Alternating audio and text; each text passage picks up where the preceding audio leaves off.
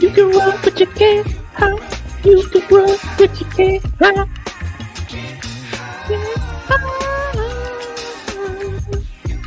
Then it should let me sing in the background for this one.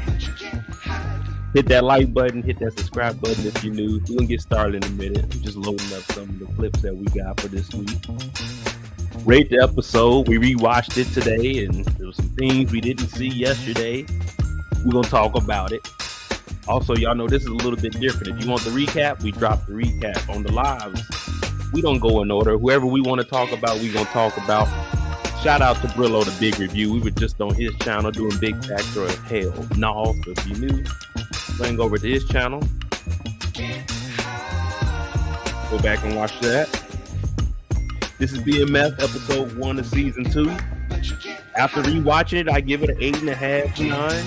The build up for this season is definitely worth the wait. We see Lamar is alive. We definitely needed Lamar to come back.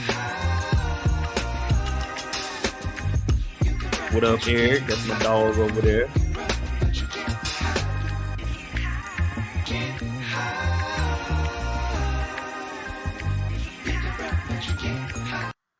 And you know, I told y'all I had to go into the closet. I had to go get all the feelers. You know what I'm saying? I had it. I got the reverse one of this. I think it read at the top with like white letters. Yeah, you had to throw the feeler on, man. We had to take it back, right? You had to take it back. We're going to talk a little bit of shit tonight. We're going to be on for maybe 3 hours, maybe 4 hours. Nah, we ain't doing no 5. I'll tell you that right now. We definitely ain't doing that. I'd be tore up. But this is BMF, the live after show discussion for episode 1 of season 2. I'm J. If you're new to the channel, hit that subscribe button. Definitely hit that like button. Support the channel. Cash App is at the bottom of the screen. MOEDOTJ. Like I said earlier, we don't go in order. So let me know who y'all want to talk about first. I see people are voting and they saying B-Mickie got a lot on his hands. Let me ask y'all a question. Is B-Mickie snitching? Is B-Mickie a snitch? Is he telling? Not niggas in BM. Well, this ain't BMF right now because he was telling before BMF became BMF. This looked like he was telling while they were still the 50 boys. All right. Because we don't take that disrespect in BMF.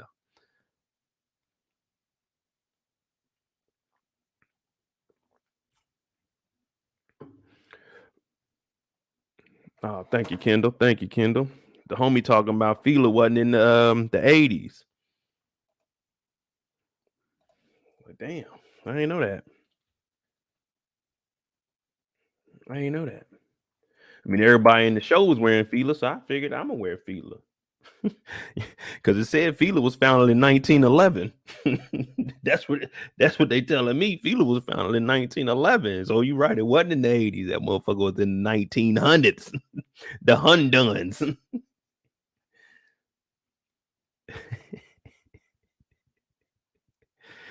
Nah, I had to go get the feet out. I put on the whole sweatsuit today too. I said, man, we about to be comfortable tonight.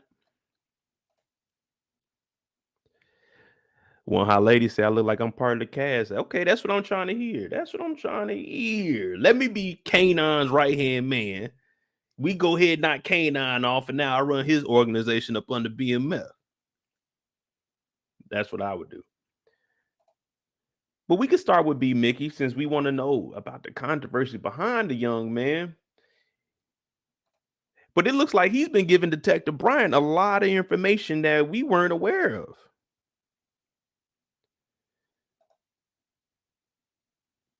A lot of information we aren't aware of. I gave you Kato. Like, I don't want Kato. I want the big fish. I want Meech. I don't want Kato. And you killed her. And I found out you was sleeping with her. Nigga, you ain't no killer. I bet you cried when you pulled that trigger. You ain't no killer. I want Meech. Detective Brian broke in this man's house. I won't even say he broke in. Well, I mean, it is breaking and entering. But if you watch when B-Mickie went up to the house, just go back and watch it. He doesn't unlock the door. He just opens it. So Brian just went through an open door. It just happened not to be my spot. What's going on, Tamika? Rain Reloaded is in here. Shout out to him. Make sure you go to his YouTube channel. I'm talking about all kinds of information that you didn't even know that you needed. You look up like, damn, he posted this video. This is interesting. Let me deep dive into this one. Why didn't Brian go after K9? We just seen K9 pop a nigga at the basketball game. Meech ain't did nothing like that. Meech shot Lamar and Lamar survived. We just seen K9 shoot a nigga after a basketball game he cheated to win in front of everybody. Detective Brian was taking money from Meech. You think he about to go after K9? Nigga, please. Shit, this nigga K9 does not care. This nigga K9 cut some lips off this episode. This nigga shot a nigga at the gym. Would you go after K9, DeMarcus? Would you go after K9? Let's be real. Let's be real. I understand what DeMarcus is saying, but would any of y'all go after K9 after what we seen this episode? By yourself? Because are you really trusting Veronica when all y'all did was knock a little Dink off his feet? Dink, well, I give Dink heart because he did fight old boy, but come on, man. I'm not going after motherfucking K9 by myself. I like my lips. I like to be able to talk. Fuck that.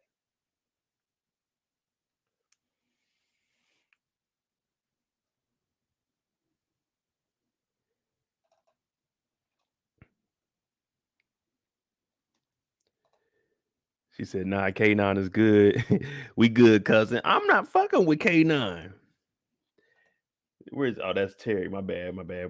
Since we talking about B-Mickie, we just gonna jump around. You see B-Mickie came in, head slouch, ain't paying no attention, thinking life is sweet. Mind you, this is the same spot that Lamar got his ass in. Lamar pulled up on you because you was messing with Kato, and you just leaving the door unlocked. I don't give a damn if y'all thought y'all killed this nigga Lamar or not. You gotta lock that door.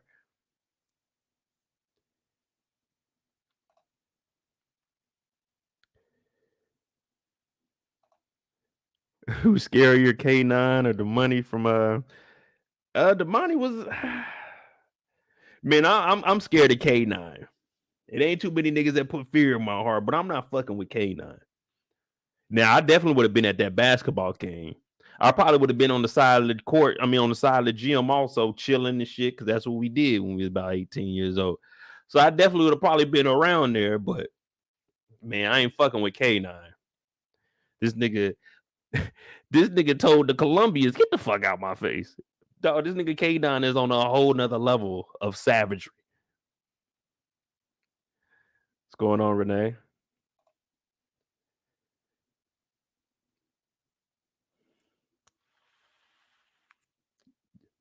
K9 is a monster. Let's get that out the way right now. K9 is the scum of the earth. K9, The way he's moving is very, very reckless. We supposed to be talking about B-Mickie right now, but that just shows you how bad this nigga K9 is. This nigga's name is K9, the fucking dog. Roof, roof, roof. K9. Niggas name themselves after guns. Niggas name themselves after cars. Niggas call themselves apes, gorillas, lions, slime, slap. You don't want to be called a rat, but this nigga decided to call himself K9. DMX called himself a dog. This nigga said a K9. What do we know about K9s? The first time we heard the word K9 is they talking about police dogs. We know them police dogs gonna get out on your ass. When people think about the most terrifying dogs, of course, you think about pits, rots, and all that shit. But when you start thinking professional dogs, them goddamn K9s that the cops be having, they get on your ass. And this nigga named himself K9. Just K, just 9. Most people nicknames are 2 letters, 2 numbers, 50. This nigga said, I'm gonna take a letter and a number. I'm gonna combine these two. That means I can hit you with that motherfucking AK or that motherfucking 9. How you want it? How you want it? Oh, if I put them together, I just make that a Draco. This nigga's name is K9. I'm not fucking with K9. Look at Brian bitch ass. What's Brian doing? Brian ain't going after K9. This nigga's in here going toe to toe with B-Mickie. B-Mickie, you think this nigga Brian's about to go after K9? Hell no. This nigga's over here getting information from B-Mickie. He can't solve shit on his own. Hell, Meech was running game on it. You think he's about to go at motherfucking K9? This nigga's name is K9. I'm not fucking with that. This nigga cheated in a basketball game, so he wouldn't have to pay $20,000, but then got mad that the guy he cheated is cheating him on the $20,000, so he kills him. Didn't no one care that Boom's wife was in there? Markisha was there. You don't get to shoot like that. You had that little white girl in there too. This is supposed to be a family event. K9 said, no, not today, it ain't. K9 said, I'm about to catch some bodies. This the whole time K9 up there, Meech then went across the whole fucking country to bring back 2 bricks from Vegas. That's all he had was 2 bricks. He went across the country for this nigga K9. Risking his life for this nigga K9, for K9 to just be shooting niggas and then telling Meech to get in the car with him. I said, ain't no way I'm going after K9. This nigga K9's on another level. This nigga K9 is so sick. This nigga was eating steak and had a motherfucking lip. You know how long that lip was in that box? It don't matter how long it was, because anytime over 1 second is too long. This nigga had it sitting down next to him while he's eating steak. Oh, hey, what's up, Meech? Eat that. This nigga's name is K9, y'all. And it makes sense because we ain't seen him eat nothing but steak. What did he have when he was talking bad to the Colombians? He had a steak. The girl was cutting it up and feeding his ass. What did he have when Meech showed up? This nigga had lips in his bag eating a steak. This nigga is a K9. He don't give a fuck. K9s don't discriminate. Male, female, it don't matter. They on your ass. You heard Craig Daddy say, ain't nothing better than getting your hands and strangling one of them little motherfuckers. That's what Craig Daddy said, man. Ain't nothing better than being a dog catcher. This nigga's name is K9, and Detective Brian ain't no dog catcher. He's B-Mickie. He's the mouse catcher. He can only catch the rats.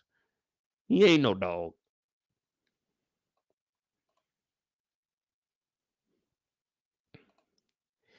Who do we fear? Who do I fear more, K9 or Lamar? If we going right now, give me Lamar, bitch ass. Lamar laid up in that hospital. He got the bag on him. Give me Lamar right now. I go in there and get Lamar. Bing, bing, bing. I give Lamar the business. I fear this nigga K9 because K9 in the streets. Until Lamar can get up out that bed, walk, talk, I don't fear him at all. I go in there, take that nigga oxygen. It's over with. It's over with. Right now, I'd be just like Franklin. I go over there, whisper in that nigga ear, and say, I got your bitch ass, didn't I? Yeah. Well, you need to go after K9. I'd send Lamar after K9 if I was gonna do anything. But right now, I don't fear Lamar. I don't even care about Lamar. We don't even know Lamar's real name no more because he's in protective custody. What kind of killer we supposed to be scared of? This nigga in protective custody by the cops. You got a false name. We don't we don't care about Lamar right now. Until Lamar can get up out that bed, I don't give a damn. Right now, K9 is the nigga to fear. K9 is a mixture of Marlo, Kaden, and Milan. I mean, that's a badass mixture. I ain't gonna lie to you, because everybody has their own strengths, but none of them give a fuck. So that's scary as hell. None of them give a fuck. We still got to talk about B-Mickie. All right, back to B-Mickie, because K9, as of right now, K9 is, I can't say one is more ruthless than the other, because we seen Lamar kill a kid, not think twice about it. So we got to give Lamar his flowers, because season 1, he MVP season 1, Lamar. Now, how bad are they gonna make K9? That's gonna be the interesting thing that we're gonna have to find out. But until Lamar can get out that bed, I'm not worried about Lamar. Shout out to Brillo, the big review. Exactly, K9. Brian can only get the mouse. B-Mickie. MICKEY Mickey Mouse. Mickey Mouse. What up, Detroit King? All right, so we got B-Mickie. Detective Brian is up in the spot. He's sitting here in the dark, smoking a cigarette. Nah, ain't nothing more I hate than cigarette smoke. But he up in the house. Hey, Trey, the truth. Yeah, I'm gonna tell you the truth, man. I don't fear this nigga Lamar while he in the. What he gonna do? I snatch that bag up off him. It's gonna all hang out. Pause. But Detective Brian over here, he tough talking little B-Mickie Mouse. B-Mickie in here like, oh, whoa, wait, whoa, what you doing, man? I gave you Kato. I don't want Kato. I want the big fish. I want Meechie, ho. Bottles in the club like a Meechie, ho. That's what he want. Meechie. Come to find out, this nigga, he killed this motherfucking Kato and had the picture in the house. Holy. And it's a Polaroid at that. This nigga had the picture of Kato ass. Now, we heard Meech tell Mickey, I know it hurt you to get rid of her. We didn't know that this nigga was keeping memorabilia at the house. He got the same picture detectives had at the damn precinct. What they did? How'd they get the same picture? On the bulletin board, he said, I found this picture at your house, but on the bulletin board, they had that same picture. She had one on her person when she died? You know what I mean? Like, where'd this picture come from? How you got the same picture in the precinct?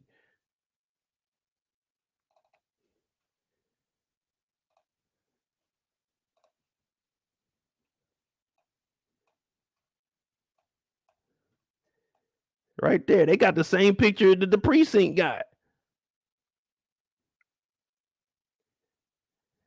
Man, we really got to start looking at B-Mickie a little bit differently. Now, I told y'all in season 1, the whole thing with Kato, she had that dirty ass house.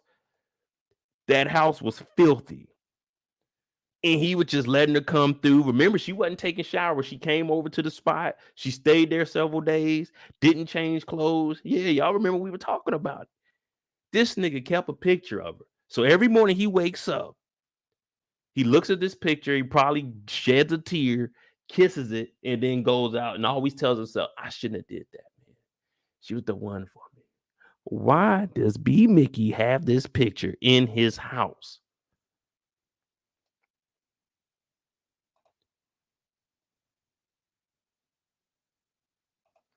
Brillo, if you're still in here, brother, go ahead and load him up and put him in there. Put him in there, man. B-Mickie, as of right now, you're locked up, brother. You're locked up. You're in a tough spot right now because this nigga got 2 guns on you. He got the double homicide on you. They got J-Mo. They got Kato. There's actually 3 bodies. And what was the partner name? Lopez.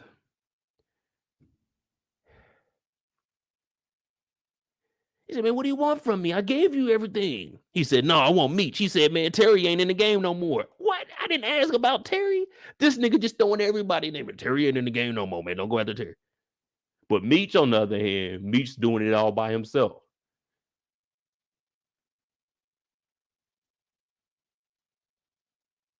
Really? B-Mickie, what the fuck? Now you gotta look at B-Mickie a little bit differently. Every time this nigga talk, every time he says something, we gotta look at him. Remember, we got a lie counter going for Effie. Now we got to get this lie counter going for B-Mickie.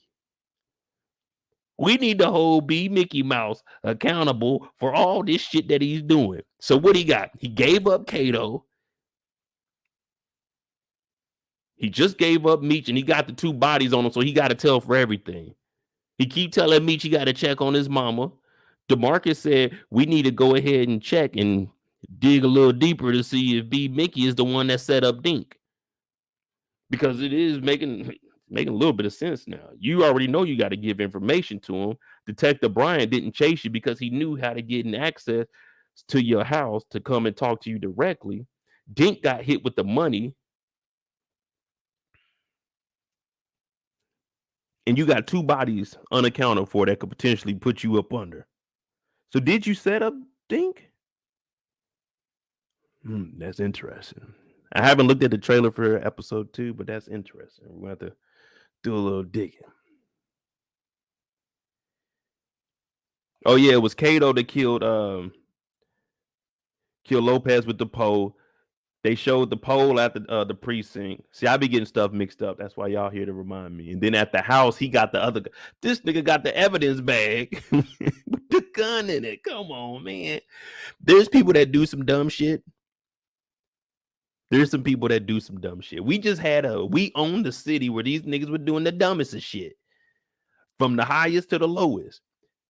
Detective Brian has a motherfucking evidence bag at his house in a lockbox, not hidden, just in a little drawer. Just pull it down.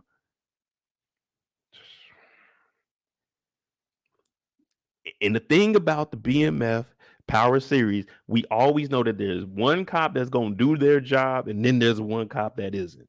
Detective Brian isn't going to do his job. We thought we got rid of Detective Burke just to jump into Detective Veronica. She gonna start piecing shit together.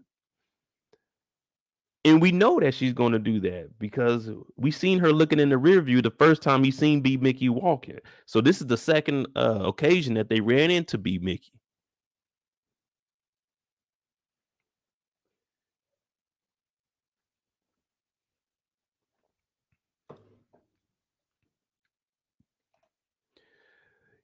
B-Mickie could say Detective Brian dropped him off, but who's going to believe that?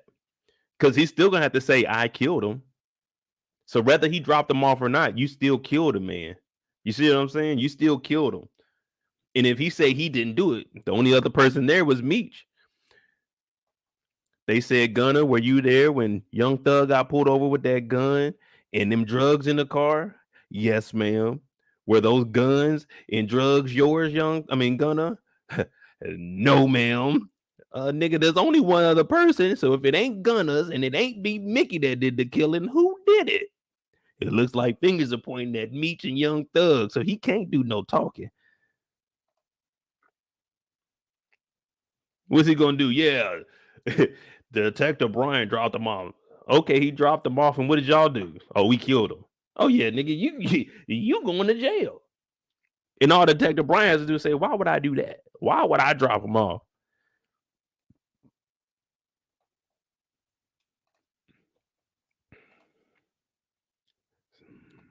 We could talk about Veronica.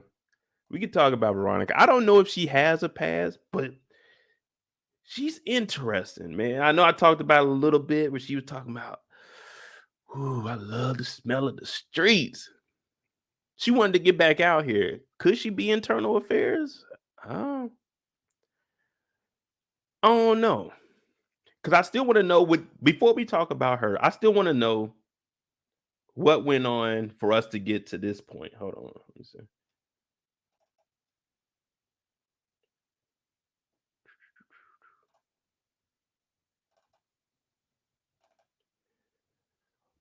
So we know he's on B-Mickie. We talking about the past that Veronica could have. What the hell did he do? Did he get promoted? Because they got arrested in St. Louis, so he had to become fed in order to go across state lines. So Detective Brian asked, he dipping and dodging all allegations. B-Mickie said, "Oh, Detective Brian dropped off J-Mo." That nigga said, "No, I didn't. You're under arrest for murder." They thought Lamar was dead. He said, "No, shit, I've been keeping him at the hospital under a different alias. No, I'm about to put him back in the streets. I'm not going after K9 myself. Are y'all stupid? I'm going to let the Negroes kill the Negroes and then let Lamar go after K9." So I got to give Detective Brian a little bit of credit because he lasts until at least 2005. So that means, hey, to be a crooked cop, and you know we don't fuck with crooked cops, boy, we got to give him some credit. He made it that long, man. He was out there finagling the game.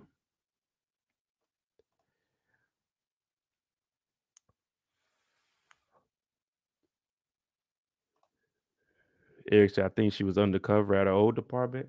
See, I don't even know, man. It's interesting how they threw her in, and that's what I was talking about last night with Brian. For her to be new on the job, let me tell you something. Whenever I get a job, that first day they might have you do like, depending on where you're at, you might have to do like a little bit of introductions. But naturally, you just meet people from work. You'll never see me in there. So what happened?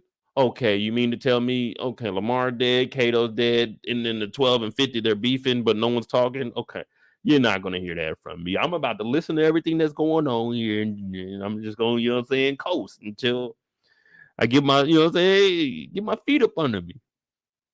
But when Veronica got in there talking, it seemed like she may have known a little bit about this story. So we could be on to her being undercover or internal affairs to try to see if anything's going on since the crime and dope is picking up in Detroit. But you know what I mean? Did it seem like she knew a little bit too much about the case?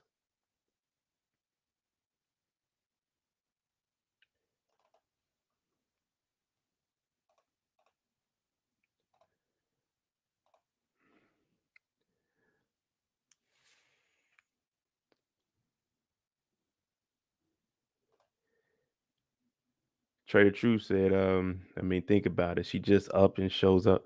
Exactly. Brian would have known something about that. As much as work as he's done, the commander would have been like, "Hey, Brian, we're about to bring somebody else in. And look how he looking too." He was upset when he heard he had a babysit.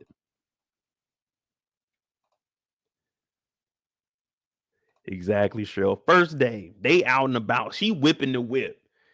You know, she said she wanted to get back into Detroit. She wasn't working on this side of Detroit. This ain't her side of Detroit. What you doing, baby? You riding around in the whip and shit. They detectives. There's no reason for these detectives to just be riding around at 8, 9 o'clock at night anyway, unless they about to go do some kind of investigation or go ask somebody. They just cruising the streets in the middle of the night. Y'all not street clothes. Y'all ain't out there on the streets patrolling. She said, "Fuck that. It's my first day. Where the whip at? Let me get the keys. Where the whip's at?" Has anyone drove the company car on the first day?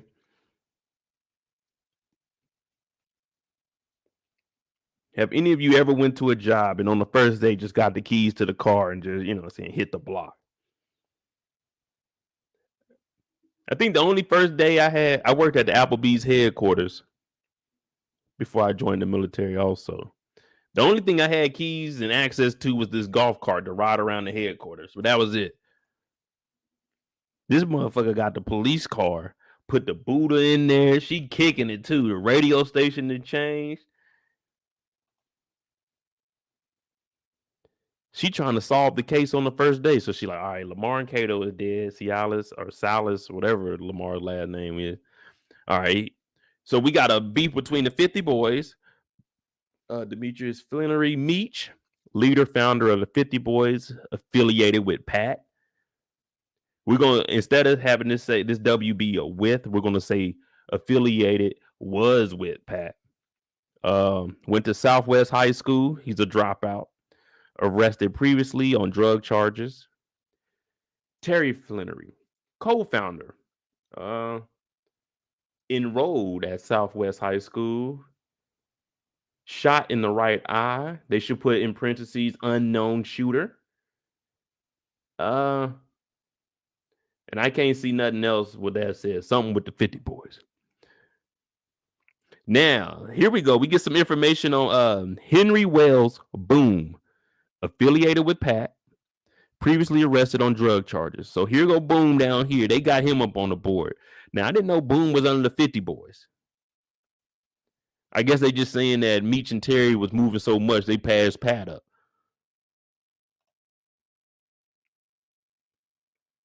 Then we got Brian Mickey, a.k.a. B-Mickie, 50 boys, lieutenant. Oh, they want to know, has he moved up yet? And he went to Southwest High School also and dropped out.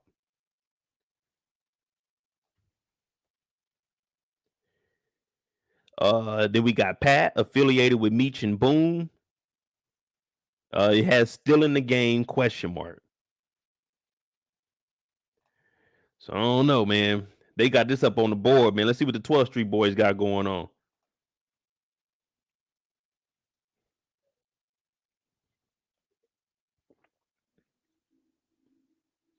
'12th Street boys. We got Tiny as the leader, affiliated with 12th Street. Is he the new leader? We aren't for sure. Whoa, whoa, whoa, whoa, whoa.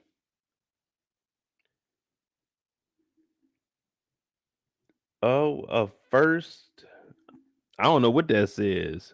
First started, May, I don't know.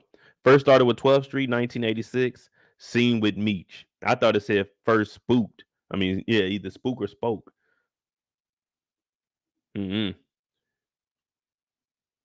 First Street, 12th Street, 1986. Oh, and Nito. Nito is the big dude that was fighting Dink in the record store. But Veronica, interesting. Then we got Lamar down here. Visitor Road leader, 2 years, Psych Institute for violent assault. Release February of 86, took over 12th Street, seen with Kato, shot dead, and they went ahead and put the block around it.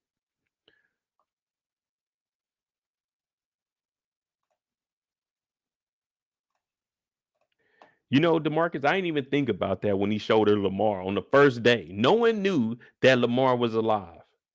Unless they were just, everybody knows we just don't speak on it. You know, it's just like Fight Club. You don't speak about Fight Club because there is no Fight Club. You don't speak on Lamar. If you do, he's dead. That's it. But he did say he wanted to be transparent with his new partner because that's what happened with Lopez. He wasn't. It was, I was doing my thing, you doing your thing. Pow, pow, you dead, my bad.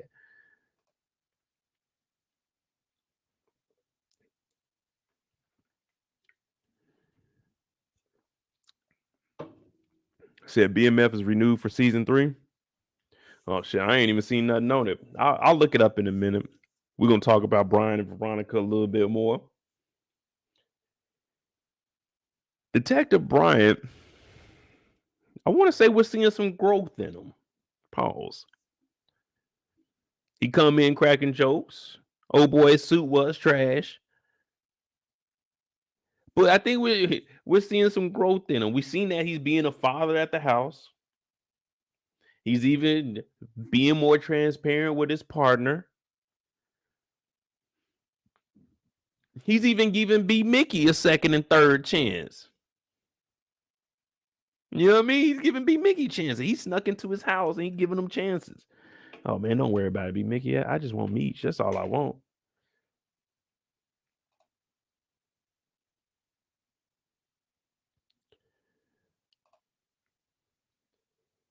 Once Lamar get back on the street, I believe Lamar would kill Tiny. I don't know, man. When we start talking about Meech and the 12th linking up, I don't know, man. I have a little different theory with Lamar. I'm expecting Lamar to fully recover from. Well, you don't really fully recover from this, but I'm expecting him to return to the streets. Might not be as ruthless, but I'm still thinking to see some terrorizing from this man. I think Brian knows she's internal affairs. So let me ask you guys: if we do go with the internal affairs, or she may have like a trouble past or something, how do you think it's going to work? Is she there to get the police or to actually help out? You know what I'm saying? Like internal affairs is coming. I mean, I know internal affairs is for internal shit, but I mean, like, what if she's undercover for something else? You know what I mean? So is she there for the police or is she there to actually help out in the streets because they ain't getting something done? You know what I mean? Or because she just genuinely love the streets. You know what I'm saying? I love. There's nothing better than asphalt at 10 p.m. Oh my goodness. Sometimes I just go outside. I get on the highway, do about $120, turn the headlights off, let go of the wheel, and just I love the smell of the streets. Whew. Maybe she just dedicated to the streets. Did we ever think that? How come we always look at people and think it's something than what we expecting the words? Let's just say Veronica really loves the smell of the street. She loves locking niggas up. She said, I want to get out the fucking suburbs and back into the hood. I want to go around these Detroit streets. I love arresting motherfuckers. She hit a nigga with a car on the second day. The second day. We just talked about not being able to get access to a company vehicle on day one. This motherfucker on day two hit a nigga and knocked his tooth out. On top of that, she found out that the most notorious nigga in Detroit, fucking Lamar, is alive. This is a lot of shit for your first 24 hours at a job. Fucking Veronica, man. Detective Burke, you're fucking lucky. Let me tell you something. You're fucking lucky because Veronica paved the goddamn way. Veronica is out here busting skulls on day two while you're hanging out with Jukebox. If it wasn't for Veronica, you think they let women on the force? Hell no. This motherfucker is a trailblazer. Knocked the nigga tooth out. Came up on a couple of bands.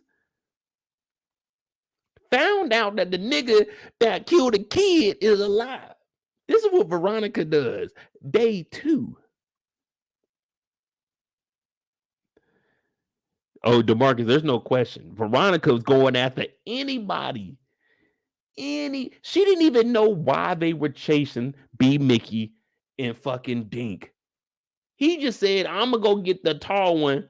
She don't care. She put that motherfucker in reverse. The door was still open. Hit the block. Skirt, skirt. This goofy nigga Dink, he gonna stop and try to smoke a blunt. Now, when you running away from the law, not saying we've done this before, but when you're running away from the law, or if you're running away from the ops, because there's two scenarios. Happy birthday to John Singleton, but Ricky got his ass shot. Because what did they do? The same thing that Dink did. Niggas thought life was sweet, hit 2 blocks and started walking. When you're escaping, you don't never stop running until you get to safety, or at least into the house. I mean, if niggas know where you live, they know where you live and it's just on. But these niggas stop running. Dink said, shit. Mind you, Dink is a little nigga too. Dink probably like 5'6", probably 5'6", no more than like 140. This nigga got a bag of money on him. Now, I don't know if y'all know how much money weigh, but a bag like what they had, that was a motherfucking, that's 1980 leather. That ain't the little shit that Nike make now, that lightweight. No. This was a fucking leather bag. This shit had to be about 20 pounds. For a little dude, about 140, and he running, and it wasn't like they were running in, you know what I'm saying, jogging clothes. These niggas had on the big clothes.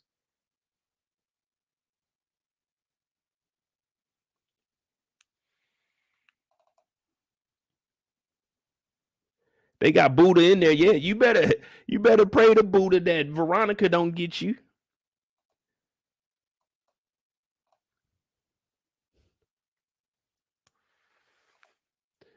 Look at her.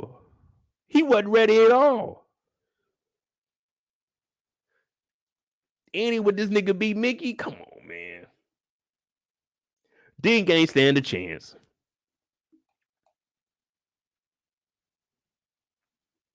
Brian said, I got the tall, skinny one. Yeah, you want the tall, skinny one because this nigga snitching. I ain't gonna lie, B-Mickie hit that fence, though.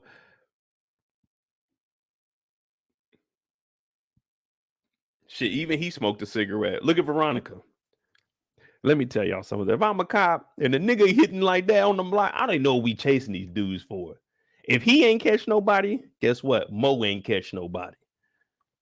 You think I'm about to circle the block and look for a nigga running? I don't know what he got in that big ass bag.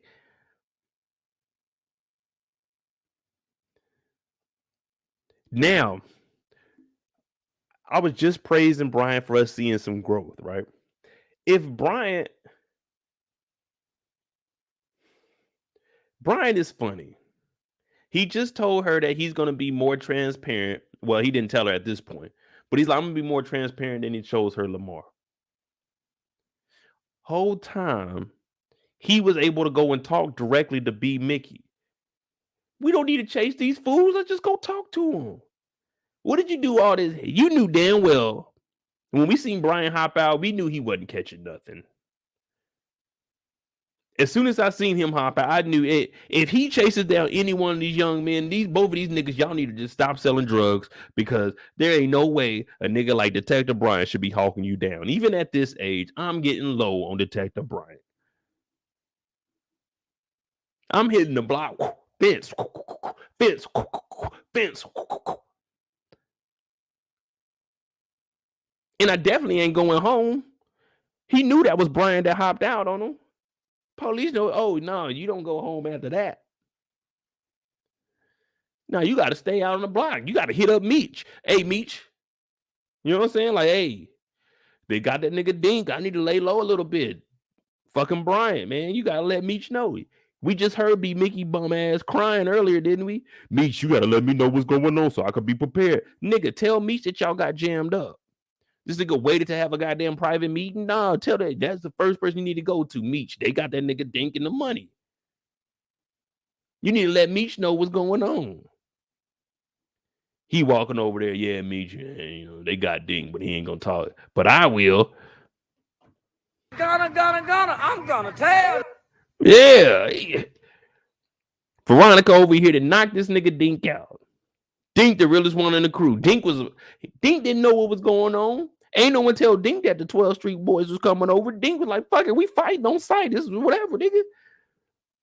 Dink hit that blunt. Dink gotta be the youngest. Dink, look, they got this nigga Dink on the motherfucking hood of the car, man.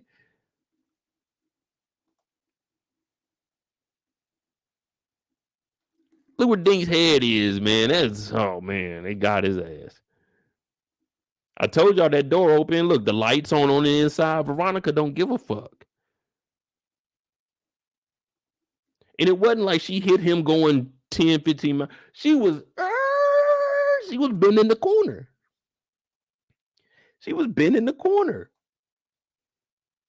This nigga talking about, oh, my tooth. God damn. Look at that bag. This right here is that genuine leather right there. You know, that got the imprint in it too. That motherfucker is a leather. That's what it say on the inside. They put that motherfucking cattle prod on there. The motherfucking leather. Look at these buckles right here. These are real deal hoops right here. That's what this is. This is what you would call a horse bag. This is what you put on the horses. When you put the little satchels on the side of the horses and you got to carry your shit back in the Wild Wild West. That's the bag that this nigga carrying. This that shit. The fucking reins that Santa Claus used on them horses and reindeer. That's what that is right there. So imagine running with that motherfucker. It's already awkward enough to run with a bag. Now, this ain't no book bag that's just over the shoulders. This shit goes across the chest. So while you running, that motherfucker hitting you in your back, hitting you in your side, you're like, God damn, nigga, this money heavy as a motherfucker. only for you to hit the blunt while you breathing. Like he breathing like this. Nigga, there ain't no time to be hitting that blunt. They're gonna get you a little bit too high. Now your lungs is wide open right now, nigga. You don't need to be hitting no weed. Does it anyway. Walks into the street, gets hit by a motherfucking car. This is that steel. This is 80s. You see what motherfucking Charles is doing when he go to work? That motherfucker say GM Fleetwood on that motherfucker. This is a motherfucking Fleetwood. Look at that grill. That grill to your side. This is the other side that ain't hurting because the money was on the right side. Cause you know you want to be able to hit the fence and you want to jump with your left hip so you can go. You know what I'm saying? You're not jumping over to the right like that. Nah, gotta land on that left foot so you can get to running. That first right step, yeah, it's gonna hit that. Get low. This thing got hit in the left side on top of the hood, dropped, and his tooth fell out. His tooth fell out.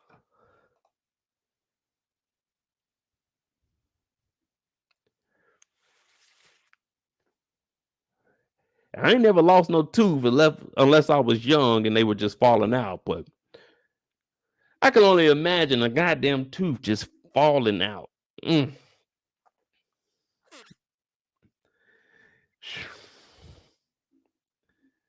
Damn, boy. You talking about all my tooth.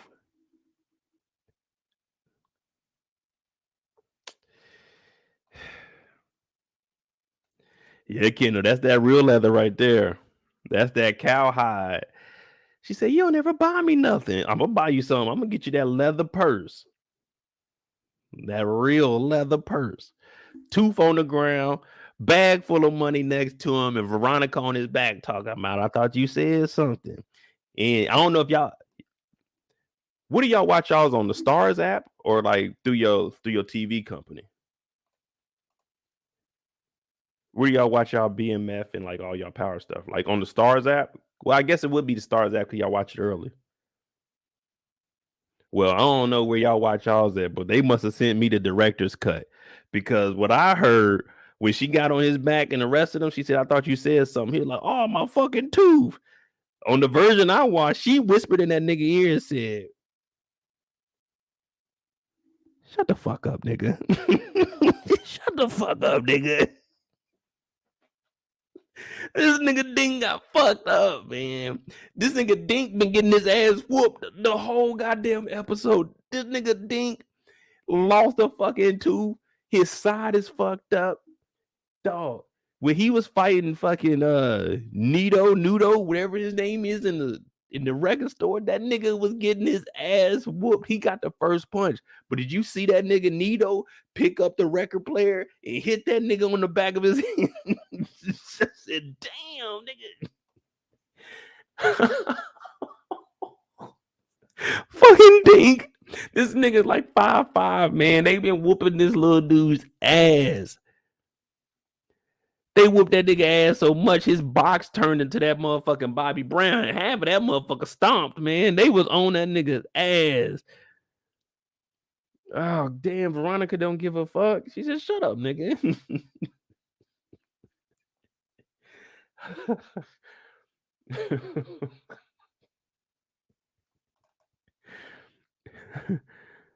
Oh, my God. Look, Nito came in there. Dink thought he was. Look at this shit. He hit him on the back of his head with the.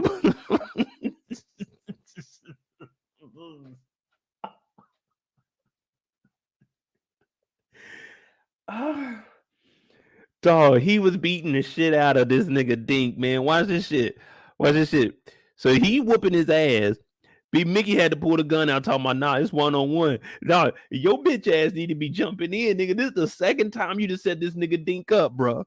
You need to be jumping in. What do you mean? Nah, don't no one jump in. Nigga, watch what I'm about to show y'all. This nigga just got hit in the back of the head. Look at this shit. This nigga is on the ground getting his ass whooped and talking straight MMA. Bap, bap, bap. Look, this dude, you know he done snuck a couple of kicks in, especially this dude over here with these white shoes on. You got to get a little stomps in. This is the 80s. You know what I'm saying? Back then we fought. So you got to get your little stomp in. He getting his ass whooped. I'm talking about the whole time. Even Meech came in. They were still on the grade. Talking about break it up. This nigga Dink, boy. But you need a firecracker like that in the crew, man. One that ain't really scared. One that don't do all that B-Mickie talking shit. This nigga Dink about action. These niggas came up into the spot. Everybody else is chilling. This nigga said, what y'all doing in here, man? Get the fuck out of here. Can't nobody clown little Zane but us. Punch that nigga. He didn't care. Strapped up, no gun, nothing. He didn't care. He said, fuck it. They in our property. Let's fuck them up.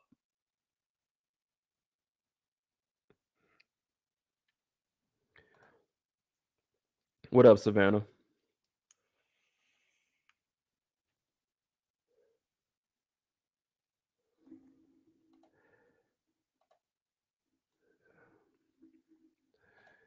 First thing B-Mickie do is pull a gun. He ain't pull no gun on Bryant. Yeah, he ain't pull no gun on Detective Bryant. Detective Bryant said, sit your bitch ass down and take that gun out slowly. Okay, you Kato, man.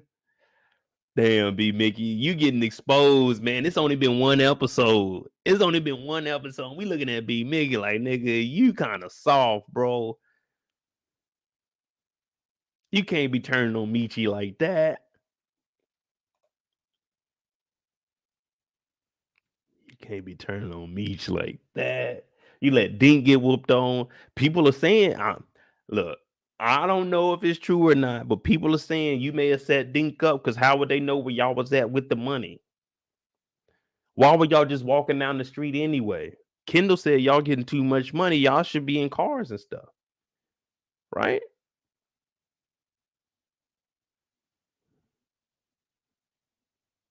I mean, that's the least they can do. Meech got a Benz. Where your car at, Mickey?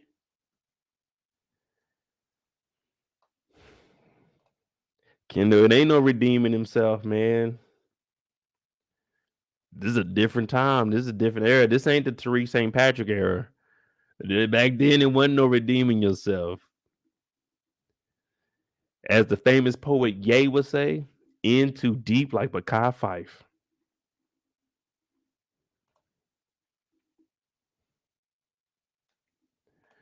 B-Mickie got two things on his mind. Who's going to kill him, Meech or Bryant?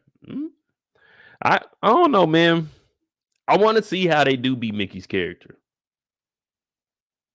Do y'all think that he set up Dink? With everything they was saying, oh, that green is gone. Well, see, he got a car here because he drove and Meech drove. Because they met up at this private spot. I know he ain't walk all the way over here.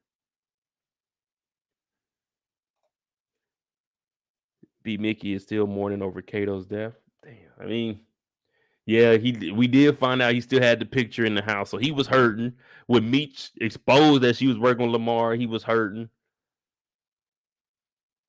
Hell, when Lamar popped up on his bitch ass, he was hurting.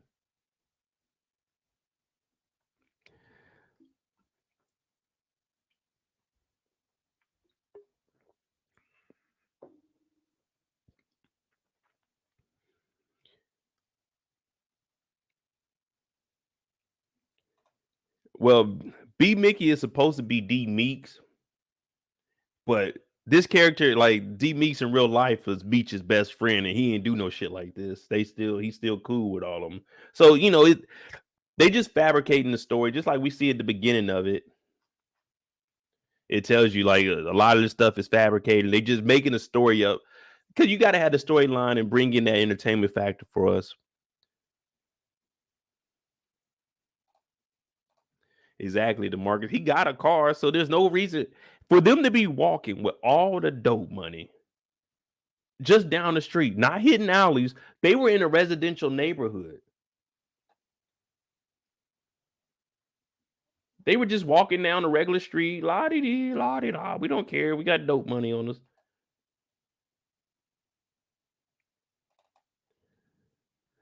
Because this house right here that he walking past, this house got siding on it.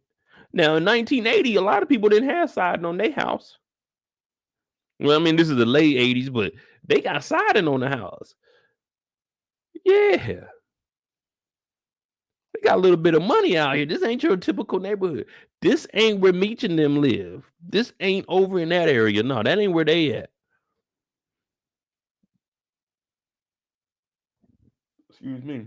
I told you, that's that bag. Go over the chest. It is going to be on your right side. I told you. They got brand new gutters up here. We don't see no leaking. We don't see no mold up under here. Y'all need to be driving. Y'all stick out anyway. And your little nigga smell like weed. So I don't know why they walk in. Do y'all believe that B-Mickie would do something like that? To the point of setting up Meech or setting up Dink? Let me know what y'all think about that.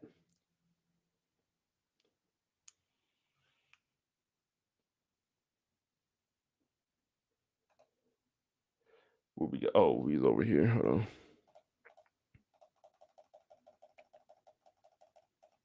Damn, we got all these things up still.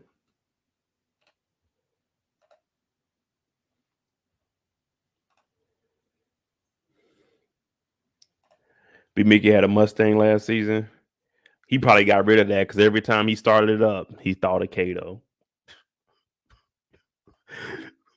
Kato. It could have been so much different between us. I really loved you. I wasn't even getting girls like that. You were the only one that really understood me for what it was worth. I don't even care if you was with Lamar. I don't even care. If I could just see her one more time.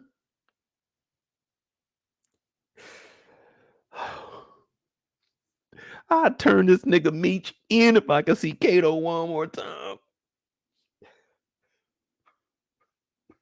Matter of fact, I'm gonna set this nigga Meech up. This nigga had me kill the love of my life. You know what? I'm tired of taking orders from Meech. Detective Bryant, let me show you exactly where Meech is at. I got the bag of the money, nigga. You said you wanted something bigger than Kato. I got you. Here go Dink and some moolah. Matter of fact, there's a guy named K9. He in the game now. That's who Meech is going after. He told me that earlier. Now he did promote me to the right-hand man. I was trying to tell you that when I first came in the door, but you pulled your gun on me. I'm like, I ain't want no problems with you, Bryant. But look, I just got a promotion. And right now, there's no more 50 boys with 12th Street. There's a shit called BMF. What the fuck does BMF mean, Mickey? Let me explain it to you. See what this nigga Meech is trying to do. And hear me out. This is a bad motherfucker. You might need to get him off the streets ASAP. Matter of fact, we might need to get the FBI. Yeah, this the FBI. Because Detective Brian, what Meech is about to do is about to be crazy. Now, he's taking the 12th Street boys and the 50 boys, and he said pull in resources. And I never heard that word before. Pooling resources. I don't understand what that means, but what I can assume is that he's bringing them two together, and they're going to take everything that they have to build up an empire. So what you need to do, Detective Brian, is go get Meech. Matter of fact, his mama work at Wendy's. Now, he love his mama. If you go get his mama, she gonna get Meech to do whatever you need done. Now, if you can give me back that picture of Kato, I'm gonna go upstairs and check on my mama. And if there's anything else you need, don't hesitate to call. Like, damn, B-Mickie, really? Really, B-Mickie? You about to tell Detective Brian all this shit because you think it's going to bring Kato back? It's over with. Get your head in the fucking game, man. I would have told Detective Brian. I would have looked Detective Brian in his face. He said, you lying to me? I said, nigga, I ain't telling you nothing. Fucking pig. I probably would have spit in Detective Brian's face. Get out my face, sucker. But no, this nigga said, man, I'm telling you the truth, man. I'm telling you everything. Boy, it would have been some rumbling down there in the basement. Mama would have stuck her head down that basement door and said, Mo, what y'all doing down there? I said, whooping the cop's ass, mama. Wow, wow, wow. Said, well, y'all be careful down there. All right, mama, I'm going to make that soup in a minute. Go back upstairs and get in the bed. But no, B-Mickie said, man, I'm telling you the truth, man. Terry's out the game and Meech is doing it by himself. Like, damn, B-Mickie. The fuck, B-Mickie.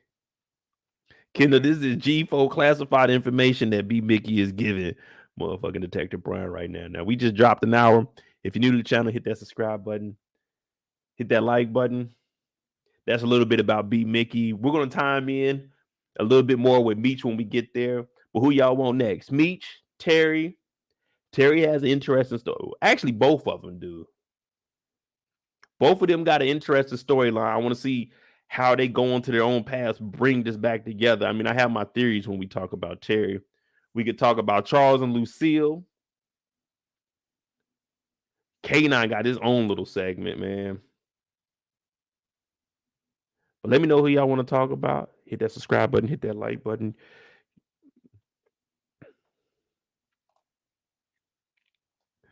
Hey, Kendall, you caught that? Yeah, pig, sucker. I'm letting him know because Detective Brian about 30 years old. So I'm just trying to take it back 20 years so he understand this ain't no game.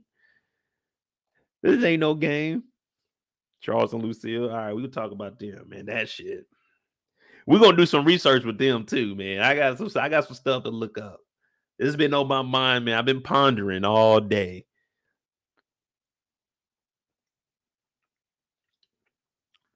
Shout out to Brillo, man. He put pondering in my vocabulary because when I'm thinking in your normal day-to-day talk, no one says ponder. I'm pondering. No, I was thinking of something, but pondering. I love that word, man. Pondering. That's what B-Mickie was doing. B-Mickie was pondering when he was out there standing next to me. Should I tell on this nigga or not? That nigga wasn't thinking about it. He was pondering. Yeah, nigga. B-Mickie got in here. That motherfucker had that gun to his face. That nigga said, I'm gonna tell you everything you need to know. Don't even hesitate to ask. Matter of fact, I'm about to tell you about some other shit. Actually, there was a shooting today by some nigga named K9 over by the gym. I don't know what they was shooting for, but a nigga is dead. Also, there's some dude named Boom.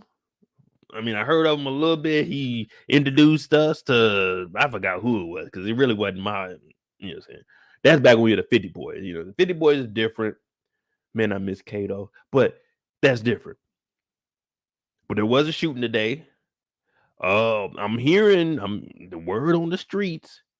Word on the streets. Meech got some lips. What the fuck you mean lips? Nigga, lips. Like a whole thing of lips. I think her name was Big L. You know, she moved dope too. They used to try to work with her back in season 1, but she said she didn't want to fuck with Meech for some reason. I think too flash or something. But yeah, Big L, I think she did too. Now, I don't know what the fuck she was actually doing in the game to get knocked off like that, but they saying she talked a lot. Now, me personally, I never got a chance to actually speak to her. I've seen her from a distance. She looked good, but she wasn't fucking with Meech for some reason. I guess she liked tall guys. So she was really digging Terry. But did I tell you about Terry? I did tell you that Terry's out the game, but remember that name Boom I was talking about? He got this girl named Markisha, right? Meech calls him an L7. He calls Terry L7, and he know he ain't gonna get no hoes. But you need to go do some investigating. Now, I'm actually hearing Markisha. That's Boom's wife, if you didn't know. Markisha, she works at the insurance company. Now, if you go down there, it's going to be a white lady. Now, they work on commission. So the white lady's always, she's the one that's smiling. Remember when I asked all y'all, when you go to work, do you see people smiling? That's the white lady. The white lady, as soon as Terry came in, hey, guy, who next? That's that commission. She trying to get that bag.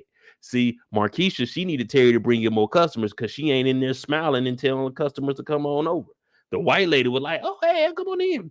Markisha like, I'm just chilling because Markisha don't need the bag because Boom got the bag. Are you following me, Detective Brian? This nigga Boom is in the game. Now, we used to work for Pat, but Pat, we don't really fuck with him no more. Word is, he was getting high on his own supply. Meech and them pretty much X'd him out. So this nigga Boom, I'm assuming he's next on deck because he still got enough money. Like, look, hear me out. He still got enough money that while he's out hustling, his girlfriend and her friend, well, it's actually his wife, but that's neither here nor there. His wife can go to basketball games with armed security. That's how much money this nigga Boom got. No one else got security, but Boom's girlfriend is at the basketball game without Boom watching the game with security. You need to go investigate this nigga Boom.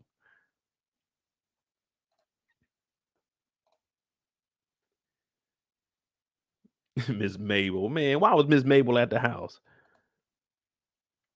Miss Mabel over there for that dinner. We're going to talk about Charles and Lucille. Oh, Charles. That's my dog, man. This nigga really doesn't like Meech, though.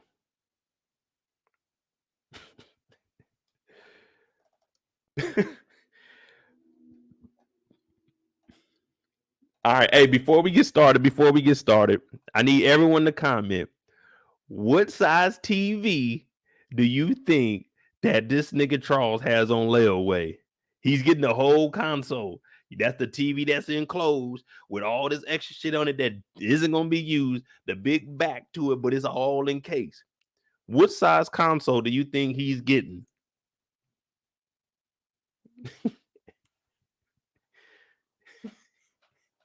He got that motherfucker on layaway.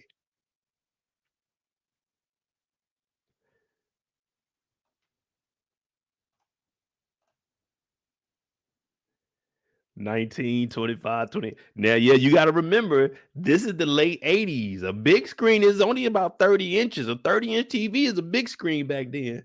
I had a 32-inch big-ass motherfucker TV in my room, and that motherfucker was huge. But you got to remember, those are big screen TVs back then, so I don't want to hear nobody saying no 50 now. That a 50, that's humanly impossible to carry that motherfucker. That motherfucker about to be too heavy.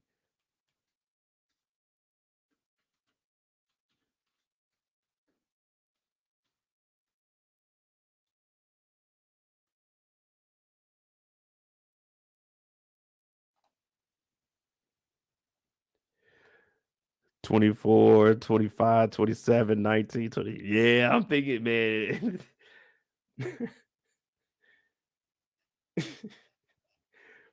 Man, let me hold on. Let me see something.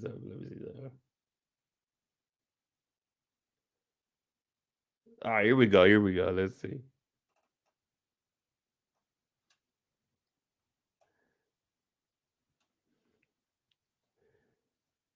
Close this.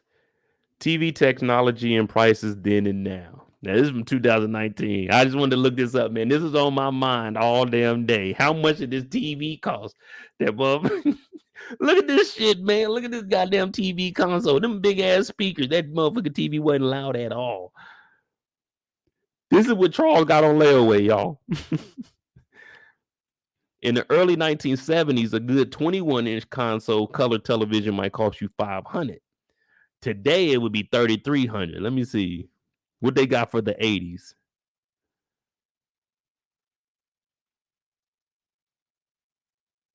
Man, I don't want to know about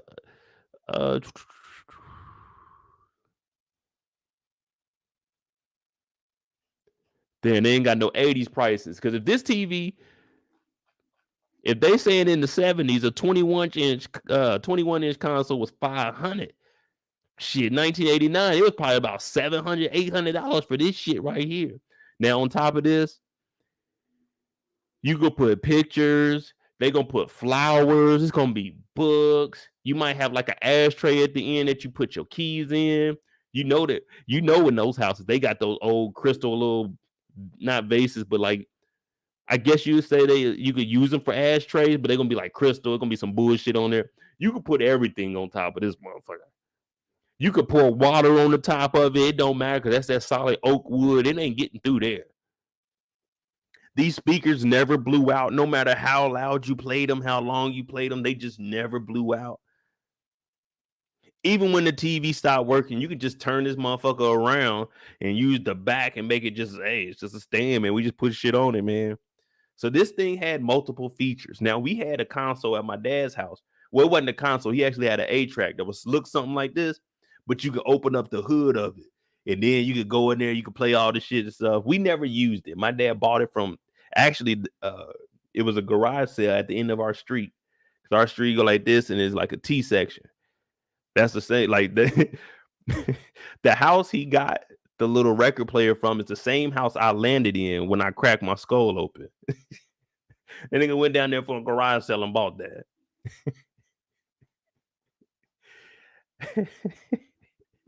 Man, we never played music on that thing. That shit was just in the living room. When you first walk in the house, it's in there. It had like some brass plates. Was it brass? Yeah, brass was a big thing when I was coming up. So it had like these brass plates and these brass elephants. My mom always loved the motherland. She still got like African shit in her living room. Like, mama, you ain't never been to no Africa, but I like zebras. All right, mama.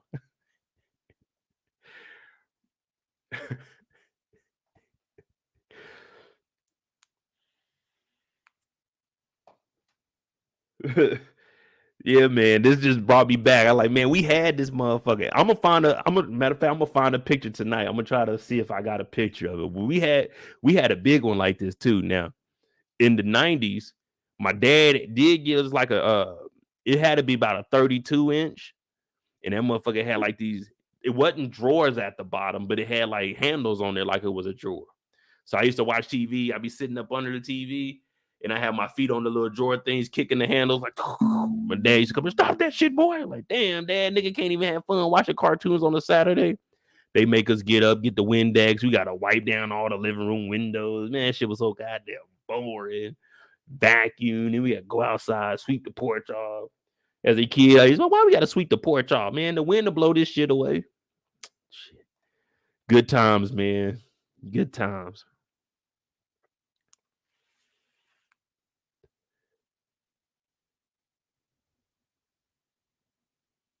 Now, William, it wasn't the tongue. It was her actual lips. So they like cut all around the mouth and gave it the actual lips. I got a picture of it. We'll talk about it. Oh, Charles, that's what we were talking about. I almost forgot what we were doing. So let's just say Charles got a $329 sounds like a good amount of money. Charles got a $329 TV console, 21-inch TV console on layaway. Payments are about $8.99 a month. We're just gonna say $8.99 a month. Let me do the math on that.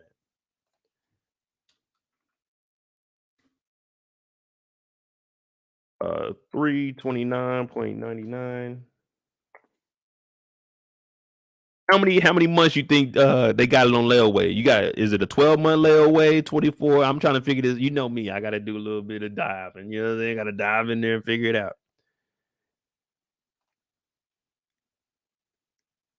What y'all think? What do you got? A 12-month layaway plan, 15-month no interest, 24? What's up, Seal? 24 months. All right, so he got a 21-inch TV on sale. It was on sale too, man. It was a Father's Day gift. Well, it was a Father's Day sale. $329, right? Divide that by the 24 monthly payments. $13.75 a month. Charles is paying for this TV.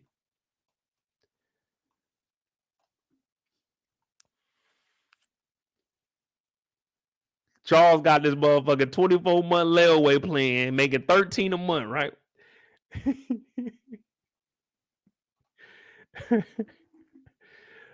$13 a month. This nigga said, man, when I get that console paid off, we gonna go eat good. Nigga, in 2 years, in 2 fucking years, we gonna get this motherfucker paid off. We finally gonna get to go to the Chop House. We going to Sizzler. We ain't going to the Chop House. We got fucking 24 months to pay this motherfucker off. We can't. That $13 is kicking ass, nigga. Oh yeah, there is interest. So he's probably paying about $15 a month, $16 a month. Charles out here looking like JP. Now, let me get this straight. I'm not knocking Meech and them real life. When we talk about the characters. We talk about the characters. This nigga Charles said, I'm gonna pay that TV off, and trust me. The first thing I'm gonna do, when I get that $15 back a month, we going to the motherfucking Chop House. I've been savoring over one of them goddamn steaks, nigga. Let me tell you, it's been a minute. Whole time, Meech is eating steaks out back. Meech is in the motherfucking spot, raised boom boom room, eating steak. This nigga Charles is arguing with Lucille over a fucking donut that she wasn't even gonna eat. She said, "Oh, Charles, how could you?" He said, "Shit, you never eat the last donut." She said, "But you still should have."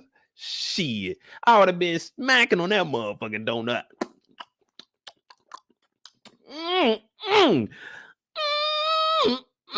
That motherfucking donut would have been busting. This nigga about to go back to the assembly line at General Motors. It ain't modernized like it is now. The robots, no, it's a nigga. This nigga about to go hit the line. He need all the nutrients he can get. She going back to Wendy's to work her ass off too, but this nigga's about to be physically working. This nigga, I've been working on the railroad all the live long day. This nigga's about to be in that bitch sweating. I'm talking about it is on, and you know they working 12s. You know they working 12s. This is the Motor City, the capital. They working 12s. Oh, America need them vehicles. Y'all working 12s. Now he's in here talking about you'll never eat that. This nigga's having a grand old time. I'm about to get a TV.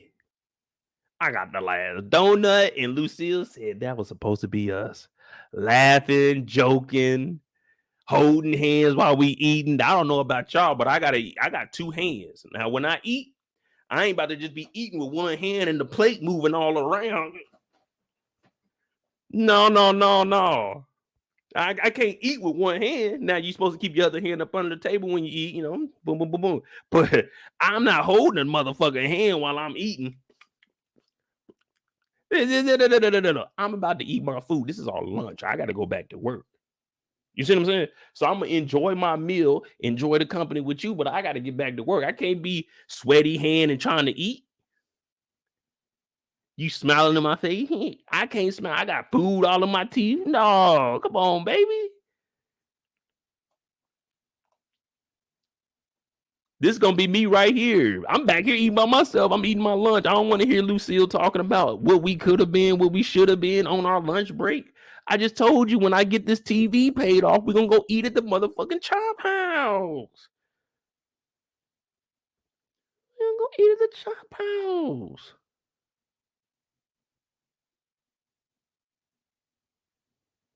And I'm going to be honest with y'all. I know y'all don't want to hear it, but let me tell you something. If Bay work at Wendy's, that means Mo eating Wendy's.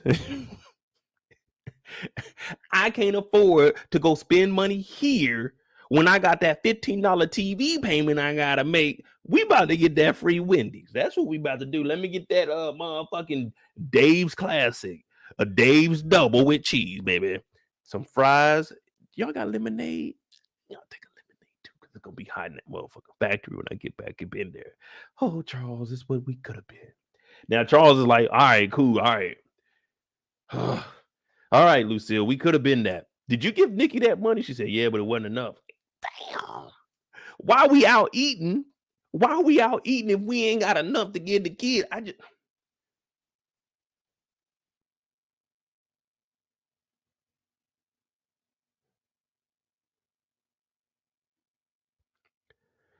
On my lunch break, if we don't have enough money for my daughter, instead of going here and spending money, I'm going to go to Wendy's with no money, get a meal like Meech did, get a meal for my daughter and take it to my daughter's school.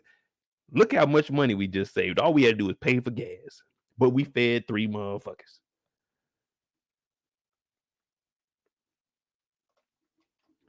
He came with that Wendy's hat. Look, he eating 2 hands. How you gonna hold hands with a donut? You can't hold hands with a donut. Hands gonna be all sticky. Pause. It's one thing for me to have a donut, you know what I'm saying, and getting on my fingers, but I don't want somebody else's donut finger to be on my finger. You know what I mean? Like, you know, that don't work like that.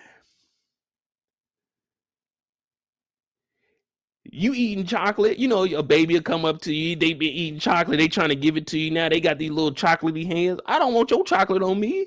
If any chocolate gonna be on me, it's from the chocolate bar that I had, from the Reese's that I ate. You know what I mean? It can't 2 hands during dinner, not during lunch. Am I making sense? Am I making sense?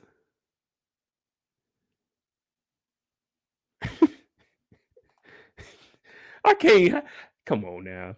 How many of y'all, someone in the comments, please tell me the last time that you one-handed a meal. Please. You one-handed. 2 Chainz said right hand on that steering wheel.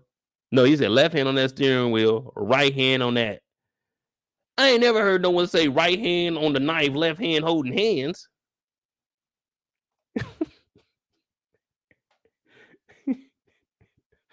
Let me hold your hand. Not right now, baby.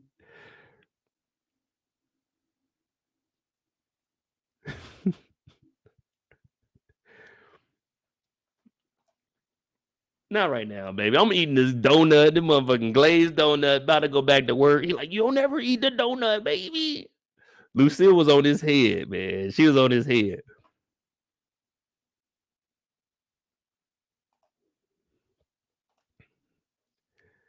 He didn't want to hear that though, man.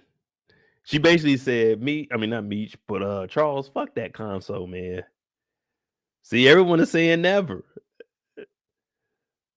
Everybody said never. They've never done that. Come on now. We all know when it comes time to eat, we can have some conversation, but we don't want nobody touching our food or messing with our food. Now, I'm very picky, so it's like if I touch somebody's hand or something, then it's like, all right, man, I gotta go wash my hands because I might potentially touch my food. In this case, he eating donuts.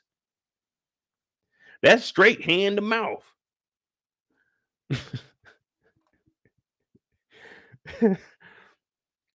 Well, as soon as she said, fuck that console, we don't need to go get dinner. I'm worried about the bills at the house. This nigga said, man, I'm about to head to work, man. We might as well both go so we ain't late. That nigga had a horrible lunch, man. Lunch is supposed to be your one part of the day where you can just get away from all the motherfuckers you work with, all that nonsense your boss been talking, all the extra noise. Someone may not be picking up they slack. Lunch is supposed to be your time. This nigga went here. He only got to think about that console for 3 to maybe 6.5 seconds before she said, nigga, we ain't got no money at the house. Nikki can't eat. Fuck that TV console. This nigga Charles like, man. And once she mentioned Meech, oh, that nigga was upset. This whole episode, this nigga has been upset every time Meech was brought up. I said, damn, Charles, really? We ain't putting all this on Lucille. Charles, we on your ass, brother. This nigga looking out the window talking, it's your son, man. Meech ain't did nothing that bad to the point where it's, oh man, you got to be pissed off at your kid. Everybody gets mad at their kid. There's not one parent that's always been happy with everything that their kid's doing. The kids at the end of the day. But this nigga is like, man, fuck this nigga Meech, man. Meech. In his head, he was like, yeah, Meech this, Meech that. Nigga, Meech tried to pay my bills. Fuck that shit. Well, I could ask Meech for a TV, but I don't know how he would take it if I asked him just right off the bat. Hey, Meech gotta get a TV. The thing is, Meech would do it. Meech would do it.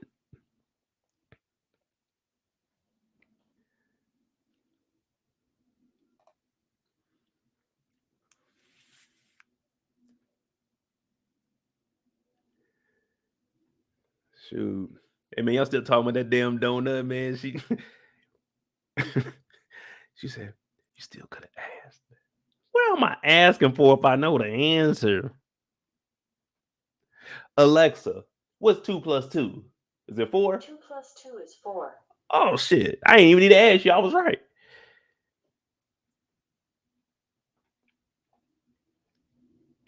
Nah, I'm not.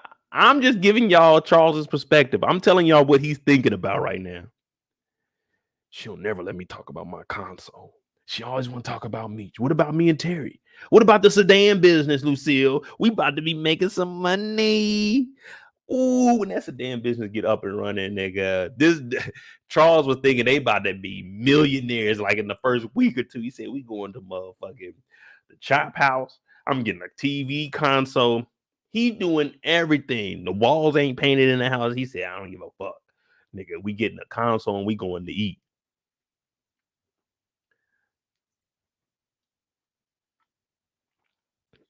Oh, yeah. You got to make sure your Alexa ain't connected because sometimes I talk to mine. Alexa, have a good night. Nighty night. Get some good rest. Oh, ain't she sweet? Lucille would never do that. Lucille ain't want to give Charles none. Damn. Y'all know we jumping around. Charles are trying to get some. See, the difference is you got to look at the eras. You got to look at the eras. This is the late 80s. What came out in the 2000s? I'm going to give y'all a chance. Y'all going to see where I'm going with this.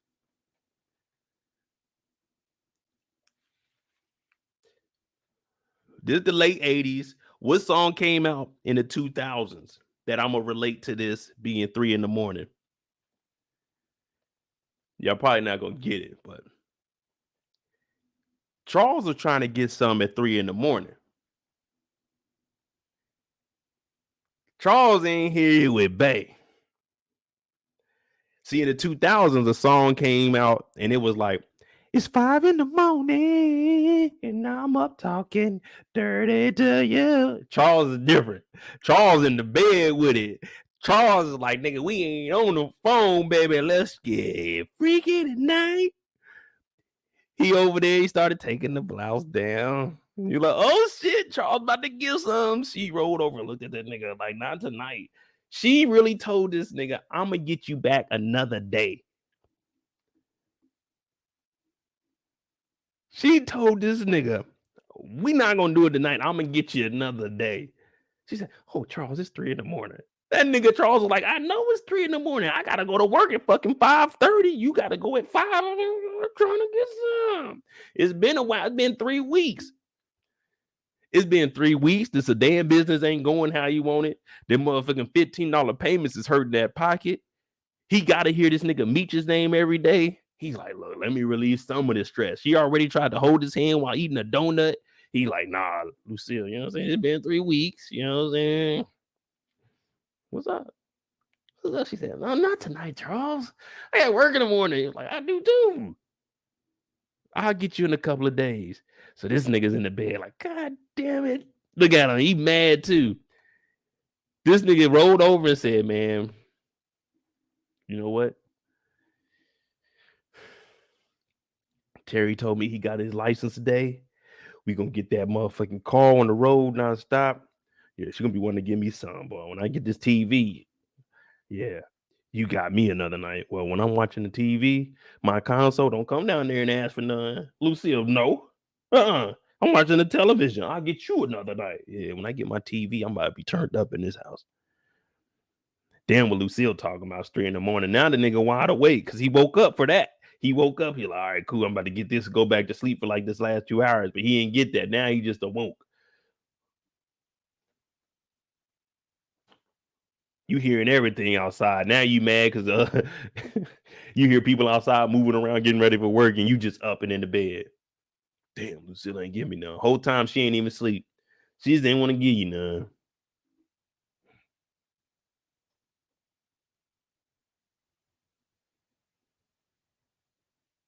She's tired of your shit, Charles. She's tired of it.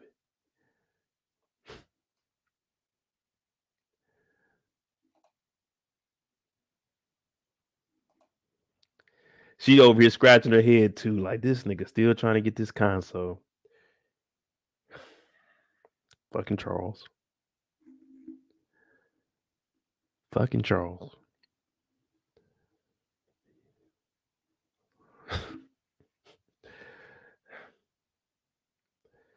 Lucille said, not tonight.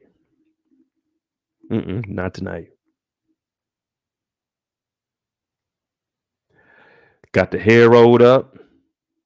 I remember my mama had a bag of these, a grocery store bag, and in the bathroom on the bottom, on the floor, she had her hair dryer and a bag of the little curlers in there.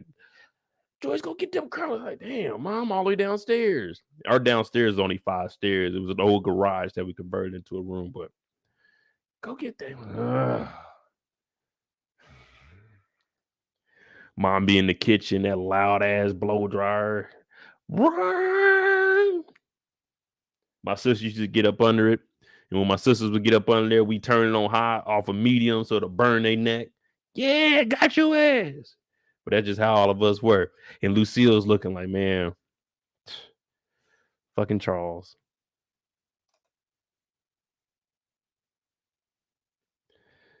That's got to be one of the worst things, man. Waking up at 3. It's the middle of the night. You think you about to get some with your wife? She tell you, no, another day. And she already told you, no, another day 2 weeks ago. It's already been another day. It was about to be another day. Damn, Charles. Now he about to go to work frustrated. Ain't gonna get no work done. She gonna be trying to have lunch with him. He definitely ain't showing up. If they gotta have lunch tomorrow with each other, he not gonna show up to that lunch. Why didn't you show up for lunch, Charles? Oh, I was working. I just stayed on and worked through my lunch. That nigga went to the food truck out front. You remember Meech and them was out at them food trucks at one point. Kato and B-Mickie ass was out there.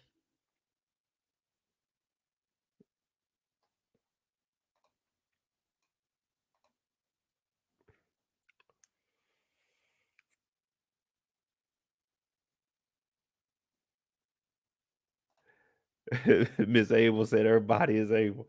Hey man, all right, hold on. Let me look up Miss Mabel. Cause we still got to talk about him and the little not Meech. Well, I mean, shit, he acting a damn fool every time I hear Meech's name, but I gotta look up who Miss Mabel is. Like, what does her character do? Is she a church partner or something? Does anyone know about Miss Mabel?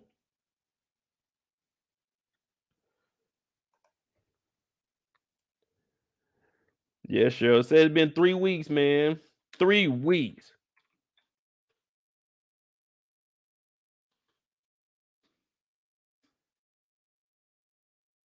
Miss Mabel. Let me see if I can find her name or anything. I want to know who Miss Mabel is. Does anyone know her? Like, what her character is? She's going to be in the show more, or Miss Mabel just here tonight?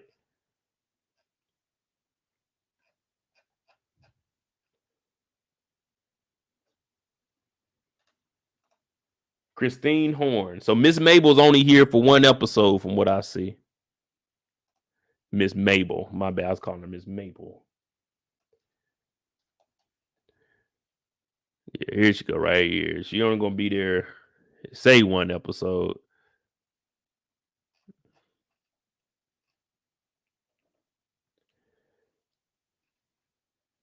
I don't even remember what her name was.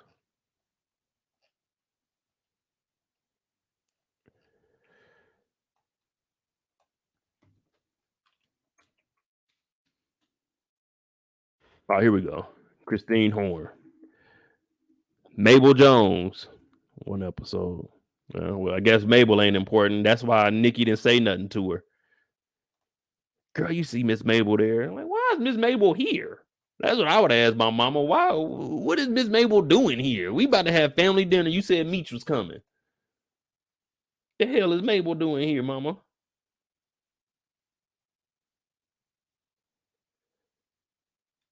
They got the family dinner. Hold on, let me see. Oh, here we go. Now, Charles was playing the guitar over here, big kicking it. He got the foam up, letting people know, hey, keep it down.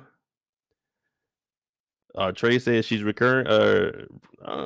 Okay, I mean, I guess they probably just ain't updated.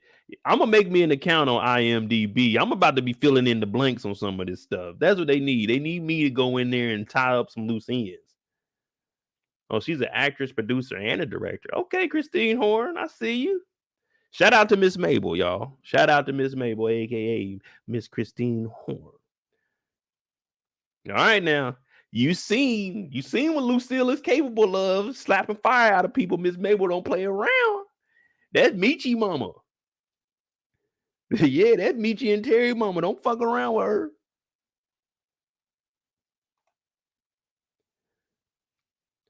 Charles playing the guitar. Look, Charles got a full-time job, a musician on the side.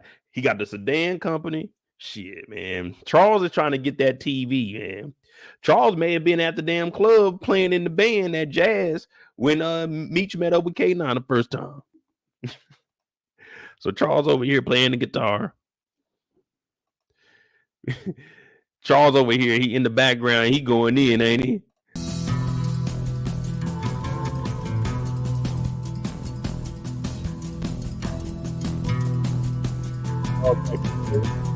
Funky music, white boy. Charles got it going. Hey, Miss Mabel, how you doing? Mabel like, oh, Lucille, you know me, just chilling. Came over here in the red, you know what I'm saying? Doing our thing. Wanda in the house. Wanda just came back, y'all. The walls ain't painted in here, but they buying a TV console. Now, Nikki, she's been hanging around Wanda. Wanda's a bad influence as of right now. We know a little bit about Wanda. We're going to jump back when we talk about Terry and bring in Wanda in the house. She's a bad baby mama, but she's under the influence of Lucille, and Lucille slapping fire out of her daughter. Lucille want to hold hands while eating. So it's very complicated, but in the end, you understand why these young children are doing doing the things they're doing, because Lucille is on a whole nother level. Hey, Charles, you still playing that shit?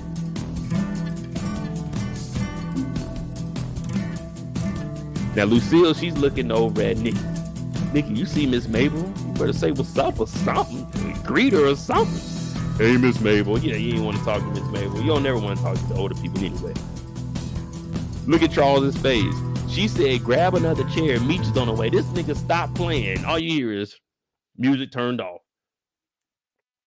Music just stopped. She said, get another chair for Meech. This nigga, oh, Meech. Oh, we bringing this nigga up. Can't get my TV console. You won't give me none, but you want to talk about Meech. I said, just don't talk about Meech. She talk about Meech. Meech coming to dinner. Meech paying the bills. Meech this, Meech that. Fuck that. I got a sedan company. Me and my son Terry. Fuck what Meech is doing. We getting $50 a day. Now, so Lucille looks over. She sees her daughter. She says, what is that on your lips? Now, Nikki knew she wasn't supposed to have that on. What I tell y'all earlier, kids are going to be kids. So Nikki knew she wasn't supposed to have that on. Lucille said, what is that? Wanda said, oh, it's lip gloss. She said, not no more. Not no more. What is that on your face? Nikki didn't even answer because she knew she wasn't supposed to have that on, at least inside the house. Come on, man. You know your mama got rules. But that's what kids do. She's being rebellious. Her brothers ain't really around that much. I mean, Terry is, but she really looked up to Meech. So she did see her homeboy, her little crush, get stabbed up. So right now she do got PTSD. Ma, you got to take it easy. But this is the 80s, man. People didn't think like that back then. Mental health wasn't that big of a deal or an issue back then. This girl did. We got to remember, she seen her boyfriend get stabbed up. That's how real it was in these streets. So right now for her, she might just be, I'm protecting myself. I only feel comfortable talking to Wanda because Wanda's the only one that wasn't involved in nothing. You see what I'm saying? No one thought about that. But Lucille said, I'm upset. Take that shit off your face before I do. Then I don't condone it, but we know how it was growing up in the 80s and the 90s. Nikki said, you need to be worrying about Meech. What Lucille heard was, what the fuck you worried about me for, Mom? That's what Lucille heard. Lucille heard, stop fucking telling me what to do. I do what the fuck I want in this house. I don't know who the fuck you think you talking to. I seen my boyfriend get stabbed the fuck up. I've been through this. When all she said was, you need to be worried about me. Didn't even get Meech's name out. Slapped the fire out of her mouth. Said, you always got something to say back to me. And I was like, man, you can't say nothing back. You just can't say nothing back. It's a lose-lose. It's always going to be a lose-lose. You'll never win in that situation as a kid. Now, maybe nowadays you can win in that, but when you were growing up, you didn't have a chance.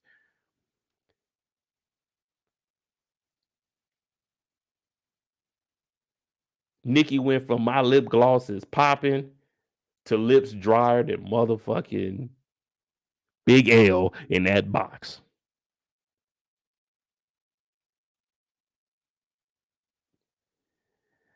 I said, Nikki, no, don't talk back.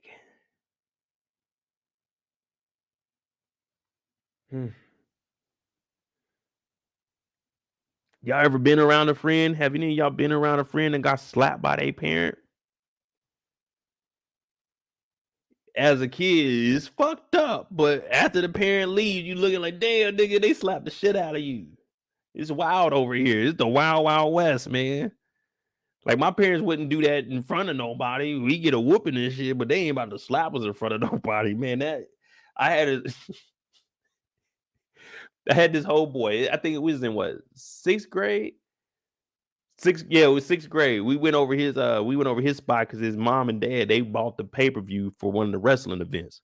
So we all stayed the night over there Saturday. We was outside on the trampoline. It was getting dark. We were loud as hell too. So it was getting dark and it was in the residential neighborhood. So we jumping on the trampoline, we wrestling and shit, throwing each other into the shed. His mama told us we were supposed to be in earlier, but he was like, oh, don't worry about it. So we out there, we all jumping around, we loud as shit. You know, we ain't supposed to be cursing and shit. They in the house. So I guess she opened up the window in like the kitchen while she was washing dishes. My homeboy said, nigga, I'm gonna fuck you up. And then he jumped off the trampoline. His mama came out in front of all of us. What? I said, damn.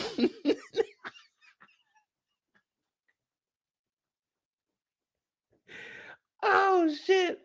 He said, we were just wrestling, Mom.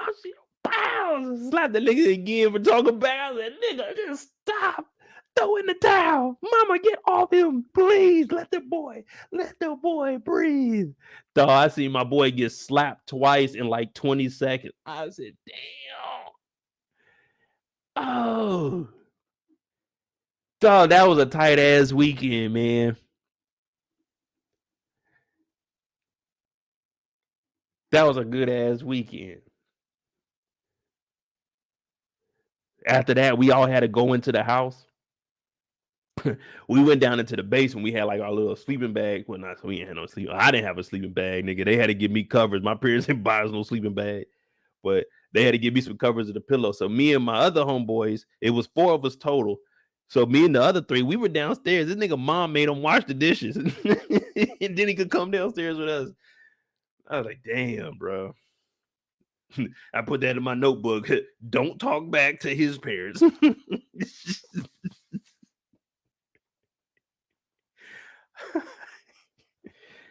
Oh, man. Damn. Nikki got caught in crossfire, man. See what Charles did? Charles then pissed her off so much. She's slapping motherfuckers, man. Thanks a lot, Charles. Damn.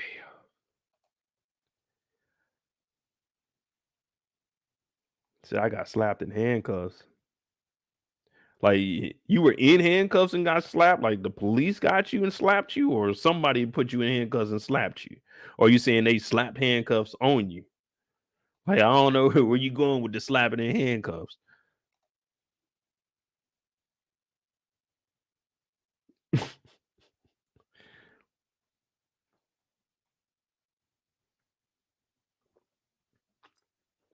Anyway, Charles is upset that Meech is coming over.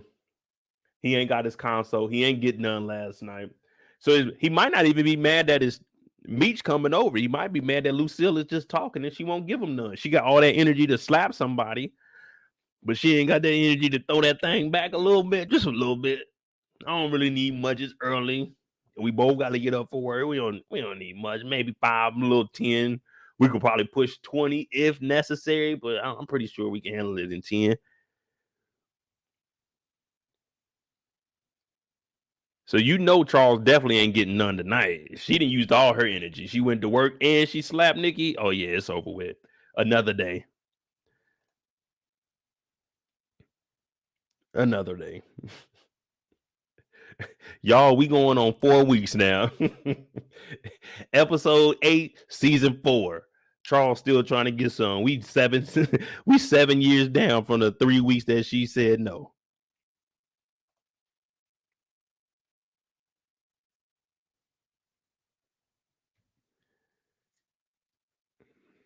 Damn Charles. He ain't getting none. 50 is about to make BMF spinoffs. I mean, what is he gonna do? Like, excuse me, when they get older, have Meech and Terry do their own thing, like show what they did once they branched off, or is it going to be more of the younger characters getting a role?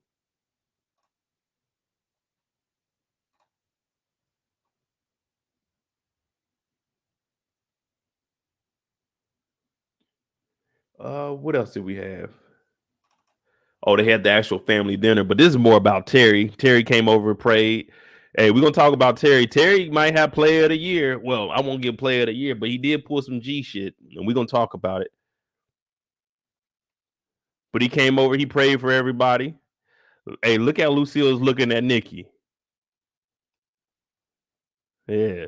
Like, what you got to say now? You always got something smart to say, Nikki. You always want the last word, Nikki. What you got to say? I thought it was just gonna be a long prayer. Terry's like, hell no, I'm trying to eat. Charles in here, like, how much you make today? Terry said, man, like 50.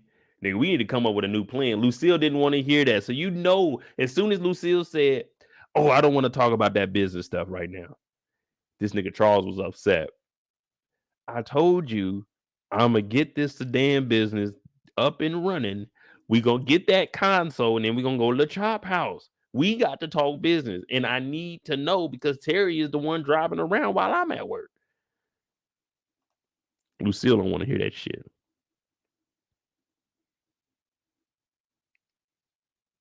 Wanda back in town. Lucille's always upset this episode. Look at Charles. I thought you said Meech was coming. Charles wanted Meech to come so he could argue with him. But then I'm thinking, man, that still is Charles' son. So Charles really wanted Meech to come over so he could at least see his son. They might not see eye to eye, but he still wants to see his son, man. He still got love for his son. It's just my son, for him, he feels like it's too far gone. I can only give so much advice and, you know what I'm saying, stick my hand out to him. And if he don't want to pull himself up, or in this case, out of the game, then it ain't nothing I can do for him. But part of Charles wants to argue with this nigga Meech.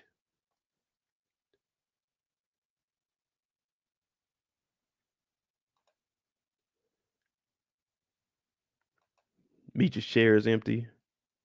Lucille's praying for him to come over. And Terry did a hell of a job. All right. We got all the small fries up and out the way. We got to talk about Terry and Meech. We almost on 2 hours. Cool. We right on schedule. I can knock these 2 out. We finish in like 3. Knock these 2 out. Who y'all want to talk about? Terry. I kind of like Terry's story.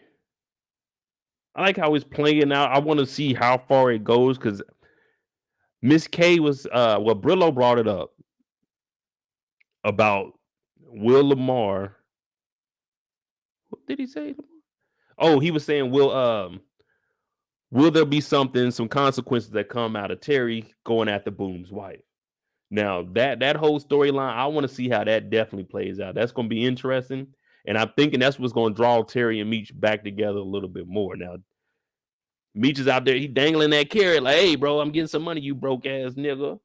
But you know what I'm saying?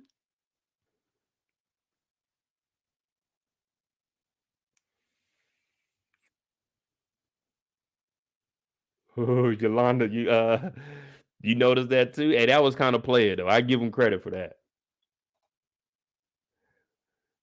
We're gonna talk about Terry. Now, we already right here, so we just gonna jump into Terry's character. Now, I was talking about Terry when we seen him earlier and everything he's doing with Markisha. Now, yeah, Terry is a kid. He is a kid, but this is the BMF universe. We not talking about real life. We talk about the BMF universe. That's what we going off of, not the real life characters. Terry was wilding out. So Terry is young, and of course, we know he was going after Markisha. We're gonna jump back to the gym. Now he bought up these orchids, man. We might as well start there. There ain't no point in going back. We go take it all the way back to the beginning for Terry. We're gonna talk about these orchids right here. Because it changed my perspective on Terry. Like the whole episode, I'm like, come on, man. You know. Now, Southwest T is a bad man. Like, when I mean bad man, I mean that nigga was out there making it happen. This is 2005 in St. Louis, 3.5 hours away from where I grew up at. They was always getting money out there in St. Louis. It's a smaller city than Kansas City, but it's big. If that makes sense.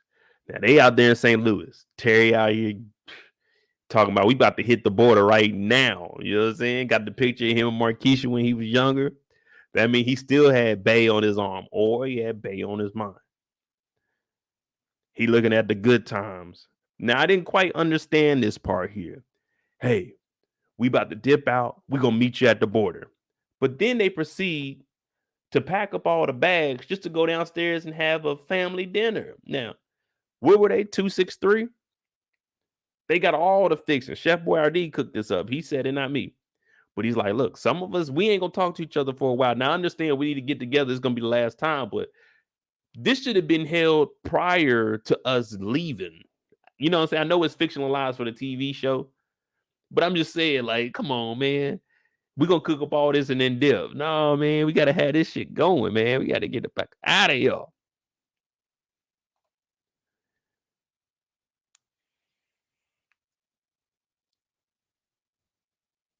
But they eating good though, and I'm with them. They said asparagus. I ain't eating no asparagus. No, I ain't here for all that. Grab me some of these grapes. Probably, you know what I'm saying, the little roll. Probably give me some of the lamb. I ain't gonna lie. You know I gotta have me at least 2 bottles of wine, and then I gotta have 1 drink straight. You know what I'm saying?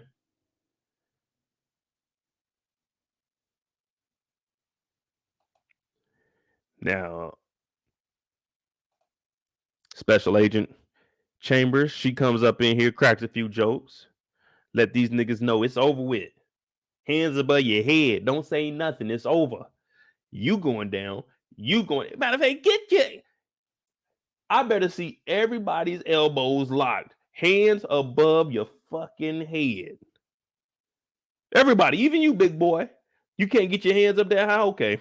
We can come over there. We're going to fix that.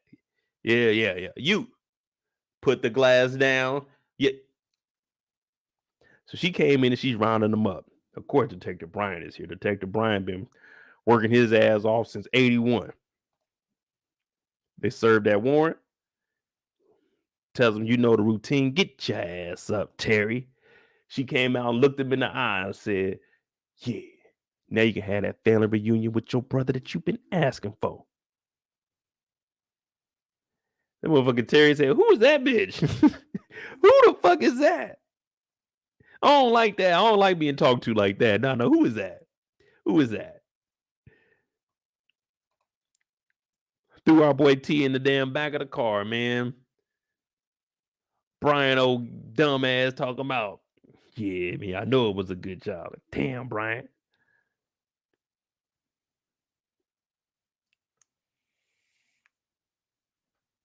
So that has me wondering, how are they going to do it? Are we going to see an adult version of them with these characters that are playing Meech and Terry?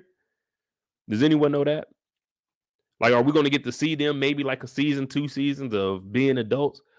Or are they going to have the spinoff, like these first couple of seasons, maybe first 4 or 5 seasons to be Meech and Terry while they're young, and then give these two like 2 or 3 episodes. I mean, not episodes, but seasons of their own. Because I could definitely see they got to take advantage of them being older. There's no point of showing us all this if they're not going to, you know what I mean? And especially, it's got to be something that they bring in Chambers in. If they showing her this early, they just going to show her this episode and then it's just going to be flashbacks. Yeah, Kendall, like I said, once I see him, I know you talking about. She's cool. I like her, but I'm asking, what are we going to do with her character? Are we keeping her around, or is it just going to be flashback situations? Is she going to be coming into play? Because Terry is saying he just now, you know what I'm saying, this is just his first interaction with her.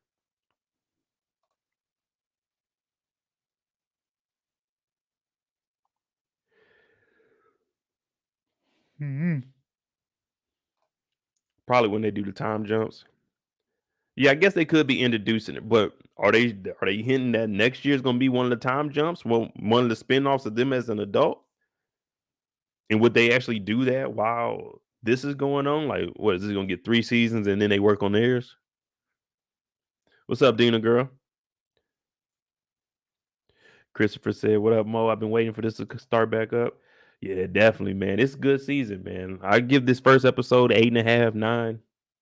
After actually rewatching it and looking at all this shit that we noticing now, yeah, I definitely give it 8.5, 9. Oh yeah, we haven't even talked about K9. I forgot we gotta go in detail on him.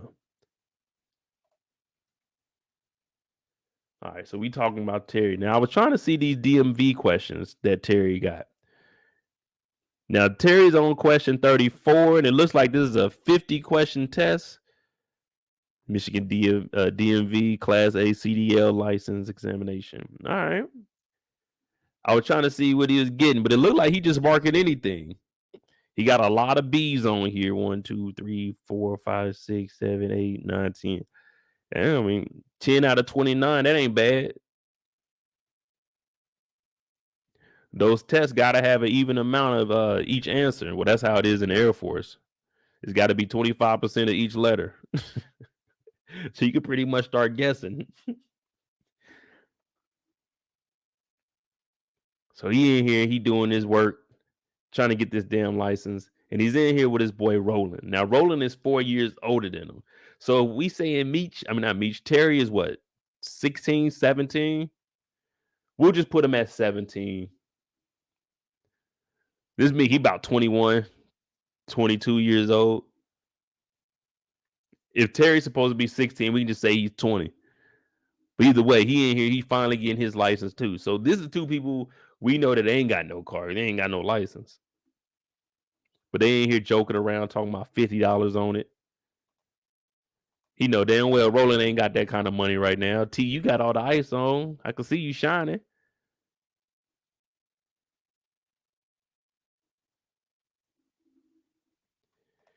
He lied. He didn't pass the test. Yeah, I know he didn't pass the test. That's why I was trying to look at those damn questions to see, because they said they got a grade what he had so far. Shit, I would have started filling in bubbles real quick, taking that risk. He said, Mr. Flenory, what are you doing back here talking? He said, oh man, my pencil broke. Said, give me your damn test, man. Look at Roland. Roland like, damn. Roland ain't getting no trouble either. Roland probably just said, fuck that test and left when Terry left. Roland seemed loyal. Roland like, oh, well, shit. He ain't passed his, man. I ain't going to pass mine either.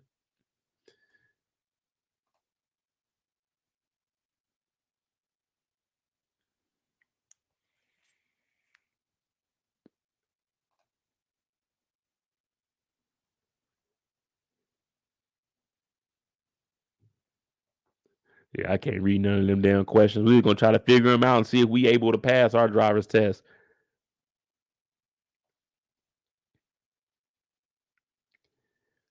Did y'all pass y'all driver's test the first time?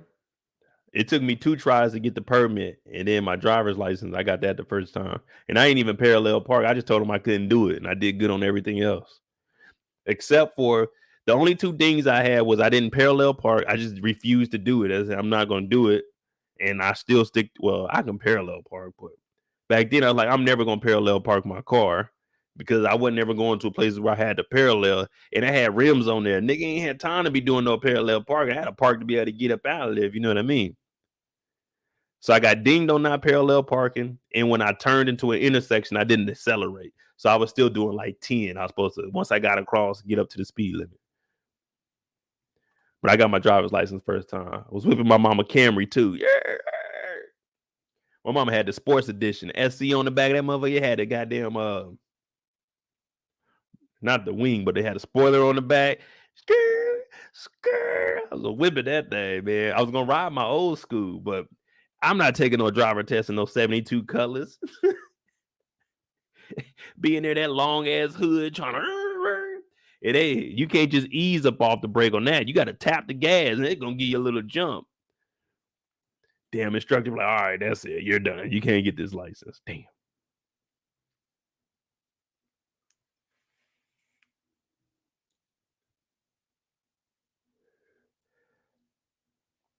So he don't get his license. We show up to the basketball game.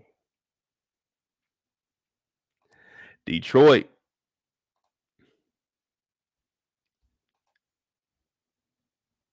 Oh, they got a you see that? They got a LeBron up here. The LeBron before LeBron. This right here is probably a legend right here. Excuse me. Jamal Weeks, Robbie Harbor, LeBron, and LeBron.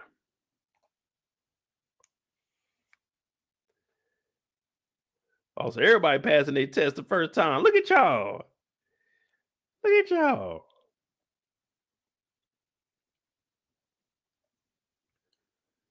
The 86 Toyota pickup. Man, you was cheating in that. Let me see what cause I got a picture in my head of what an 86 Toyota looks like. I'm thinking of the truck off of Toy Story.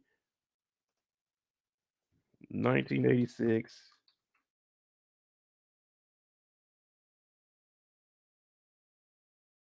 Oh yeah, this is exactly what I was thinking of.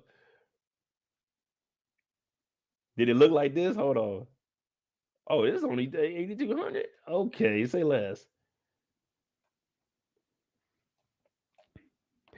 Damn, you was whipping in that motherfucker. I bet that thing get low too, didn't it? 4-speed manual. Hey, they live out where Terry got arrested at. Look at that house back there. This is where Terry got arrested at. And that the motherfucking Toyota was in there, wasn't it? I had an S10 that looked something like this. Little Chevy S10. Sabrina said I passed it. Yeah, I had this truck in mind. I was thinking 86. That's got to be the Toyota truck off of Toy Story.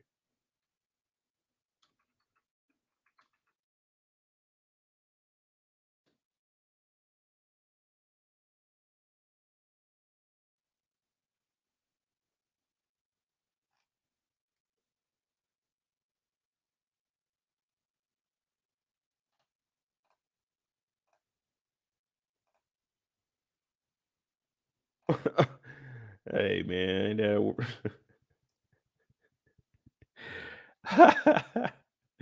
look, somebody remade it too. Toy Story inspired Yo pickup truck for sale. That's that Toyota.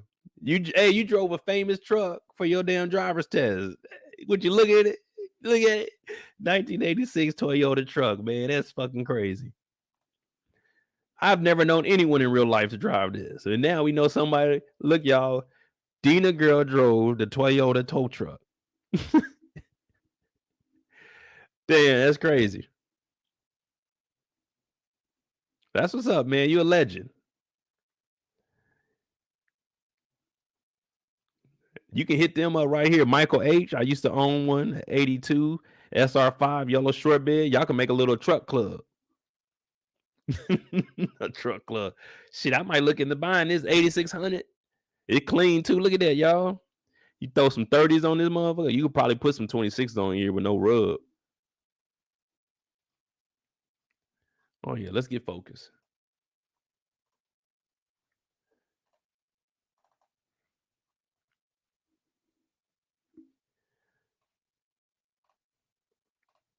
So we got LeBron up on the wall. Terry looking around, him and rolling at the game. I'm talking about forget courtside. Nigga, we own the court. Like, we the baseline. There is no out of bounds. If the ball touches a human, that means out. Okay? There's no out of bounds line. It's either it hits the fans over in the stands, it hits the fans standing up under the goal, or it hits the basketball players. No out of bounds lines. We getting it in out here. This is make it, take it, do whatever. I want a nice, clean game, fellas. Now, there will be a little bit of cheating because we got a lot of money on the line. I'm hearing there's some ballers in the house. Shout out to that nigga Meech. Shout out to, well, we ain't really shouting out T. You know, it's a damn business ain't making no money like that. But shout out to that nigga K9. Shout out to Boom's wife. Markisha's in the building, y'all. Markisha's in the building. Now, Markisha come through. She got that sucker. And we're all trying to figure out, why is Markisha showing up to this basketball game? Middle of the day. Markisha know good and damn well Markisha got to be at the motherfucking insurance company working on that motherfucking commission. But Markisha done showed up. Markisha working 9 to 5. But believe me, When Markisha hit the scene, she got an armed escort with her. My nigga came through with the gold chains on, the gold frames on, and he had that motherfucking stainless on his hip. He came through this motherfucking, people moved about the way. Terry said, oh shit, back up, y'all, back up. Markisha old ass came up into this high school gym for this pro-am game. Well, it ain't a high school gym, but it's high schoolers in this motherfucker. Niggas like Terry and Meech are hanging around here.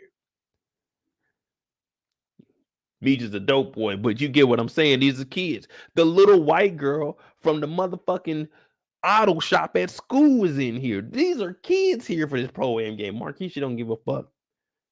Yeah, y'all know Markisha, Miss Professional. I'm gonna call you by your government name. I work off commission. Photosynthesis is actually about sunlight. You see what I'm saying? That's Markisha, Miss Markisha. This right here is, don't be fooled by the rocks that I got. I'm still Keisha from the block. This is fucking Keisha. Right now, there ain't no Markisha. This is fucking Keisha right now. Keisha then showed up. The girl's like, damn. This was like, she always come in here thinking she better than us. She's like, yeah, girl, but who cares, man? She went boom. Everybody know boom. Boom the man. Well, at least he was a man when Pat was on top of it. Yeah, it's neither here or there. But everybody hating on Keisha right now. Because Keisha walked through, she thinks she better than everybody. She got security. She got a homegirl with her. Her homegirl, she straight, she cute. But her homegirl only around like, this is the opposite role of her when she was Tasha St. Patrick's best friend. Y'all remember that when she was Keisha? You remember when she was Keisha? She was the right hand to Tasha St. Patrick. She was getting all the hand-me-down clothes and shit. Well, now that's what she's doing with her friend. You see what I'm saying? The power move. So now the friend just around because, I mean, that's her friend. But at the same time, it's like she's a, you know, you got people that say, oh, that's a yes man. That's a yes ma'am right there. That's a yes ma'am right there. But she came through, and this nigga Terry said, ooh, wee. She didn't caught my eye. Hell, she caught Roland eye too. Roland said, damn, let me try. See, I told y'all laughed at me. Now we know when I'm talking to my homeboys, we know which one of our homeboys are capable of pulling a certain type of woman. Like we look at that one like, yeah, you can go try. Of course, we're going to encourage our homeboy to go try. But sometimes we know like, hey, bro, that might be out your league, man. Don't go over there and get your ass embarrassed. Just leave that one alone, bro. And we know which one of our boys are capable of actually going over there and pulling it off. Terry looked at Roland and said, nigga, please, I'm on this one. First of all, you ain't got enough game for it. Second of all, unfortunately, you short, my G. It is what it is. So Terry seen this. He said, ooh. And then she turned around. You seen that back there? He said, damn. She came up in here with that 1991 Dallas Cowboy jacket on.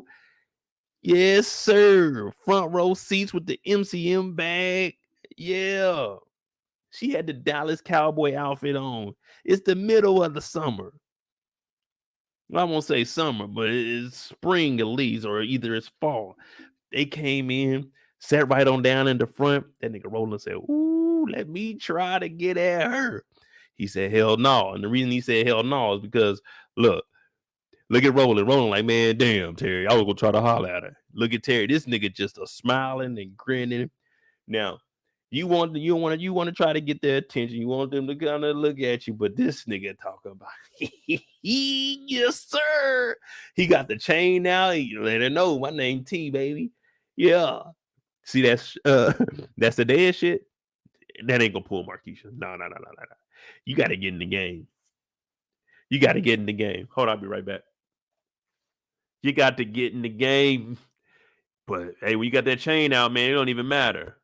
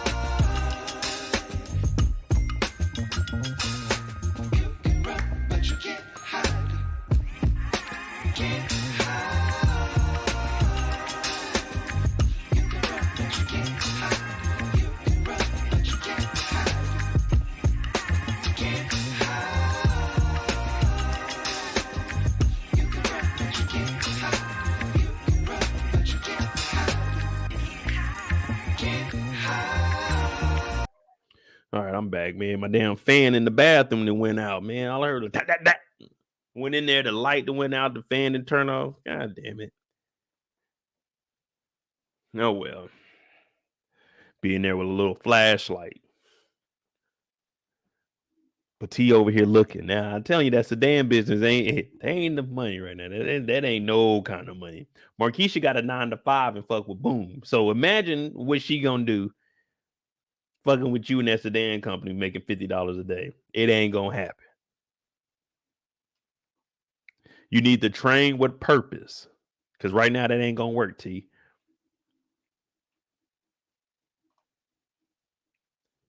But T seen this, it was over with. This was the moment T realized, you know, fuck Boom. Fuck everything they talk about in the streets. I'm about to go ahead and try to get at this woman right here. Let me tell you, I got to try.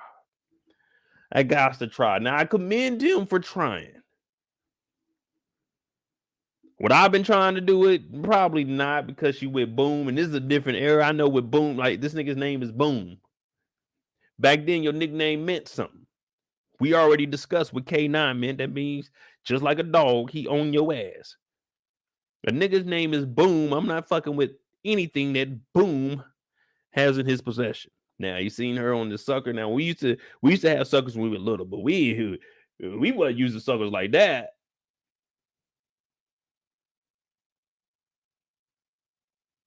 We were trying to figure out how to get to the center of a Tootsie Pop. Markisha ain't trying to do that. Markisha don't even know what's going on in the basketball game. She just showed up to the basketball game. And that might be a weekend game. I'm just giving her a hard time. But Terry seen this. He said, oh, shit, fuck that game. Hell no. Markisha, I got to try. And of course, you had Meech up there looking with the Pelly Pell on. Called his brother L7, man. He ain't going to get at her. That's Boom Girl. That's Boom Girl. You ain't about to go holler at her, especially not in here. Especially not in here. So you got to choose your battles wisely. You try to go over there. First of all, security's going to stop you before you can even get to her. So you got to deal with that. But let's just say security wasn't there. You was going to have to try to go over there and talk to her. She's going to shut you down. Everyone's going to see you getting shot down because we all just seen her bring her ass on in here and sit down on the front row. Like, did someone say that this seat was reserved? Because let me tell you something. If I would have came up in the gym, I would have been sitting down on that first row. I wouldn't have been standing up under the thing. Nigga come and dunk on me. I'm just a spectator. You don't dunk on me. You know what I mean? I'm sitting down in that front row. Was it a reserve for Markisha and Boom? Like, how'd that work? Either that or they went over there and said, hey, get your ass. I'm like, damn, nigga. I didn't think y'all was coming. It's a damn near, it's the fourth quarter right now. It's the fourth quarter. These fools showed up with like 30 seconds left.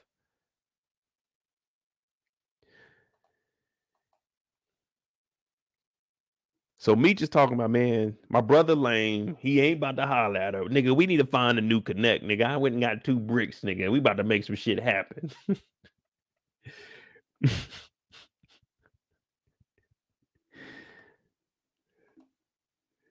We got K9 over here. You know he got to have the gold out. He got the jogger on, you know what I'm saying? We out here winning the game. Now, anytime you see a coach doing this, a coach should never do this, especially at this time in the game. Now, the only time that you see this, there's something wrong. There's never an instance. Someone tell me a situation where you would do your hands like this. It's either someone is hurt or someone is fucking up.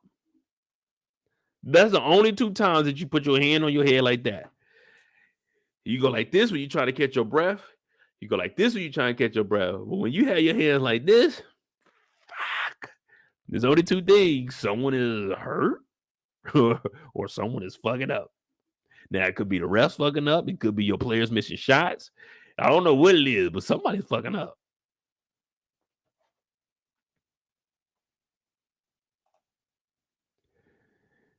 Markisha came in here. It's 1 second left in the game. Markisha came in 30 seconds ago. 68-69. This dude, number 21, already got his hands up like Steph is shooting. So before Steph Curry, we had this dude over here. This man came down, hit the big three. 1 second left on the clock. Ball right here. This nigga like, we got it, baby. We got it. This person back here can't even see. Look, it's a person here, and then there's somebody behind them's hand. You can't even see the game winner going up. You just talking about, yeah, hell yeah. Damn. That's a horrible way to lose, man. What they go up? 71-69? Damn. $20,000 on the line. Shit, man. I thought I bet 20,000. I told y'all on the 2015 Super Bowl, I thought I bet $20,000 on Carolina. It was only 20. It was 2,500 that I bet. Man, I was drunk. I was over in Germany, man. I went to my room. I had everybody came over to my house too, man. Super Bowl party. We was on the grill because we got the next day off because the Super Bowl come on at like 2 or 3 in the morning. So you get the next day off. Everybody came to my crib. I was betting on the phone. I'm a Carolina fan. I was betting. I was like, oh, we about to win this motherfucker. I bet $2,500 before the game started. Man, when Carolina started losing, my eyes was blurry because I'm upset. I looked down at the phone. I thought it said, I bet $20,000. I went to the room, slammed my door. I was in that motherfucker crying like $20,000 goddamn dollars. Dog, I tell you.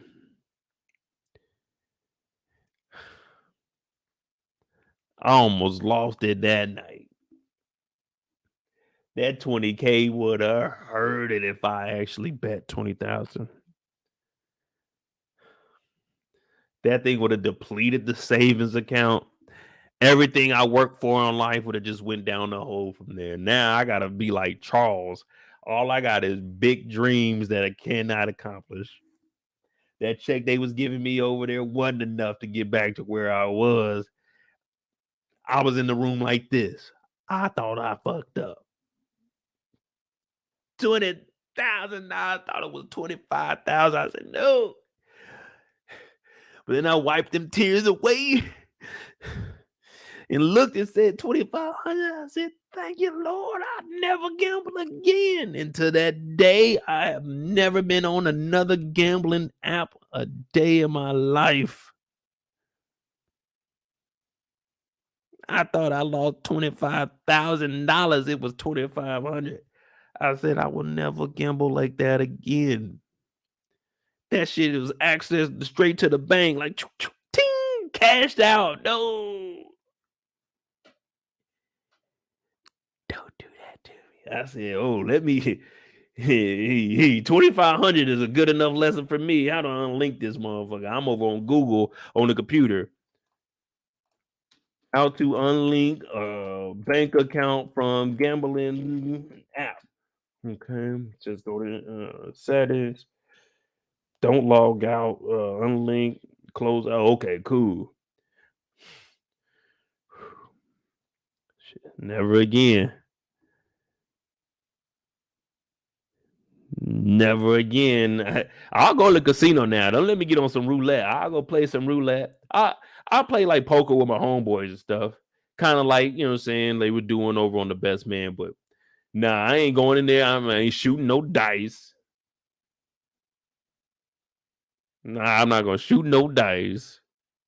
I'll watch, though. Don't get me wrong. I'll go watch some people shoot some dice. But I ain't getting in there betting on other motherfuckers. They losing my shit.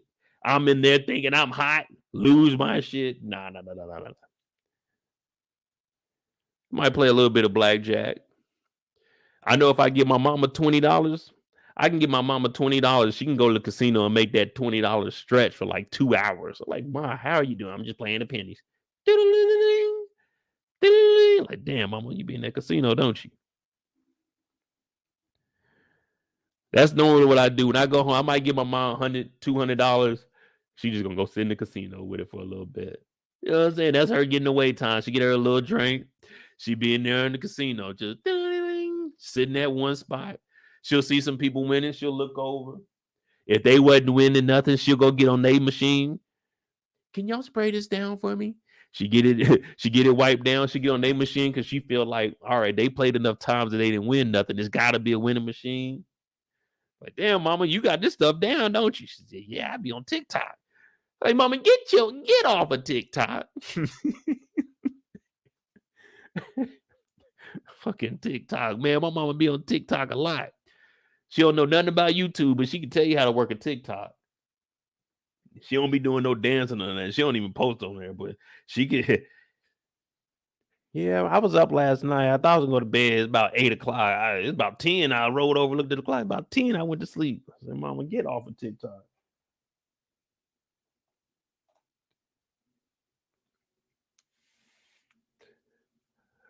It's been raining and stuff out here. She said, I seen on TikTok there was people out there in boats in the water. I said, yeah, Mama, that's up north a little bit. It's not flooding down here. Like, then you look at TikTok for everything. Anytime it was an earthquake, that earthquake could be 400 miles away from me. Did y'all feel that earthquake out there? I know y'all get a lot. Man, that thing's on the other side of California. I don't feel all of them. But y'all gotta understand, like, where we from, like, man, our geographical situation growing up was a little bit. We was in the Midwest. We just got tornadoes and shit. Like, I mean, we get a little bit of flooding, but we ain't get no earthquakes. But that goes for me saying that $20,000 that they had on this game. Yeah, you already know somebody's getting popped at the end of this. That's just law. I mean, it's unfortunate, but that kind of money on, man, at this unsanctioned gambling spot, come on, man. You know somebody ain't making it out of here, or it's gonna be a fight.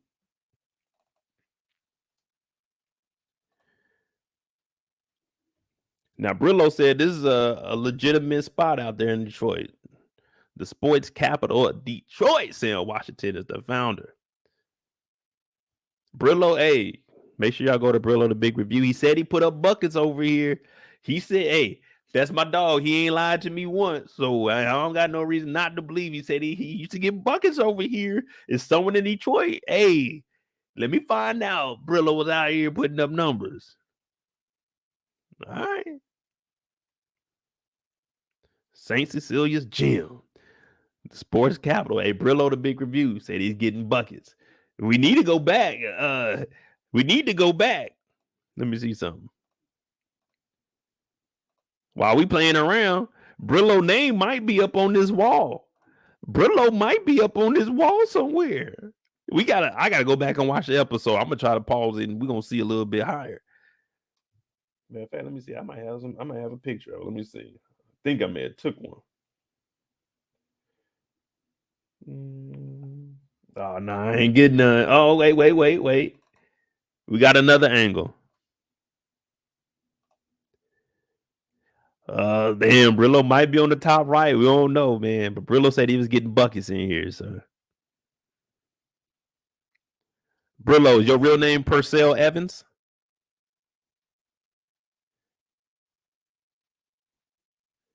Nah, I can see Brillo being Xavier Leonard. That's what he really go by. The alias. See, he was putting up so many buckets, they put up his real name, Xavier, but he had to go and change it. That's where Brillo come from. Because he was getting so many buckets on people, they had to change his name because the defenders were coming back looking for him after the game because they couldn't stop him during the game. That's how nice Brillo telling us. That's what Brillo was telling us, man. And I vouch for my dog. Now, y'all remember on Men in Black when Will Smith shot the white girl in the training simulator and not any of the monsters? That's just like her out here. She sticks out. There's no reason for her to be here. Now, her name is like Quinta. Let me look it up. But I have a theory on her, and she's going to be very useful because if you heard, her brother has an audio shop, kind of like Jam and Jerome's. Terry said, I got a sedan business now. I'm going to definitely head over there, basically get the speakers and everything done. But this is going to work for Meech. When we talk about Meech, he already told K9, I got a more efficient way of moving that dope. he also caught the bus back. So when he was in the vehicle with Terry, I mean, we already know how the real story went, but I'm saying as far as this, they're going to be using her to be putting the stash box in the whips of the sedan. Okay. So I see she about to come and play. We about to go fuck with her brother. He gonna be putting his compartments in. We gonna definitely be breaking them off with a nice piece of change because everybody eat with BMF. Everybody. So her brother is going to be the one that hooks the cars up because Meech is thinking instead of flying it because the drug dogs, we going to drive it. Well, I ain't driving shit. Y'all going to drive it for us.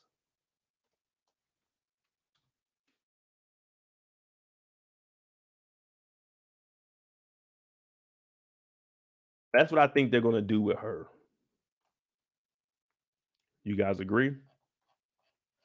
Or you think she's going to be for something else, a different use?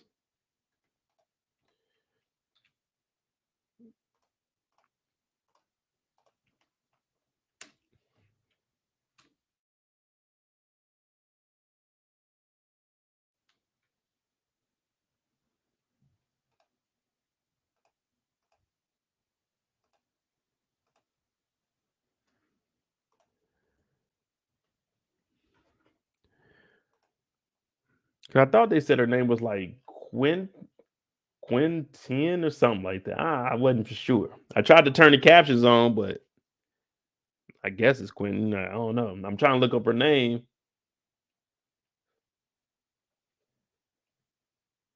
You know, once we find a character, for some reason, I got to know who everybody is. You can't just be throwing characters on us and not explaining. Because they wouldn't just have them talking to a random white girl after the basketball game. There would be no reason to even talk about her unless she's going to help out. Let me see.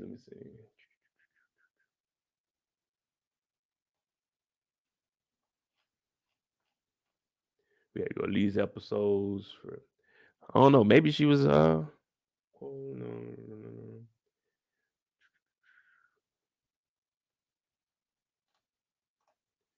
Let me see. This might be too old. Nah, this ain't her. This is an older woman. There ain't that many white girls on here. It shouldn't be that hard to find her.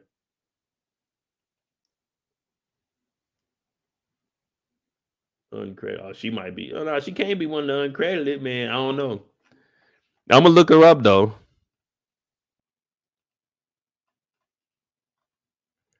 Or they might not have her on here yet.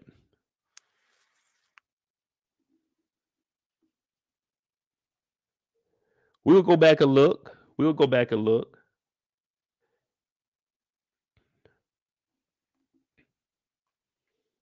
At least you can wish me luck. Meech and Terry still ain't talking. We got a new connect on the block. Meech got that work, and of course K9 is over here acting a fool, man. Talking about, man, you was cheating. You was paying the refs. I said, man, you owe me $20,000. Who bet, man? You about to bet $20,000? You know this nigga K9 don't play fair. You got to know who you betting against too. Oh, okay, yeah, Quintinin. I don't know how to pronounce that. I knew it was like Quentin or Quinn, something like that. We just gonna call her Q, the girl Q.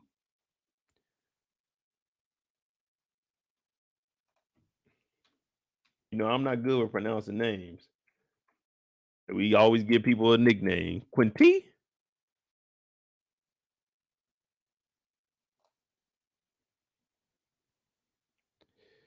But unfortunately, this coach lost his life over $20,000, man.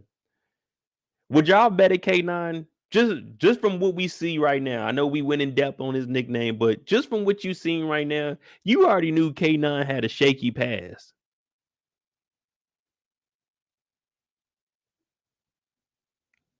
Would you have put $20,000 on the line against K9? Oh, you're reading the script. Okay, cool. Where you get that from? I need the script. I need it. Yeah, I need to have a few things answered. You got like the actual script, line by line.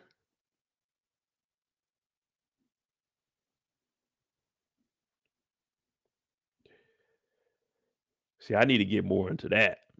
Oh, you said hell no. I'm about to say, damn. If you got the whole damn script, they should start publishing the script online. Let us see what's really going on. See what lines they kept out. See what they were insinuating throughout the episode.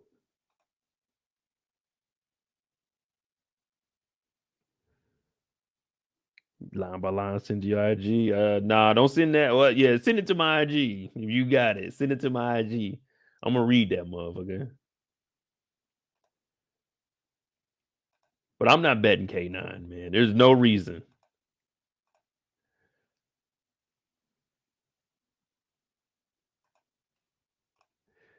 I wouldn't bet K9 and I wouldn't tell him he's not getting his money. Oh, yeah, I definitely wouldn't have told him he ain't getting his money. I would have said, all right, let me go get that thing. And then I had to tell him on the phone, nigga, fuck you. Yeah, send it to my IG if you have it. Seriously. I'm gonna look over that and see if so is the script for what they actually recorded, or is it like the whole thing? Even things that they probably didn't say. But 20,000 is a lot, man.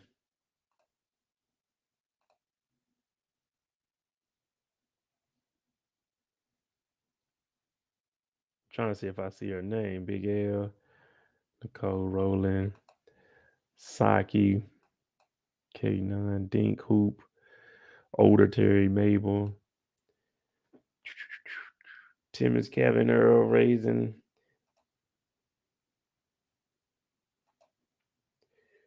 Peaches, Rouge, Big Mike, Bus Driver, Winky. Who was Winky?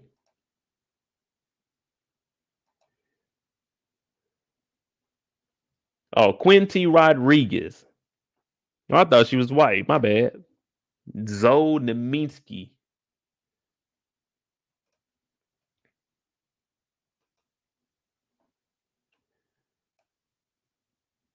Let me see something. Zoe Meninsky. I think that's how you pronounce her last name. I don't know. Don't get me messing people's stuff up.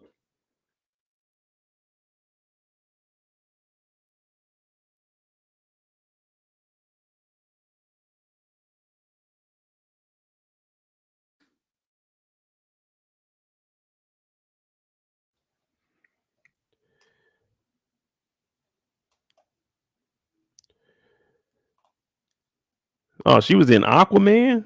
All right. Wait, is this her? Well, yeah, 2010. You got to be at least a teenager now.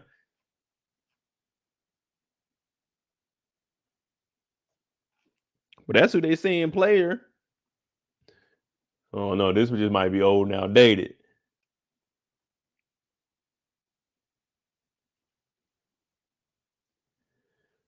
Let me see if they got anything on BMF.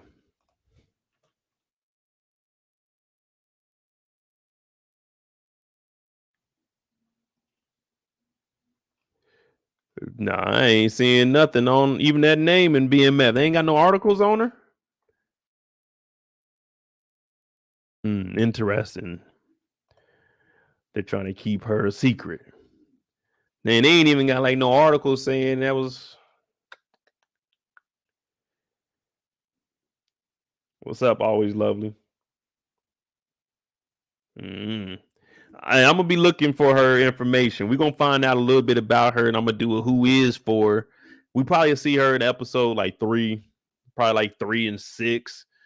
Episode 3, she probably gonna be introducing her brother, or he just goes to the shop and we don't see her no more. Because I'm not seeing any articles on her name or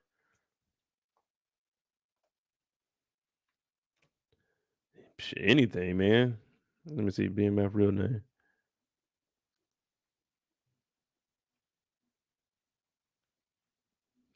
No, I don't see nothing. But that's her name, and we'll figure it out. But K9 pops a man, hops in the whip, tells Meech to come on. Meech didn't even flinch. And Terry out there just looking like, damn, my brother then hopped in the car. My brother fucking around, man.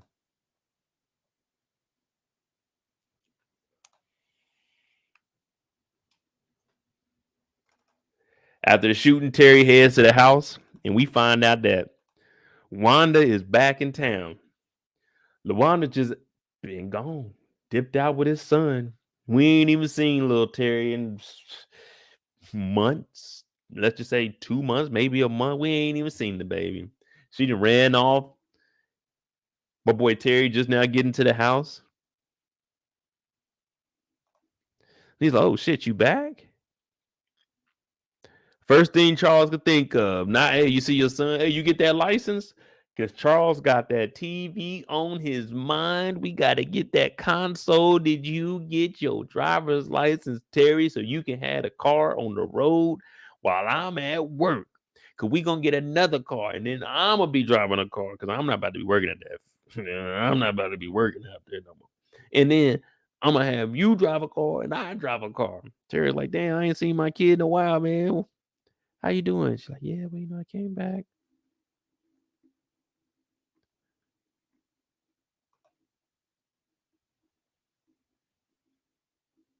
He's like, man, the baby done boo-boo. The baby done boo-booed on himself. Now, he ain't seen the son. He want to change that dirty diaper. I hated changing my nephew's diapers. I hated it. It'd be different if it was my kid. It's my nephew's. And my youngest nephew, man, that little bad one. But just think about babies, man. They be in diapers. They just be sitting in their own stuff all day. Like, damn. Just the baby, too. It be on their backs. You got to do all this extra stuff. Wanda's mad that he wants to go change his baby's diaper because you ran away with his baby. Lucille talking about, oh, it takes time. Don't worry about it. Don't rush him. He'll come too. Lucille made Wanda leave to try to get Terry out the game. I said, what?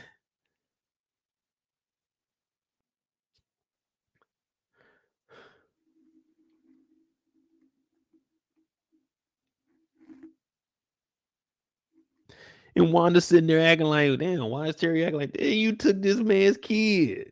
Damn. But they under the influence of Lucille, man.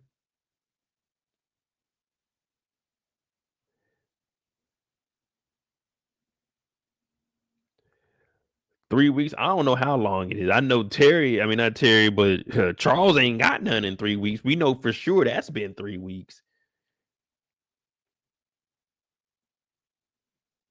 That's only, unless there was something that I missed. I mean, y'all had to fill me in because I didn't even remember she went to Pennsylvania.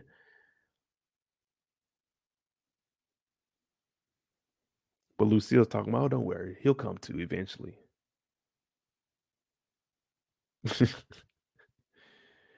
The only thing Charles cares about, man, that boy got that driver's license, man. Things are looking up for us. Things are looking up for us.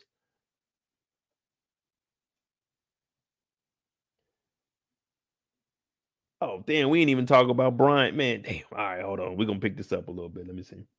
All right. Next time we see Terry, blah, blah, blah, blah, blah, blah, blah, blah, blah, blah. Oh, he meets up with Future Bay. I told y'all this white lady about business. She came in there. Who next?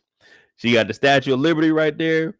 She letting y'all know, man, this is the land of the free. Y'all come over here, you get this insurance policy. Now we're gonna be taxing your ass. We're gonna be busting you over your head. But trust me, this insurance policy is worth it. Who's next? And she's always upselling you. Never sell the standard. Always offer the maximum package. Now I know they try to tell you to gradually work your way up. No.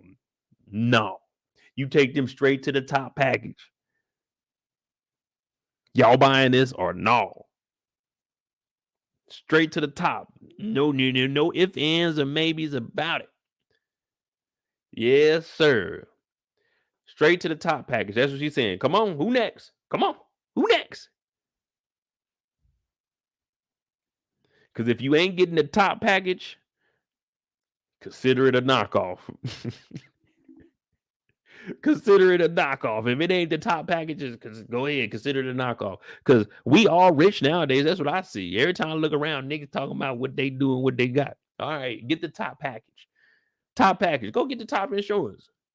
Yeah, go get the top insurance. Oh, okay. Oh, okay, you got it. Okay, I see you got that motherfucking him. Ain't no Hellcat. Yeah, you got the knockoff version, man. You got to go to the top. You got to get that motherfucking red eye. You got to get that track hawk. If not, you got fake J's on. That's what that is. Yeah. You just got the Hemi. Yeah, man. You might as well be wearing Team Jordan. Got to get that top package. That's what this lady is about. Now, Terry, on the other hand, we know that it's a little tight right now. So he goes over.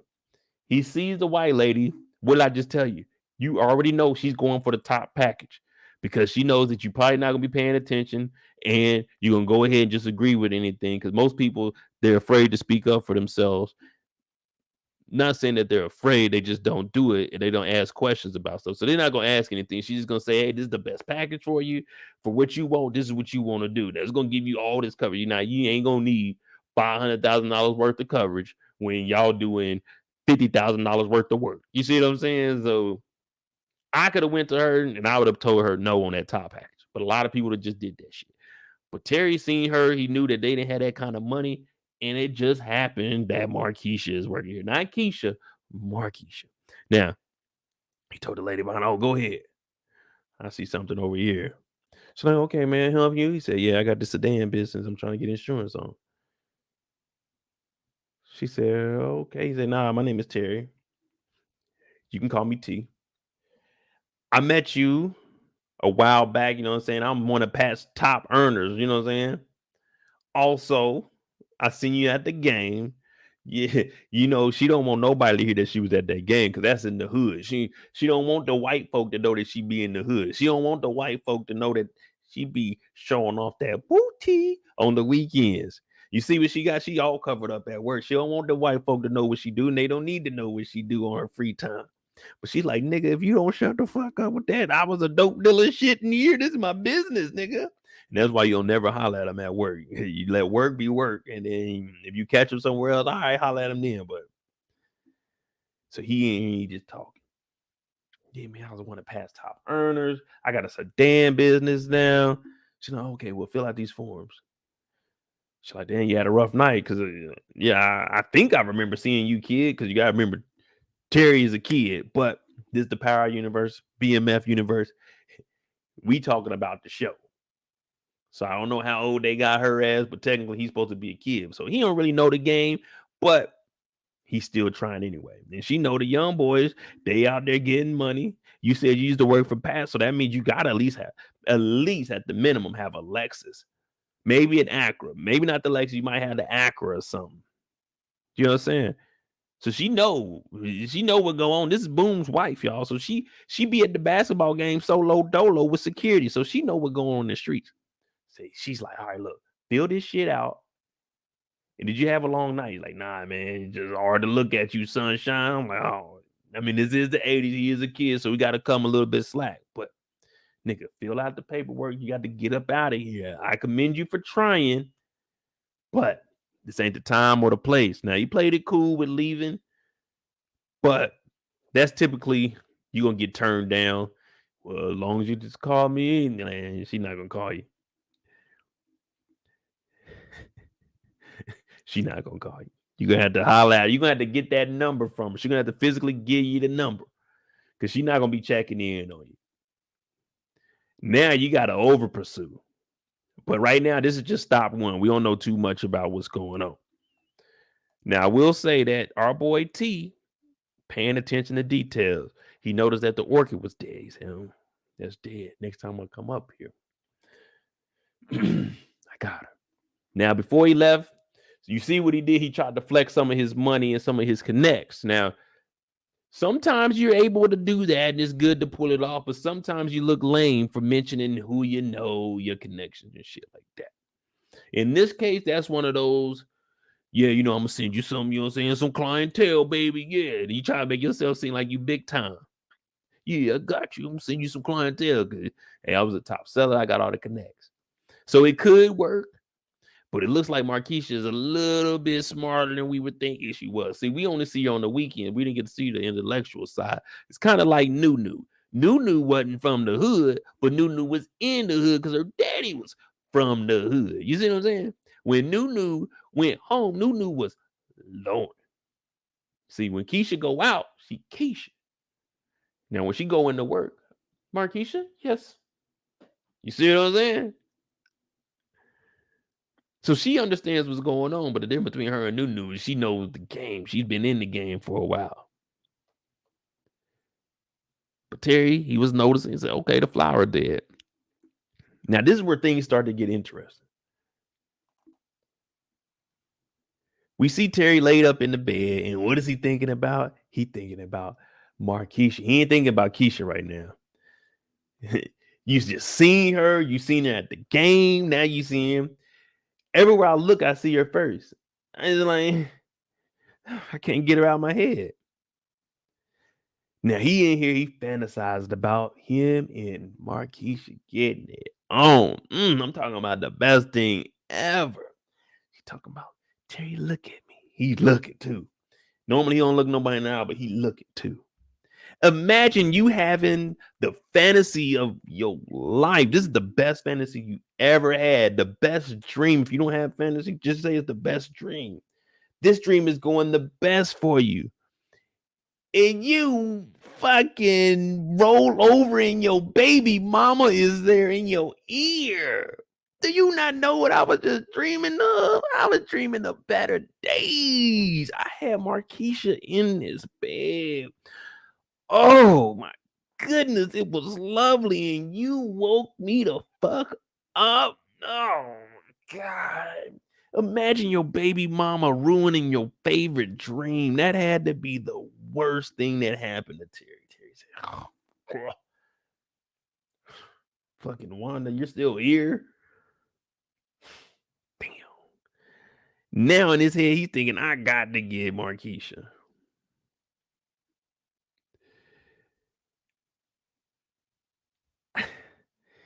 Fucking Wanda woke me up talking about what you think about. Nigga, not you. Not you.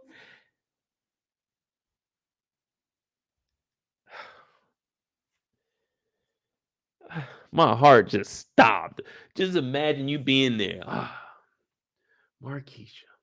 Damn. The things I want to do to you. Ooh, ooh, ooh, ooh, ooh. That nigga got woke up by Wanda talking about what you think about. Nothing, man. Nothing. Just ruined everything.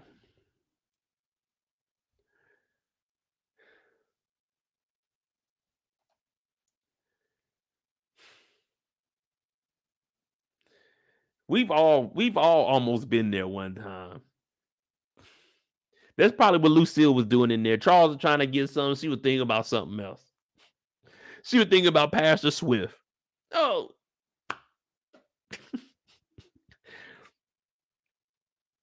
Damn, she done woke him up out of his motherfucking beautiful daydream. Now he just left. He just left. Just like Jane St. Patrick said, I'm mourning my girl, man. My girlfriend, Tasha. Stop. Just stop it. I'm mourning right now.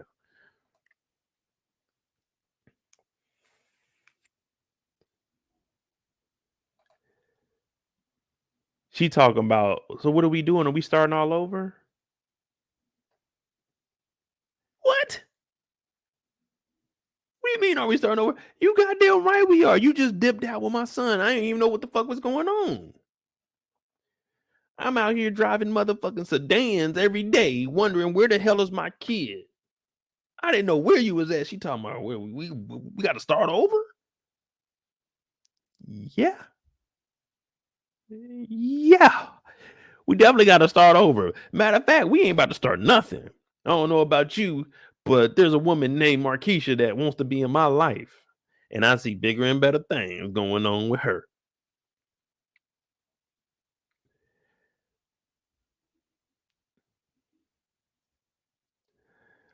Fucking LaWanda, man. Look, Terry's still thinking about Markisha too. Damn. LaWanda, you don't even know it. All right, y'all need to be careful, and that's how y'all had that first one. The very next day, Terry said, nigga, I'm about to buy some organs. I'm not trying to be waking up to Wanda every goddamn day. Not no more. I'm not. Oh, no. Markisha, where you at? This nigga pulled up with the organs. I said, okay, I see you. Never in life would I do this. There's no reason for me to ever do some silly shit like this. Now, people may say that's cool, but look what happened to this Negro. He pulled up with some flowers for her to tell him how I'm married. I would never, because there's always a possibility you gonna get turned down. Not only that, nigga, they at work. They at work. This nigga pulled up, talking about photosynthesis. She talking about, nah, that's with the light. He's like, oh shit, yeah, you right. Yeah, that's OB. That's OB. That's OB. Now, I remember learning about photosynthesis and all that shit in elementary, man. Growing up, I love science, and I was always thinking, oh, I'm gonna use this in life. Never did. I think the last time I used photosynthesis besides today was maybe 20 years ago, maybe. If that. In my adult life, I don't think I've ever said photosynthesis besides this.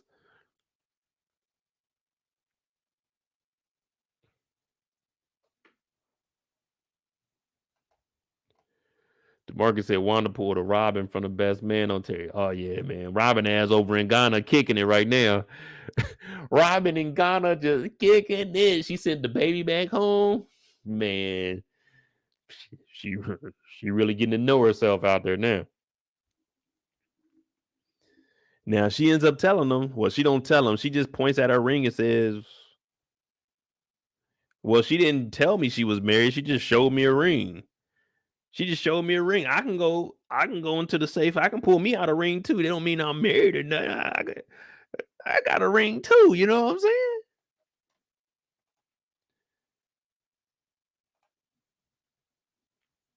But turns out she's married, y'all.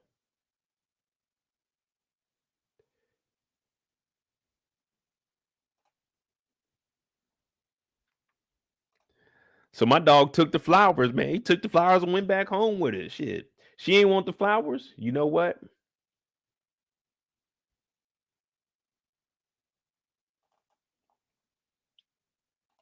You ain't got to take my flowers.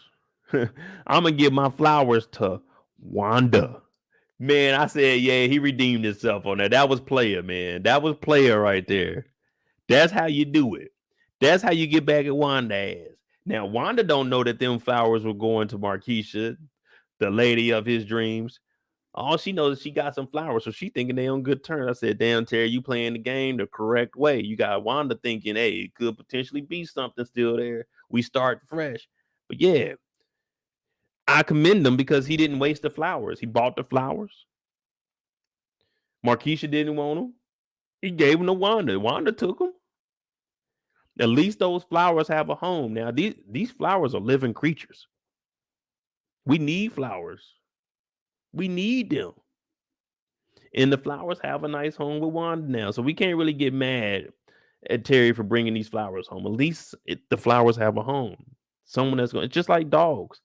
Don't harm the dogs. Take them to a shelter so at least they can have a home. These flowers have a home. I give Terry credit for that. And if Wanda wasn't there, he give them to his mom. They about to get a TV console. You put that right on top of the TV console.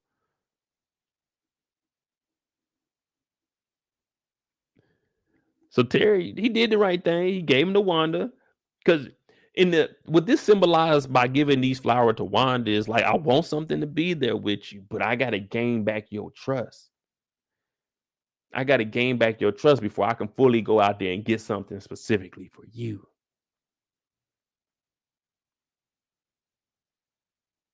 Because we can't have it both ways. You know what I'm saying?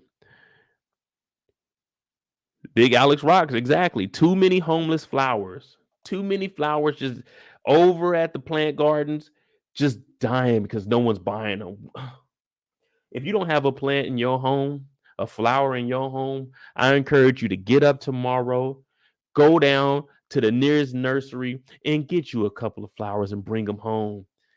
Talk to your flowers on the daily. They say if you talk to flowers, they actually blossom better than ever.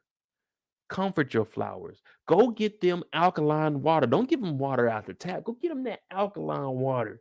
Get them some fertilizer. Treat these flowers like they wanted yours. You see what I'm saying? Too many homeless flowers out there. I encourage you to go get one.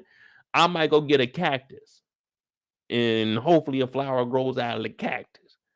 I only got to water it once a month. Easy. I ain't got to worry about nobody knocking the petals off of it because if they touch it, ouch, it's gonna stick your ass. So I give Terry some credit for this. We did the dinner. He laid down the prayer only to find out that his mama been going behind his back and telling Wanda the plan is working like an evil villain. She said, ooh, he's gonna come around. The plan for you to leave with the kid, oh yeah. He's gonna get out the game, baby. He's gonna get out the game. Terry came in there and said, what y'all mean? Out the game. Mama Lucille tried to play it all. Lucille gonna say, I know you not eavesdropping on our conversation. He said, the hell with that. He said, the hell with that.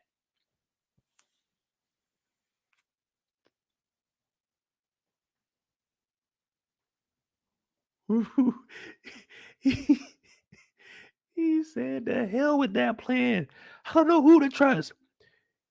He said, God damn, Mom. She said, she didn't care he was cussing. She said, don't you take the Lord's name in vain in this house. This is a Christian household here. We will not say the Lord's name in vain. Not up in here. You can curse, but you won't be doing it up in here. This nigga Charles came in here. Charles came in here and said, hey, listen to your mama, man. That nigga basically told his dad, shut up. Look at Charles. Dog, Miss Abel or Mabel, my bad. Miss Abel. Rain Reloaded keep calling her. Hey, Mabel's body is Abel. Mabel was over here. She witnessed a slap by Lucille on the youngest daughter. Then she witnessed Lucille get into it with her son, her middle child, because she told his baby mama to leave the city in order to get him out the game. Not only that, they seen that Meech didn't even show up to the family. And now Miss Mabel, her whole opinion of this family is like, oh, that household is unstable. I see why Meech ain't coming around. If the daughter's getting slapped, the baby mama was told by the mama to leave the city with the kid to entice her son. I see why Meech didn't show up. That's what Miss Mabel was thinking about this family. Now, Miss Mabel looked like she gonna run her mouth a lot. Miss Mabel about to go to the church and tell everybody that's what's going on in this house. Now, I know we see a couple scenes with Mama Lucille up in the church, but the behind the scenes that they ain't showing us, Yolanda's gonna send us the script and we're gonna see what they talk about a little bit. But behind the scene, Miss Mabel telling all the congregation, Lucille be over there slapping them kids. Lucille and them, their house ain't painted. Charles plays some guitar shit. I don't know what it is, but it actually be kind of slapping. The baby mama got a baby with a stinky diaper. You know Miss Mabel about to be running her mouth. And it looks like Nikki may have been right. You remember Nikki got slapped for trying to get the last word and saying you need to be worrying about Meech. The whole time, she need to be worrying about herself. Lucille, man. They made Lucille like a villain this episode. Killing Charles's dreams. He's on the TV console, slapping the lip gloss off her daughter. Told Terry baby mama to dip about the city. Wouldn't take Meech's money when Meech was trying to make sure that his mom is straight. It's just hurting everybody.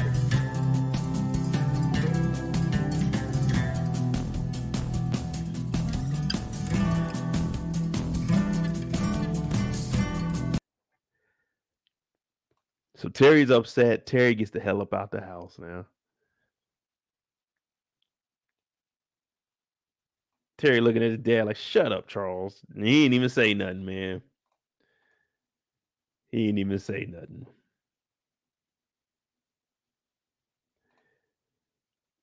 Candy said, I hope Mabel is taking note. She gonna push Charles away. The only person that's gonna be able to console our boy Charles is Miss Mabel. Miss Mabel here, it's hard times over there. It's hard times over there. Niggas is getting slapped. Motherfuckers is getting manipulated. You might as well come over to Mama Mabel. Oh, did I say that? Miss Mabel. Did I say Mama Mabel? You better come on over here. Damn, Charles, don't bite the apple, man. Stay away from it. You got a sedan business up and running. You got a TV console on layaway. Don't fuck it up, man. Don't fuck it up, man. Just hold out one more week. Lucille gonna give you some. She said another day. She didn't say another month. She said another day, not another year. Just another day. It's been 3 weeks, man. You can go 3.5 days. 3.5 weeks. You all right? Come on, man. Don't mess up. Leave Miss Mabel alone. Nikki don't even like Miss Mabel. You got to think about the kids. Nikki don't like Miss Mabel. She didn't even say what's up to Miss Mabel. She was forced by her mama to say what's up to Miss Mabel. Don't do it, Charles. I'm the only person. I know we don't really like your character because of how you doing our dog Meech. But come on, man. I support your character and your dream to get that TV console. Don't fuck it up going after Miss Mabel. Don't fuck it up. I can honestly say I'm probably the only person in the BMF community that I'm supporting my dog Charles, and I don't want him to mess up with Miss Mabel. Come on now. Y'all think he gonna mess up? Be real. Miss Mabel ain't got that fire like that, do she? Oh, no, Miss Mabel got a little body on her. Miss Mabel about 44, 45. Okay, Miss Mabel. Miss Mabel got that business hair, you know what I'm saying? She put the curls in, but she don't curl them up all the way. So when they take them out, they got that little waterfall. You know what I'm saying? That don't go chasing waterfall. That's what she got. She got the big curl. You can't do this at the house. She had to go to the motherfucking salon for this one. This was a 3-hour weekend. That's what that was. That was a 3-hour weekend. Plus the hour for the drive. So it's about 4 hours what they did with Miss Mabel here. But Charles, don't give in to that. Don't give in to that. No, Charles ain't got no reason to go to Miss. See, y'all putting stuff on Charles. Charles ain't got no reason to go to Miss Mabel's house. He ain't got no extra gas money. No, Charles, don't go over there. Please, man. I'm rooting for you, Charles. Ain't no one else rooting for you, but I am, man. My boy's gonna make it. Him and his son Terry, they about to get a successful sedan business. They gonna go legit. And we were laughing about that $50. They're gonna be making $500 to $1,000 a day, man. That's what they're gonna do. They about to be driving around all the elites. Nah, man. Charles is gonna get he gonna get shit right. This is one thing Charles got right. The sedan business. And we're gonna make it work, man. Y'all not putting bad juju on my dog. Come on, Charles. I'm rooting for you. Charles was probably staying at Miss Mabel's in season 1 when Lucille kicked it. Hey, man. Oh, nah. See, I'm not even going to read none. I'm not reading none of these negative comments about Charles. Charles is going to get right. Miss Mabel ain't dirty like that. Miss Mabel ain't going to go behind her friend's back. That's not Miss Mabel. Y'all making Miss Mabel seem like she out here on the block or something. Nah, Miss Mabel, nah. There's some good ones out there. Miss Mabel's one of them, man.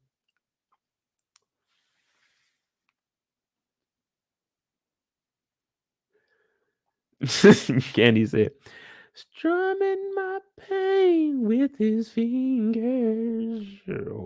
One time, killing me softly with his words. Tell my whole life. Wow. Damn, man. Pastor Swift, man. Hey, we need to see more of Pastor Swift, too. That big ass wig they be putting on him to cover up his dreads is like the back of his head like an alien. Fucking Pastor Swift. I want to know what's up with him. What's his deal?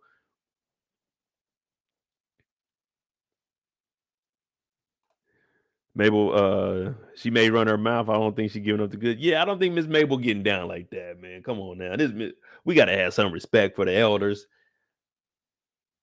But I think Miss Mabel gonna tell that she ain't here slapping folk.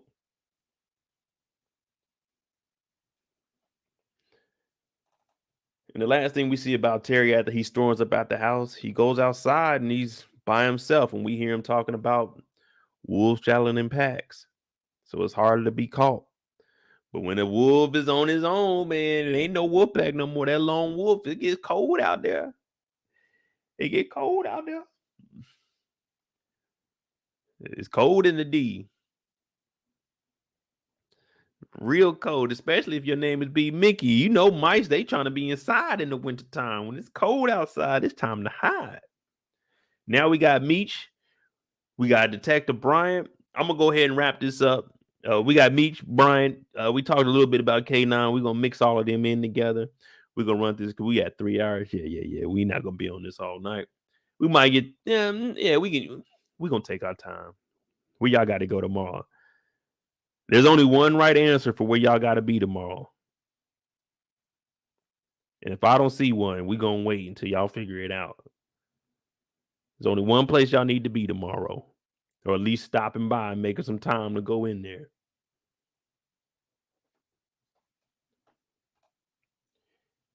If you're new to the channel, hit that subscribe button. Hit that like button, everyone. Support the channel. Cash App is at the bottom of the screen. MOEDOTJ. But y'all got one place to be tomorrow. This is BMF, episode 1, the live after show. Live after show, Terry's out here. He a lone wolf. He trying to figure it out.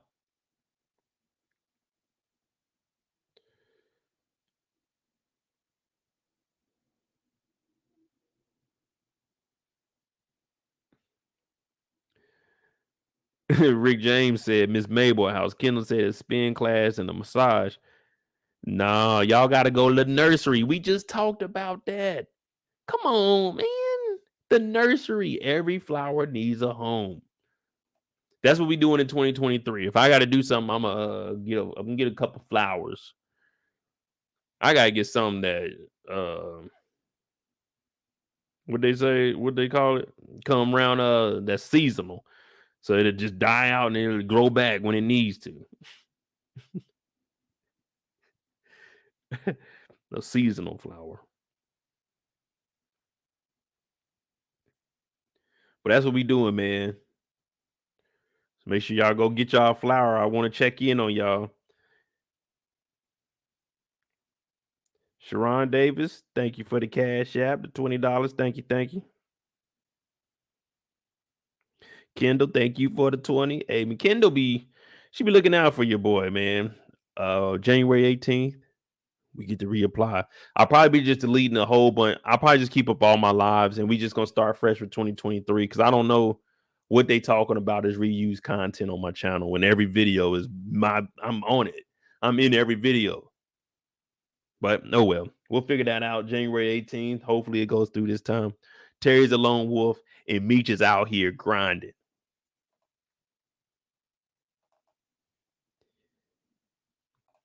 Meech out in Vegas, man.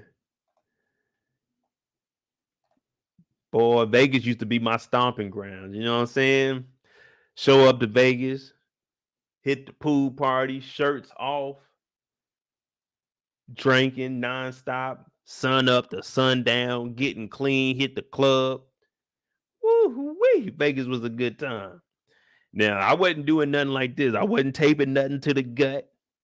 You know what I'm saying? I wasn't sneaking nothing up out of there. Whatever I brought in, I could take out. Brought me a couple bottles, you know what I'm saying? Weed legal out there, hit the dispensary, you know what I'm saying? Wasn't legal back then, and I was in the military, so I wasn't supposed to be smoking anyway.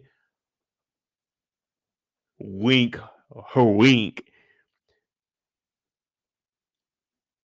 Meech is out here getting taped up, man. They talk about the fights. Now, Earl's out here. He flew up from Atlanta. I'm going to have to do a little research on Earl, too. Does anyone know about Earl's character? Like, have they disclosed anything?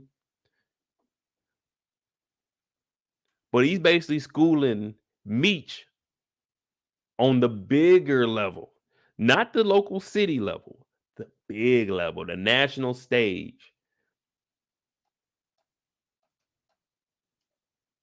I got the picture.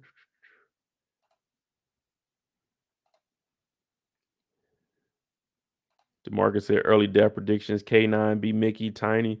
I can see Tiny and K9 for sure.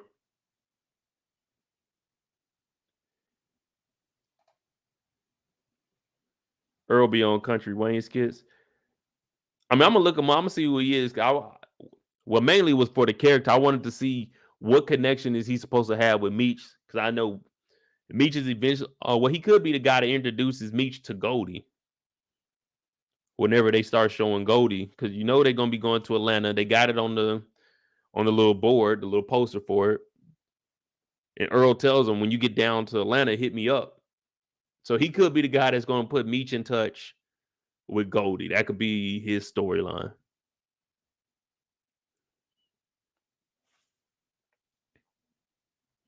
But Meech came all the way out here for two of them things. They go down to the casino, and Earl is showing them. We got Rayful Edmonds, my bad. Big time player down there in DC. He's making a lot of money too. I think they said he was making $1 million a week.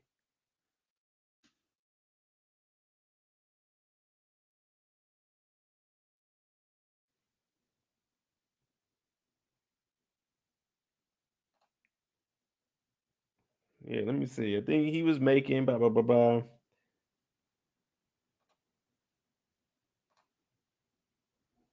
Rayful Edmond the third, 57.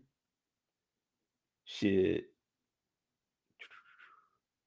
1997, he had a 30-year sentence.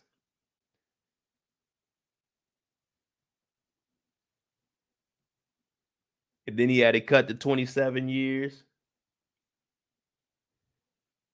Damn, wow.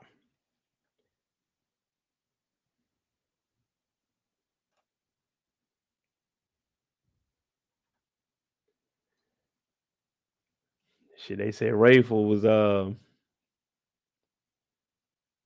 he was in the inner city of Washington. He was getting cocaine from the cartels in the Medellin, Colombia. He generated 200,000 in commissions, 1,000 for each kilo. Like, damn, he's out here making that money.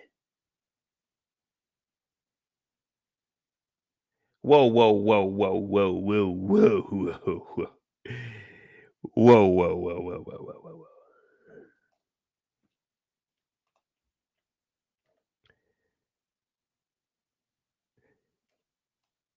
Yeah, Ray did numbers all right. Yeah, Ray did numbers. It says Edmund in 96 pleaded guilty in federal court in Williamsport of charges of conspiracy, possessions, conspiracy to possess with the intent to distribute, conspiracy to distribute. That August, he participated in an undercover sting operation involving drug orders placed from Lewisburg. His assistance led to a seizure of $190,000 in drug proceeds and convicted 8 individuals. He was telling. Telling. Gonna, I'm gonna tell. Gonna, I'm gonna tell. Gonna, I'm gonna tell. Rayful Edmond. I mean, he snitched. He was a big time player at one point. He snitched. Then we got Freeway Rick Ross, aka Saint Franklin Saint. We already know Rick Ross's story. He was getting jammed up, got out, made some more deals, and got set up again.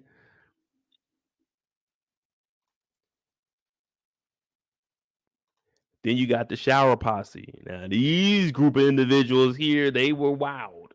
They were called the shower posse because they used to make bullets rain on the enemies. They were some bad mofos.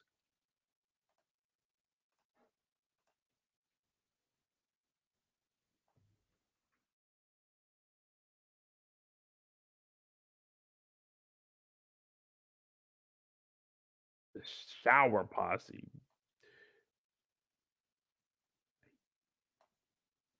Crazy mofos. But what Earl is telling them is this is the place you got to come and shine. You got to flex. You got to show the boys you making big numbers in your section. Now, you in a hurry to go back to Detroit, but boxing matches, Super Bowls, NBA All-Star, you show up. You got to wear that big mink. Yeah, you got to let everyone know you getting money over here. What it do, pimping? That's what you got to let them know. Yeah, there's no half stepping here.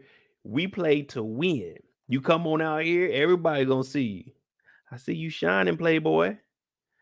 I see you shining, Playboy.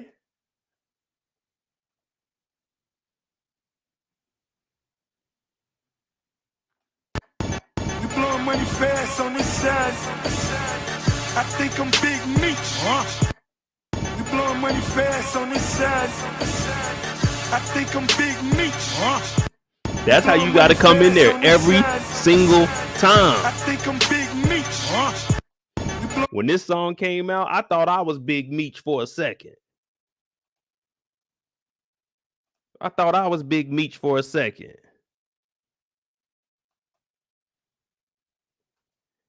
Until I got pulled over for speeding. I said, yes, sir. No, sir, I don't know why I got pulled over. 92 and a 75. I was going that fast? Oh, damn, I apologize, sir. That's on me, baby. But when I got back to the house, I pulled up a little bit of my drink and I said, nigga, I feel like Big Meech, nigga. Yeah. As soon as I got my ticket, I went, you know what I'm saying? I went on about my day and still thought I was Big Meech for a second. Fuck y'all talking about? I think I'm Big Meech.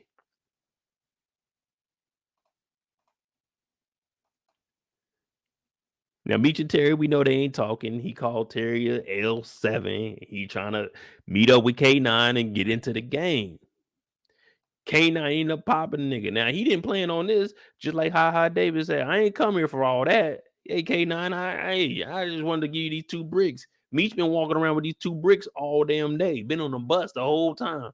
Hopped up here, thought right after the game, hey, celebrate, blah, blah, blah. Here go 2 keys. No, it didn't go like that. It was come outside, bang, dip out. Like, damn. Ice Cube would consider this not a good day. Today was not a good day. Well, it technically is a good day because he didn't use the AK. I told you the K and K9 is for AK. The 9 is for the 9mm. So technically, this is a good day according to Ice Cube. Old boy put up a triple-double in there. They won the game, and he didn't have to use the AK. This was actually a good day for K9. You see how K9's life is compared to Ice Cube's life? K9 is on another level of terror.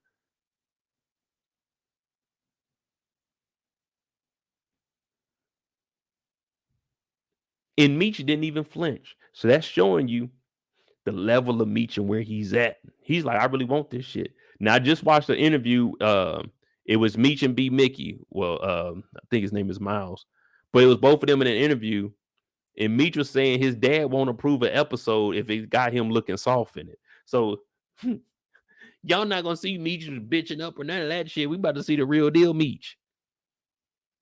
Meech ain't flinched. Meech ain't do nothing. Meech just stood there with the bag like, okay. Then he hopped in the whip with the killer. Everybody say they with the killers. Meech is really with the killers. Meech is with the killers.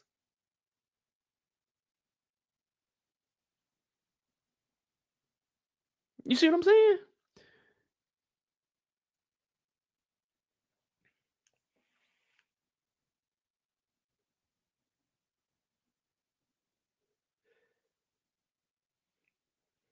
They hop up in the whip together. Terry sees it. He's like, damn.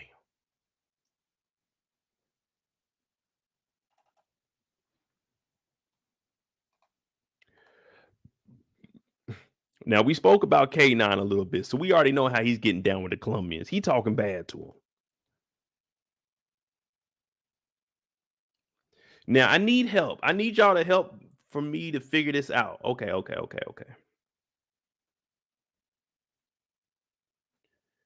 I mean, I kind of get it when I'm actually like pondering on it for a second. I'm understanding. Okay, that's what it is.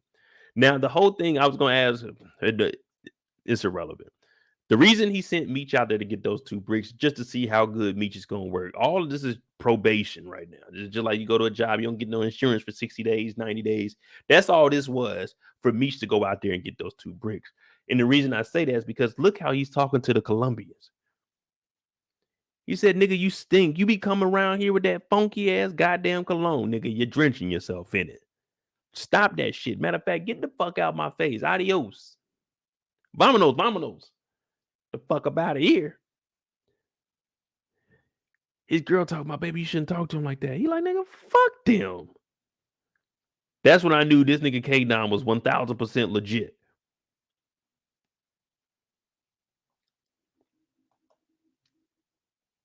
They get to Columbia. Look, this dude at the next table, he like, damn. This nigga K9 different. We just seen K9 bust a nigga head today. Did y'all see that? Did y'all go to the gym? This nigga shot a nigga broad daylight. Right up on him. Boom, baby. Rocket by. To go having dinner and disrespecting the Colombians. This nigga's like, man, I'm getting whenever I see K9, I promise you I'm never going to be in the same vicinity of this nigga. This will be the last time. And you don't want to make too many moves, because if you get up in a situation like this, K9, oh, you want problem too, nigga? Oh, no, nigga, I was going to, yeah, you ain't going to say nothing. Now you done got punked in front of everybody. No, you just got to sit there and eat, and just out the side of your eye, you looking like this.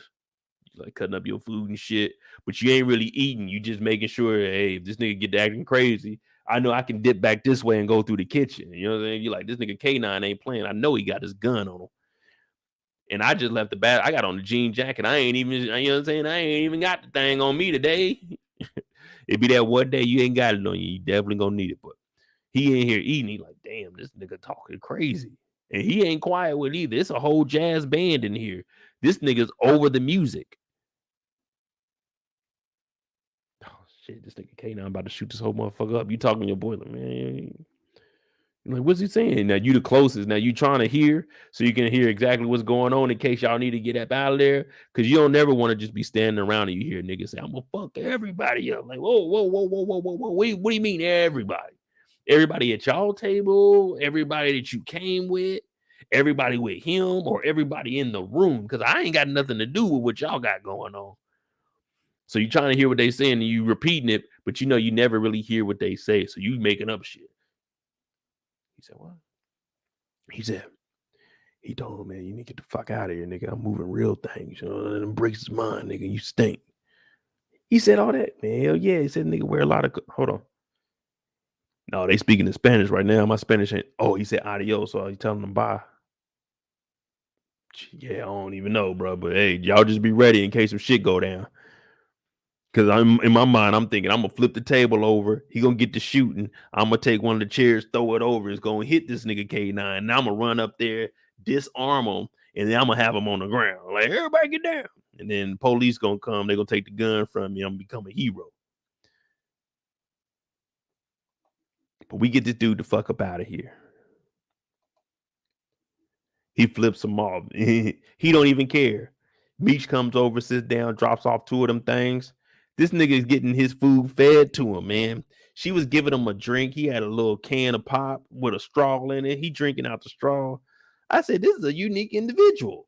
Shout out to K9. They're real ass nigga. Don't look like K9 back down to anybody right now. He done popped the nigga, talk bad to the mob, the cartel, got his girl feeding him. And he got Meech dropping off 2 bricks. And he goes on to explain to Meech that it's not about the money or the dope, it's about the bonds. You can't see it, you can't smell it, you can hear it, you can technically see it, but physically you can't. It's about the bonds you make. That goes with anything in life. It's not what you know, it's who you know. You always got that word.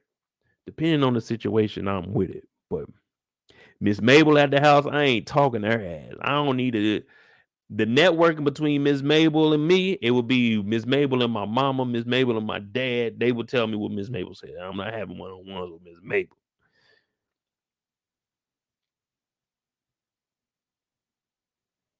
But that's how we found out that it was a test, because you heard him tell K9, oh, you knew it was going to be dogs and stuff there. He's like, yeah, you was late. He was like, yeah, but I mean, I had to improvise. And that's where Meech says, I think I got a better way of being able to move the dope. And that's why I say when we get to Terry and with the girl Quinn, well, I don't even remember her name is, Girl Q, she going to be hooking up the sedans, and Meech is trying to get the sedans because now we can just drive them.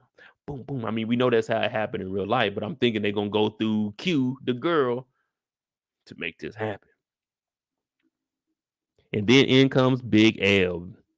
It's like, oh yeah, I know who Meech is. Flashy little nigga. I don't really fuck with him like that. But yeah, I know who he is. Meech is looking like, man, this bitch. This bitch. Meech probably go home at night, just like Terry thinking Markisha. He probably think about this with Big L, but she talking about, I'm gonna see you later. Hopefully next time we don't have to do all of this. So the first thing I was thinking was Big L wasn't really a big player in the city because she was up under him. She's up under K9. She needed Meech and Terry. Well, she needed Terry to help her move her work. So what I'm thinking is she's trying to do the same move Rock was doing when it came to Cartier. You see what I'm saying? She trying to get close to K9 because K9 got that work, like a Big Timers album. But K9 seen right through it. He probably knocked Big L. He knocked Big L down at least twice. I ain't never had no woman that I wasn't with come up and just touch me out of nowhere talking about next time it shouldn't take this long. That means we had some kind of interaction.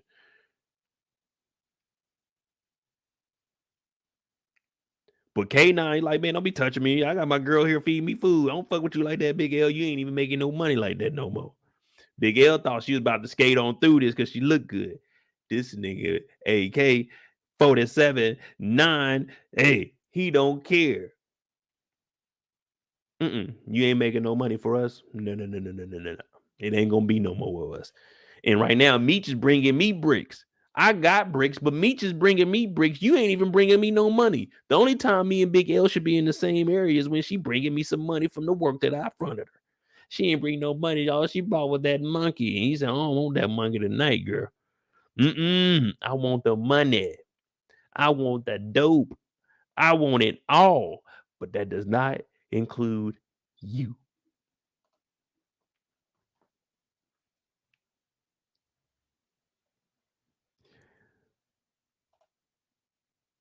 And then he told Meech, looked Meech in the eye and said, maybe you'll hear from me, maybe you won't. What you want me to do, brother?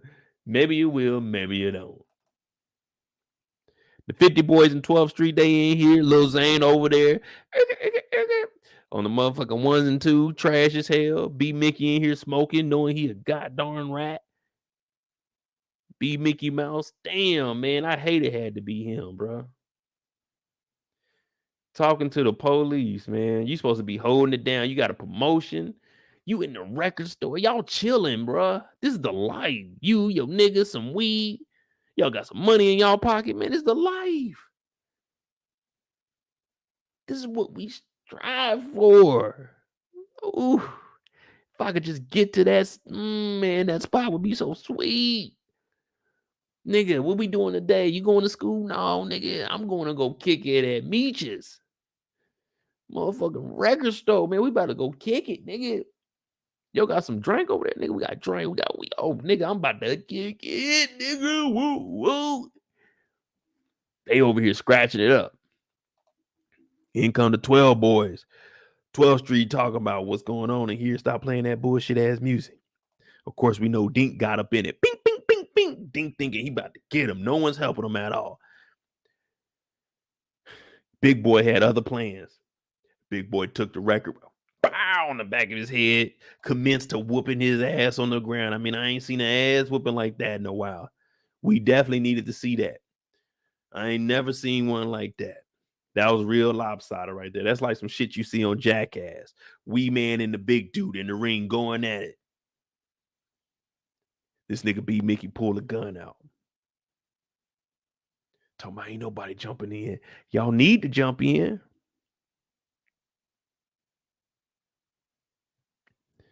Y'all need to be in. Kendall, don't y'all think the only reason Big L came up to talk to K9 like that is because she had to be with him? Like, come on, man. She came up and held the nigga's hand, was like, oh, sorry it took this long. It shouldn't have to be like that. Oh, I met Meech before. You know what I mean? Like, they had to be doing something. They had to be doing something. Now, they might not ever tell us that, but come on, man. We can read the room. She wanted some of K9 like Charles wanted some of Lucille. Neither one of them got it. It was just unfortunately one of them died.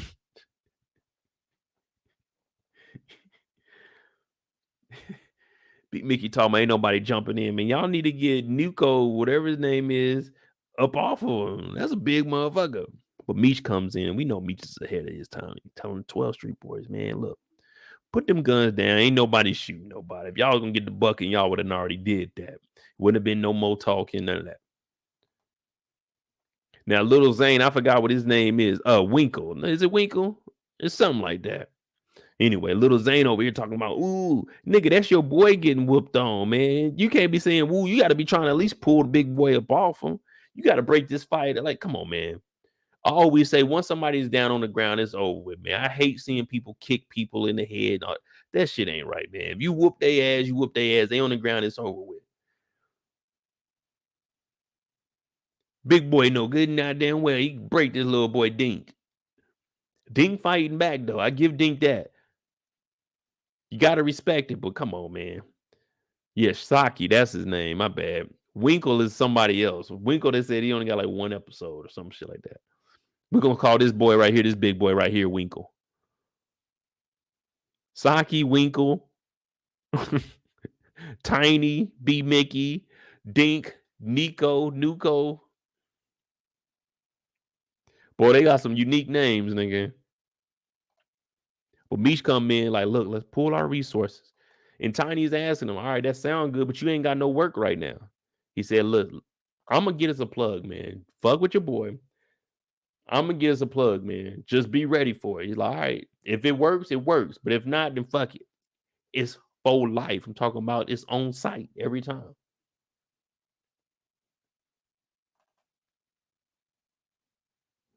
We finally got to see the Wendy's. Y'all remember season 1? I was like, man, let us see the restaurant. We want to see the Wendy's. Then look at their menu. Like, this is how it used to be.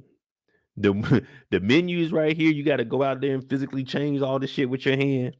And the ordering machine was right here. Now we got so much fucking people buying fast food. They don't put the machine is all in the back. They start taking your order 10 minutes before you even get to the front window. Nito and Hoop. Oh, I remember Hoop. Hoop was talking in season 1. All right, okay. I remember Hoop's name now. Nito. I thought his name was like Nuke or something. Nuko. I told y'all I'm bad with names. That's why I just got to name him Big Boy from 12. You know what I'm saying? 12th Street Big Boy, and then we got 50 Big Boys. But we got to see the Wendy's. So for me, I was excited, man. Like, I got to see Wendy's. They did have chicken nuggets back then. But this might not be an actual Wendy's. I got to look at the logo because they probably changed it so they wouldn't get any, you know what I'm saying, any infringement. any intellectual property claims. But Meech is back there in the Benz. You got the, what is that, the Ford Bronco? Drive through hours, 6:30 to 9 p.m. Man, she could have gave Charles some. It was 3 o'clock. Opening can't be no earlier than 6. Come on, she could have gave Charles some. It was only 3:10. They still had 2 more hours. They could go back to sleep. Damn. That's messed up, man. Lucille could have gave Charles some. Drive through don't even open to 6:30. Y'all weren't selling breakfast back then. It was, I don't think they, when did Wendy start selling breakfast? We gotta wait. Let's figure this out.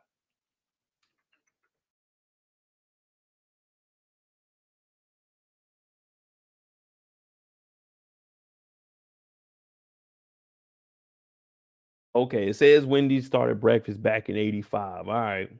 All right, Wendy's, y'all got us with that one. I was gonna say I don't remember no breakfast, but when I really think about it, I was never up early enough to get breakfast. As a kid, it wasn't like I could go up to Wendy's on my own.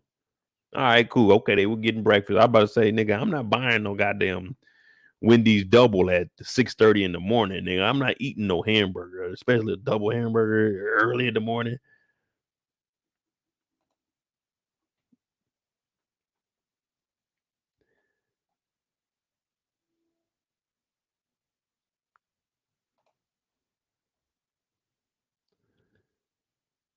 Damn, Tamika says she's done with Charles. She didn't want to get. Man, they had 3 hours, bro. They could have did, you know what I'm saying, at least cuddled or something. Can we spoon something? Damn, man. It's cold in here too, man. The world is so cold. Why did you leave me standing there alone in the shadows, looking for your presence, but it's not there? I'm all alone. Charles in that bed hurting. She went to work. Meech pulled up with a Hyundai on him. What's going on, mama? She said, hey, baby, we got Sunday dinner. I want you to come on by. He like, shit, all right, mom, I'm thinking about it. I might slide through there. She's like, you sure are looking good, boy. I'm glad you're taking care of yourself. He's like, yeah, mom, you know, I'm just out here doing what I can.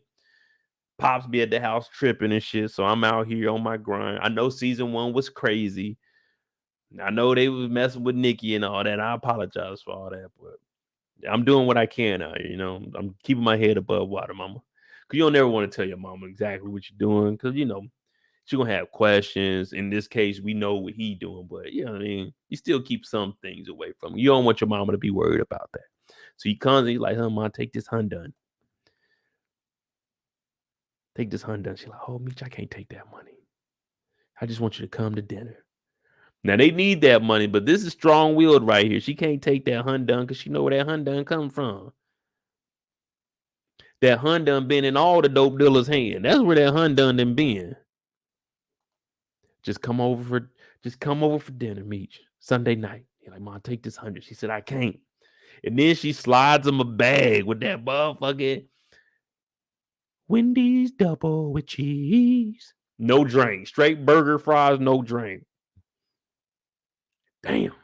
Meech got to go break 100 at the corner store.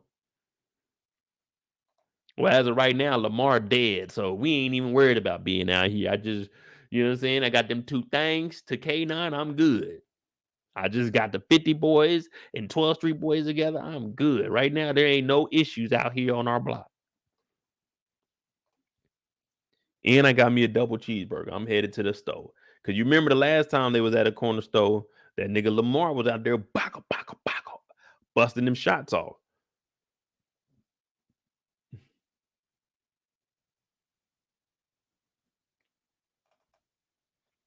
Meech goes and meets up with K9, getting patted down. Now, this is my type of environment right here. This is a lounge that I could kick it at. Now, I wouldn't be over there any night that K9 is in the building. I'm not going to be there, but any other time I'd be there. Let me get some of that yak. You know what I'm saying? You make that Henny a double. Come on now. Don't quit playing with me, baby. It's Meechy, ho. You know what I'm saying? I've been up in this motherfucker getting it. He goes down the stairs, There's a steak waiting on him. And he starts asking him, do you know what a point guard? Do you know what the difference is between number 1 and number 10? The first thing Meech is thinking is, oh, yeah, you know what I'm saying? Being a playmaker, he behind the back, making sure everybody get it. He said that vision. You got to have that vision. You got to be able to see the court. You got to know where everybody's going to be at before they even get there. He got the Detroit Bad Boys jersey up in the corner. He watching all the games. They betting big, too. They betting big. They bet 20,000 on Pro-Am games that they were in. So you know on the NBA game, they dropping a smooth 50. Easy 100. This the late 80s? Oh, that means Detroit was winning.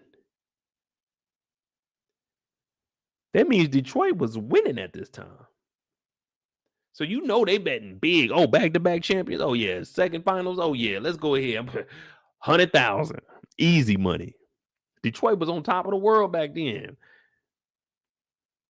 They looking at the games. He was like, yeah, man, I want to try this run without my brother Terry. You know what I'm saying? Terry, he trying to finish school, all that goofy, dumb shit. Nobody want to do nothing like that.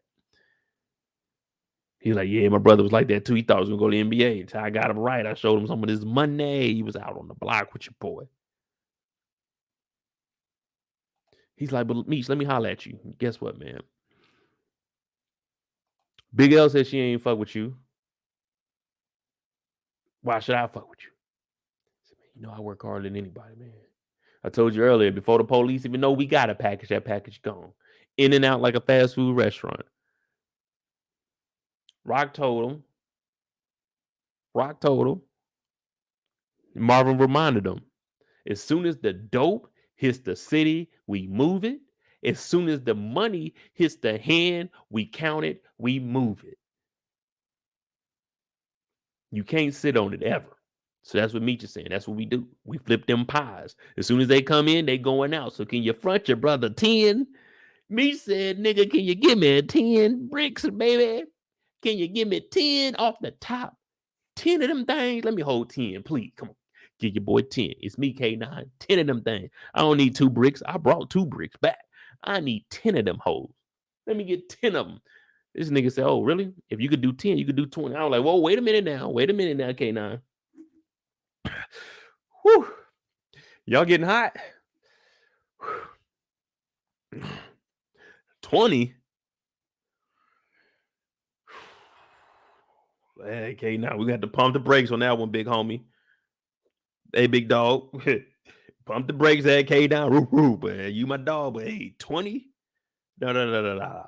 I'm just now getting the 12th Street boys to come along. I gotta make sure they ain't trying to ride me or nothing right now. Like, let me do the 10, 5 and 5. He said, no, you gonna do 20. And matter of fact, nigga, I got rollies for the whole gang, nigga. This is what they mean when they say ice the crew out. Everybody bust down rolly, bust down rolly, bust down rolly. I'm like, damn. I just want a rolly with a dabber wrench. I already got some designer to hold up my pants.